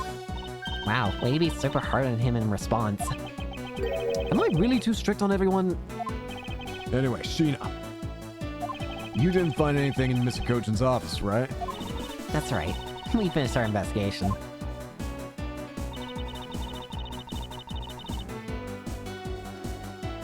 Hold it! So you really didn't find anything? Yes, as I said, not one suspicious thing.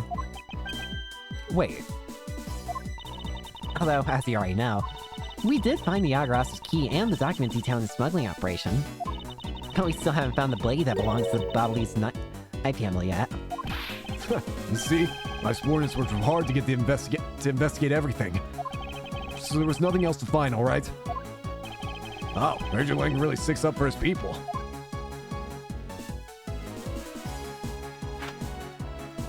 Langsy says all men are brothers and friends become family. So you see, my people are my family, and their families are my family too. It's a rather large family you have there. yes, but as we all know, there's always one black sheep in any family. And though it pains me, Agent Lang, you will know the black sheep in your family. So, do you actually have any proof that the Yagarasu used the fireplace passageway?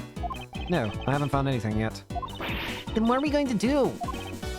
There's no need to worry, because there is a loophole in Miss Interpol's argument, and we can exploit first. The one in charge of the Babalese investigation was not Agent Lang, which means that with Agent Sheena in charge, it's possible she may have tampered with the evidence. That piece of evidence that we found, if there's one thing I do know, is that someone tried to hide it from us.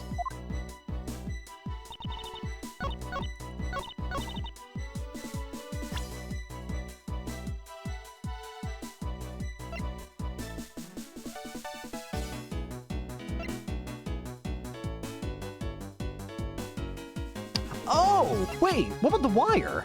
Objection! Why is the wire there? While you say that you and your agents have finished your thorough investigation, are you absolutely certain that you didn't overlook anything? Well, aren't we full of ourselves standing there insulting Interpol agents? You better not be insinuating that my men are incompetent, Mr. Prosecutor. I never do that. However, it doesn't change the fact that they did overlook something. I'd like for you to take a look at this length of wire. And what exactly is that supposed to mean? The length of wire. So what about it? I'll tell you what. We found this in the Babalese embassy not long ago. What? And we found it wound up inside the grandfather clock in Mr. Cochin's office. You found that At the scene of Mr. Cochin's murder? So why? But this wire wasn't all we found. We found one other very important thing. There's more? In Mr. Cochin's office, there were signs that someone had burned counterfeit bills there. What in the... Ugh. Yep. You want your counterfeit bills? They're already burned to a crisp. Evidence was something you found out through that girl's machine, right? So what if it was? That's what I thought. But unfortunately for you, a recreation made by a machine is hardly concrete proof. Among the ashes you found in the room, did you happen to find any counterfeit bills? Aw, damn it, she wants... Ah! No. You see? So there is nothing in that office. Nothing you can call evidence anyway. Objection! I'm sorry, but I seem to have given you the wrong impression. Wait, How so? I don't recall saying that I was presenting evidence of any sort. But rather, I was pointing out that your investigation was incomplete. And that this throws doubt on the purity of your investigation into the Yagarasu.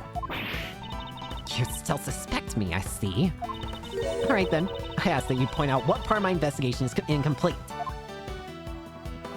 The other Interpol agents worked under the command of Agent Sheena. And is it not possible that the reason the person K was chasing chose the third floor was because that person knew there would be no other agents on that floor?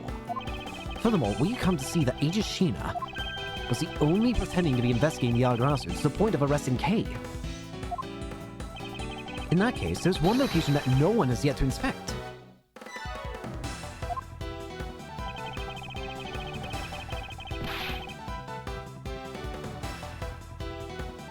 Has no one inspected the room you were in? Take that! The location, Agent Sheena. This location, Agent Sheena, is of course the room you claim to have examined. I believe the room next to the Mr. Cochin's office warrants a thorough inspection.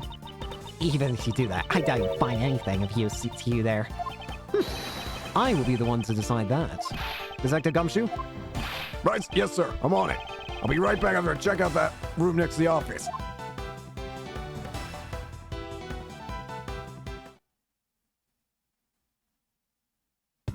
Well, what do we now? Hey, Mr. Edgeworth, you really think that Miss Sheena is the Yagarasu? Yes, if my logic is sound, I believe she is. And I'm not going to let her get away with ruining the name of the Yagarasu. But can you prove she's the Yagarasu is the question. If Detective Gumshoe can find what I'm hoping he will find, then I should be able to. And just what are you hoping he'll find? Let's just say this. I had Detective Gumshoe do a little experiment for me earlier. An experiment? As if that detective has the brains for high science. It wasn't that mentally taxing. I had him use the same escape route as the Yagarasu. And what did you find out by doing that? First, that it's possible for a person to fit through the revolving wall door. Second, that by going through there, his coat was covered in ash and Babalese ink. Who cares what his coat was covered in? It's not worth that much anyway. Ah, but is it really worth so little? I believe that's actually quite a meaningful result, the value which I'm about to prove. Gumshoe? Mr. Edgeworth, I found some things you really need to see, sir. Let's see them. Oh? So what are these things that you found? Some makeup, a coat, and a pair of shoes, sir. You found a coat? Hear that, Mr. Edgeworth? Maybe it's the one the person I was chasing was wearing. Yes, the possibility does exist. Agent Sheena, were these pieces of evidence not in that room you examined it? Unfortunately for you, those aren't suspicious items of any sort. They all belong to me.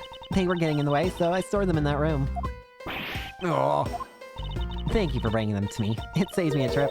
May I have them back now? Hold it! No. These items that the detective brought back are incredibly significant. I request that we be allowed to examine them. They are my personal belongings, so you have no right to touch them without my permission. Objection! I wish to examine them for the sake of the investigation. But if you wish to deny us access to them, Agent Ling, let's hear your opinion on this. I say let them look at your stuff, Sheena. Ling! Sheena, let's put it all out in the open. If you were really innocent, then you have nothing to worry about, right? I guess so. Alright, go ahead and examine whatever you'd like. After all, I have nothing to hide. Good. Now, let us begin. So which of these of Agent Sheena's belongings are you going to examine? So which of these are you going to examine, sir? I want the shoes. Let's examine her shoes. There doesn't appear to be anything particularly odd about them. Hey, Mr. Prosecutor, you know what they say about men who stare at women's shoes for too long, right? Ah, how scandalous. I am merely doing my job, Agent Ling. I don't see how that warranted a comment. Now then, is there some dirt on the soles, but... There's some dirt on the soles, but otherwise they seem perfectly normal. I guess there really wasn't anything suspicious about Agent Sheena's shoes. I suppose not. Let's move on and examine something else. I believe I'll examine her makeup. What is this? Looks like a very thin paintbrush. It's a lip brush. It's for putting on my lipstick. I found something with a lot of weird powder inside, sir. That's just foundation powder in there. It's nothing to get worked up over. Wow, you two sure know a lot about makeup. I think I need to confiscate them for a bit. Ooh, I never knew makeup consisted of this stuff too. I see. She seems to be completely absorbed in her study of cosmetics. I guess there really wasn't anything there. So it's not. Let's move on. Let's look at that coat. Let's examine the coat. Yes, sir. Bingo! It appears that you managed to stain your coat rather badly. Agent Sheena, the yardgrass that K-Sol was wearing coat. And I'm beginning to wonder if this stain wasn't created when you went through that fireplace. No, you have it wrong. That's it probably got on my coat when I was helping the police put out the fire. And what about this dark substance around the hem of your coat? Oh, I didn't realize that hem was that dirty. I'm sure it's just some water mixed with soup from when I was helping with the fire. I don't think so. You think you can get... I don't think so. You think you can get away with such a transparent lie? Yeah, don't lie to us, pal. This is the same part of the dirt that got on my coat when I went through the fireplace. Your words ring hollow in the absence of evidence, you know. So unless you can prove that the dirt on my coat is from the fireplace? Which I can. But... how? You did a great job, Detective Gumshoe. Huh? Me, sir? What I do? This coat, this is exactly the piece of evidence I was searching for. I had been hoping to find the coat that the person Kay saw was wearing. And thanks to you, we proved that going through the fireplace was solely a coat. I don't quite get what you're saying, but I'm happy to pay for the praise, sir. All that remains is for us to show what the dark substance on the coat hem is. Oh? And you think you can do that? Of course I can. This is the dark substance that sullied the hem of this coat. Barbalese ink. Take that! Bobbly's ink? Yes, this is what will prove that the coat went through that fireplace. According to Ambassador Plano, he burned some fires in the fireplace this morning. You told us about that already, so I don't really see the point in mentioning it again. My point is that he spilled some ink onto the back wall of the fireplace at that time. So, if the dark substance on this coat turns out to be the Barbalese ink, it would prove that you and this coat went through the revolving fireplace wall. Sorry to have clipped up one of your wings, Yaragrasu, but we're not finished yet. But you have no way of proving whether or not this is Bobbly's ink on the coat, then. Oh, but I do. And I intend to show it is ink in a few seconds. How? How, you ask? Well, since you don't seem to know, allow me to show you. This is how I will prove that the dark substance on the coat is Bobbly's ink. Burn it. We can find out whether that is Bobbly's ink or not by lighting it on fire. That's how you're going to prove it's Bobbly's ink? Yes, if you could please cut a section of the dark stain area for me, I'd appreciate it. Because I will show you here and now what the dark substance is. Sheena, sorry to do this, but I'm gonna have to cut off a bit of your coat. Go ahead. I wasn't planning to wear it anymore anyway. Now then, if someone could loan me a lighter or something, Oh, I got some matches. I always carry them with me so I can light smoke bombs. then if I could please have 1K, and we can get this experiment underway. The flame! Green flames. It's the same color as the flames wit crystal oil produce, which means Barbley's ink is a product of wit crystal oil, and when lit, the ink can produce a green flame.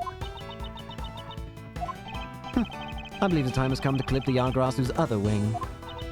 Miss Sheena, you're the fake Yagarasu. The one who killed my father. It's about time you came clean, Agent Sheena. Or should I say, Callisto you. Hey, Mr. Prosecutor, you're not serious, are you? Do I look like the joking type to you? Callisto, you? I've never heard that name before in my life. That manner of speaking and that attitude. You haven't changed a bit in 7 years. You're the defense attorney that killed Mr. Faraday and then tried to frame me for it. Oh, really? And you have proof? You insist that I am this Callisto you woman, but you can't prove it. If you have no proof, then I'm afraid you won't be able to lay a single finger on me. Oh, thank goodness, the raven is a very unique bird, one that flies by the darkness of night. However, the light of dawn has arrived, and it will reveal your true, ugly form to the world. Enough poetry. I want to see some evidence. Do you really have something that can prove that she is Callisto you? I do. It's something that the second Yagarasu has preserved for us these last 7 years. Do me the honor, Mr. Edgeworth. I will, Kay. We have finally come to the end.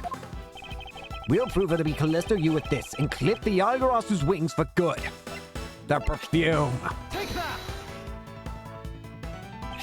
This perfume. This will prove you to be Callisto you.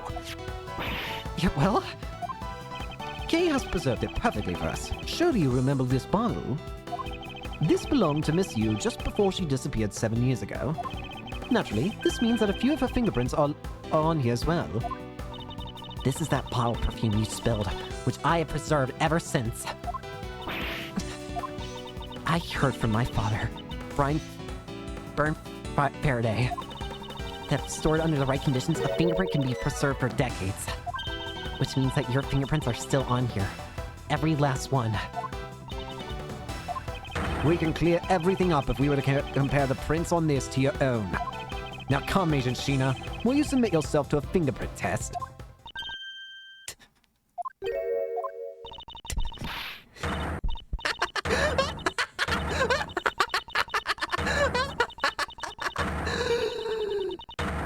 Oh god.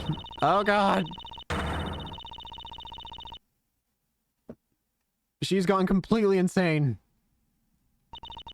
It looks like you've seen right through me yet again. You're sending the biggest chill down my spine, Edgeworth. Callisto. You. So you're showing your true face at last. This feeling of thrill. It's even greater than the time 7 years ago. Sheena, you're... Lang, I really enjoyed our days together. You're an insanely strong, nice, kind-hearted idiot of a man. So you were spy all along. A mole sent by the smuggling ring I've been chasing after all. Someone who's been feeding them intel on Interpol this whole time. Very good. Maybe you're not as big of an idiot as I thought. Callisto, you. The woman who killed my father 7 years ago. You're her, aren't you? The fake Yagarasu. That's right. Callisto, you. That's just one of my many names. But even that is just a facade. Good evening, ladies and gentlemen. I am the great thief Yagarasu. Callisto, you, this time you won't escape, for this is the end of the road for you. Now come along quietly. You know, you're the one who left the strongest impression on me, Kate Faraday. And you had not And had you not used the Yagara's gadgets, I might have never known who you were. But here you are, being a thorn in my side, just like your father always was. Okay, don't. You! I'll never forgive you for what you did to my father! You really are just like him. Mr. Faraday too possessed such laughable honesty. Oh, no! Kay! You let Kay go right now, pal! You despicable! Let go of me, you filthy... Ugh. You think I'm a fake, don't you? Well, unfortunately for you, I'm the real Yatagarasu. That's impossible. My father was the one who created Little Thief. Hey, Edgeworth. That Yagarasu has 3 legs. Do you know what that is? Why it has 3 legs? There are 3 main reasons why the Yagarasu will always be one step ahead. First, the Yagarasu always knows the exact location of the target object. Second, the Yagarasu always knows how to disarm the security system. No, it can't be! Did you finally figure it out? Do you finally know the real identity of the Yagarasu? The real identity of the Yagarasu is...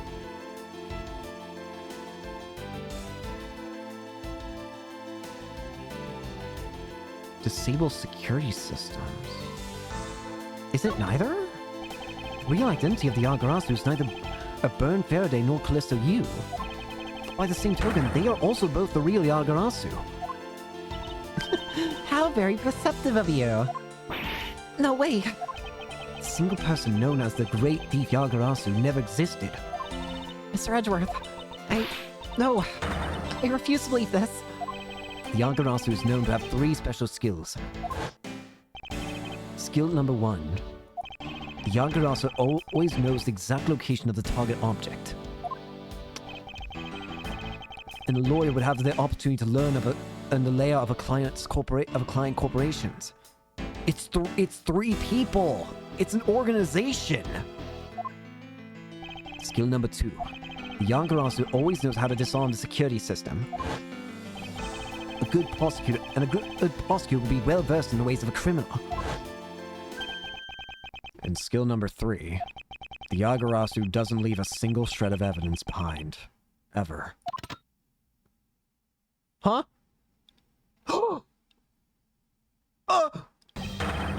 Detective Bud! It was only natural for the Yagarasu to never leave the evidence behind. Because the lead detective on the case hid it all away.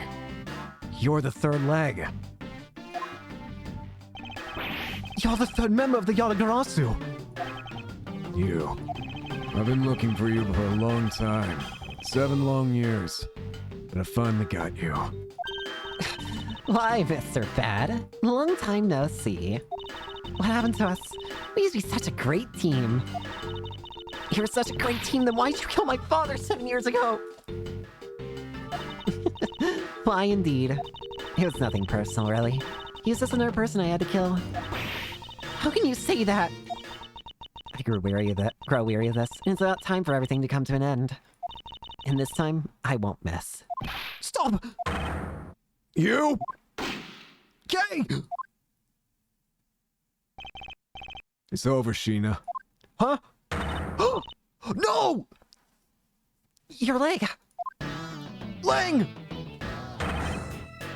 Agent Lang! Ugh. You idiot! What were you thinking, jumping in front of my gun like that?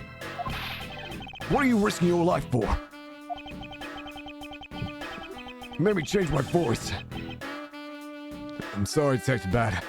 No matter what sort of past she may have had, or even if she is a spy, it doesn't change the fact that she is my subordinate. As long as she is, I can't allow her any harm to come to her, not even from you. You really are an idiot, you know that. That's fine with me. You should know by now that this is just how I am. Hey, sis. Yes. I want you to conduct a full body search. Sheena might have another weapon on her. Alright. Dr. Gumshoe, your assistant, please. Sir! Hey, I found something. What's this, sir? It looks like a blade of a knife, but it doesn't have a handle. There we go. Finally found it. This is a great find, Detective. Huh? It is, sir? Let's try pairing up this blade with this handle. It's finally time. Take that! I believe this blade actually belongs with the handle that was on the murder weapon. Hey, it fits together perfectly. This blade must have been taken from the crime scene when the knife handles were switched. I'm gonna go return this Bobbly's knife now. Alright. I trust that you'll make sure that it is returned to Ambassador Paleno. Bubbly's knife handle given to Detective Gumshoe. I believe this makes it perfectly clear who did it, Callisto you. For the only time the handles could have been switched is just after Mr. Cochin's murder. Which means that you must be Mr. Cochin's killer. You killed Mr. Cochin with the alabaster knife. Switched the handles, and then took the original blade from the Babbly's knife with you. Later, you allowed yourself to be spotted by Kay near the open-air stage. You used the fireplace to lose her, and then you went back to accuse her of the murder. Does that about sum it up? Objection! Huh? You craft an engaging tale, Edgeworth, but there are two problems with it. Problems? In what respect? Why do you think my real reason wasn't... Why do you think my real reason wasn't allowing her to chase after me? It was all so I could capture Kay Faraday. What? When I saw you using that device at Gatewarland, I knew right away that you were Byrne Faraday's star. I became curious, so I researched a little into your background. That's how I found out that you were on the trail of the Yagarasu. So that's why you tried to pin Mr. Cochin's murder on me. Yes, I knew you would show up at this embassy tonight. Well, I thought to use you, but pinning the murder on you was my only goal. Got another? Yes. Once I had you under arrest, I planned to search you and take back the device that rightfully belongs to me, the true Yagarasu. You're going to take Little Thief away from me? 7 years ago, it was thanks to that device that Faraday was able to infiltrate this place. But he stole more than he should have. I had a tough time recovering that precious key. Then the person who stole the Yagarazu's key was Mr. Faraday. You. That incident 7 years ago. What was the catalyst behind it? In the eyes of the smuggling ring, the Yagarasu was becoming a bit of a problem. It wasn't an especially pleasant assignment. Then why? Why did you become a member of the Yagarasu? Why? There is no why. I was destined to betray everyone from the very beginning. From the very beginning? What was that supposed to mean? The person I take orders from hasn't changed. Even now to this day. What? Who? Does this mean that the leader of the smuggling ring was Mr. Cochin? Then the real ringleader is still out there pulling the strings. Are you done asking what you need to know? Because if so, we should probably get going. And you're going to tell me everything you did tonight. Do you understand, Sheena? I guess I should tell you. Then, that I was the one who set the Babbly's embassy on fire. And why did you do that? I suppose it was to destroy all evidence of the counterfeit bills. And that was what the smuggling ring was trying to do. Then why start two fires? Sorry, but I can't tell you anything about the ring. It's your job to complete your investigation, after all. I've had my fun. Now it's your turn to enjoy the ride. Wait! I mean, Miss Sheena. Yes? When I fell to the floor earlier, these fell at my feet. What about them? They're such pretty hair sticks that I thought, well, I should return them to you. You can have them. They're of no use to me anymore. If you don't want them, you can always just throw them away. No. I won't keep them. Suit yourself. Oh, that's right. I almost forgot, Edgeworth. About the second problem I had with your story. I didn't kill anyone tonight. What? I'm not saying that as a sore loser. Think of it as a hint, if you will. Mr. Prosecutor, Yes, Agent. Yes, Agent Lang? mark my words, I'm not done here, and I'll be back. And it's got nothing to do with duty or anything, because this has become my personal case. I may have been shot, but I'll show you just how dangerous a wounded wolf can be. His anger appears to have negated the sensation of his pain in his injured leg.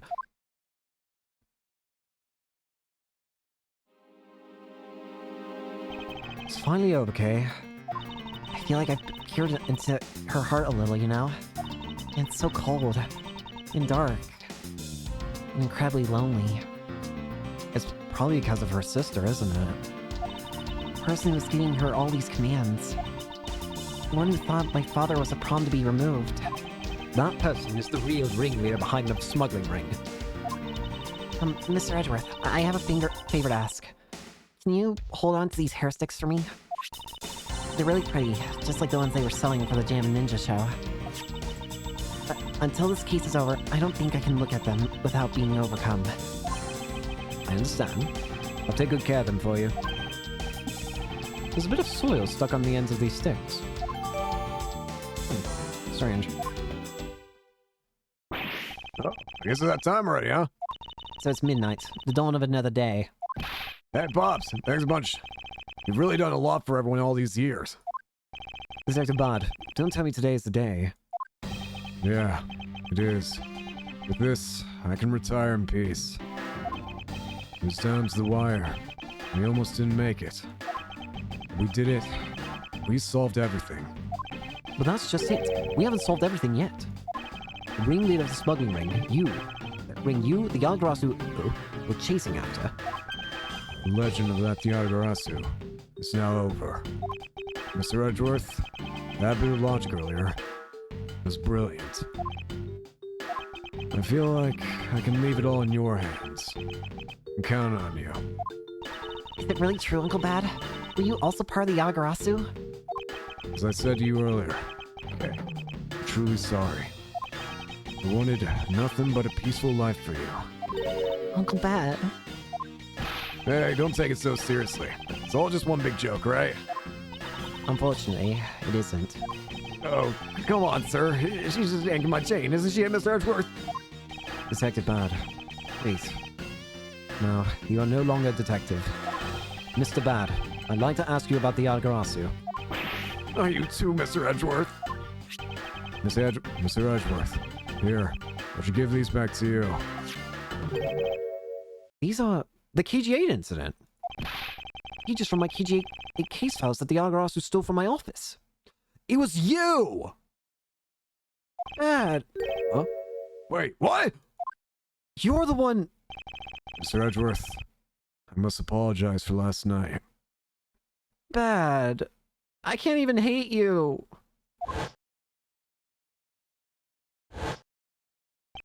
So the Yagarasu who stole into my room was you, was it?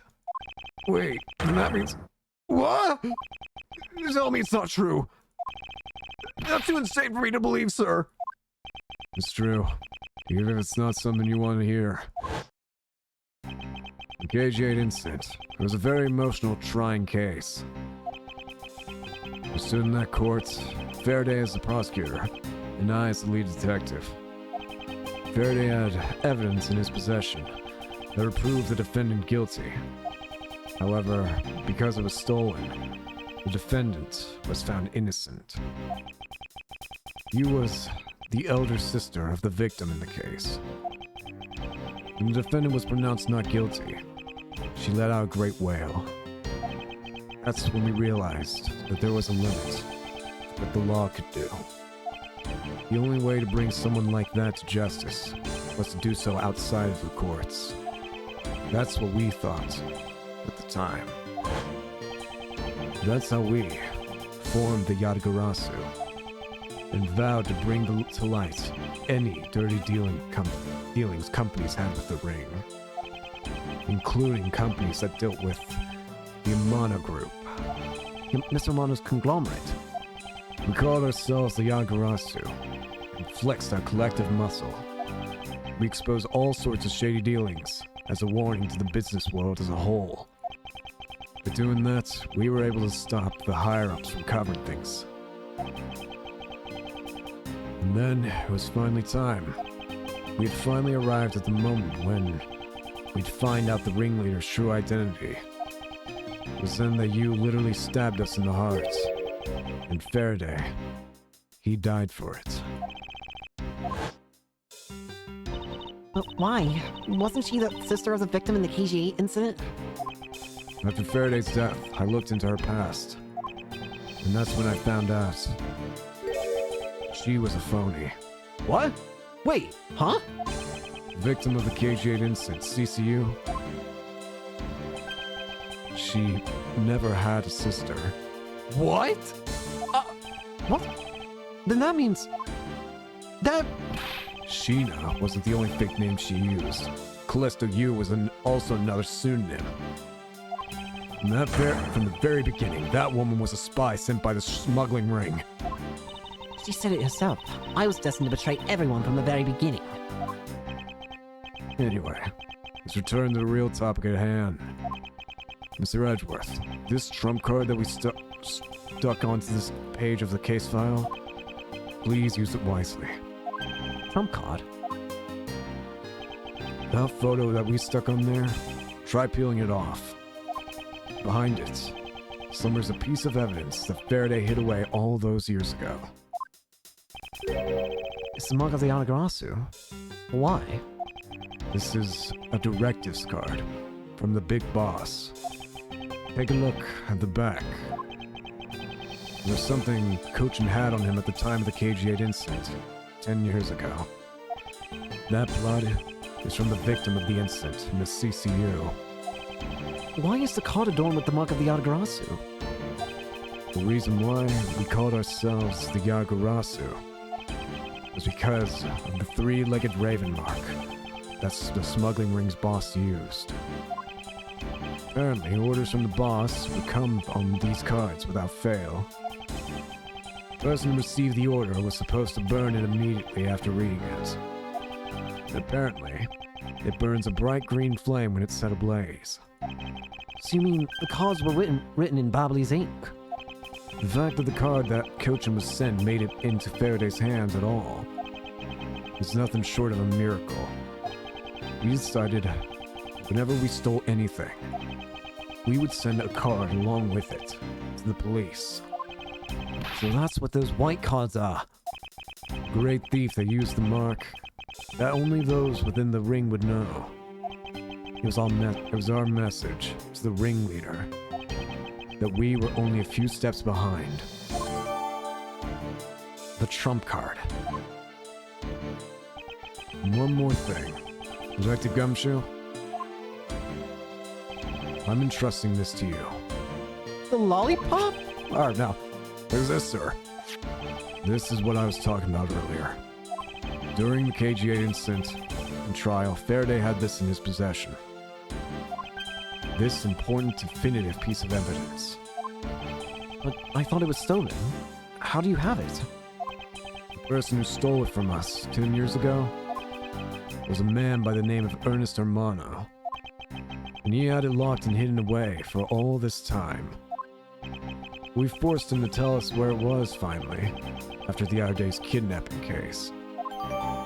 Very well. This video. Don't come any closer! I'm warning you! This is the same video as the one Mr. Postman was trying to conceal from me. Yeah, it would seem that even he was caught up in the ring's web. God. Mon was preparing to take on the boss someday. The video was his insurance. That's where that prosecutor comes in. He was to retrieve the video. On top of that, he was apparently instructed to sneak into your office and steal the trump card. You saw it for yourself, right? The card that told him to preserve the evidence. Then that card was not like the calling card of the Yagarasu. Rather, a directives card from the ringleader to Mr. Portsman. The two pieces together make for a strong weapon for whoever holds them. The evidence Mr. Portsman thought to withhold from me, and the one that you stole from my office last night. Both pieces are legal, and for me to use either one is... Whether you use them or not is up to you. But they will be of help to you when you take on someone who's above the law. Is the boss one of those who cannot be brought to court that Mr. Ferry spoke of? Like the bad. There's no limit to the law, for it is the people who determine the limits up to them. You still insist that even now? You really are something else. I'll leave the rest in your hands. Now then, Detective Gumshoe, the handcuffs. It's time to lock up the last remaining member of the Yagarasu. Pops! Don't ever lose your detective spirit. Pops! Why is this happening? This is injustice! Like I always told you, do not get emotionally involved. Let's go. Yes, sir. Farewell, Detective. Is this really the end of a legend?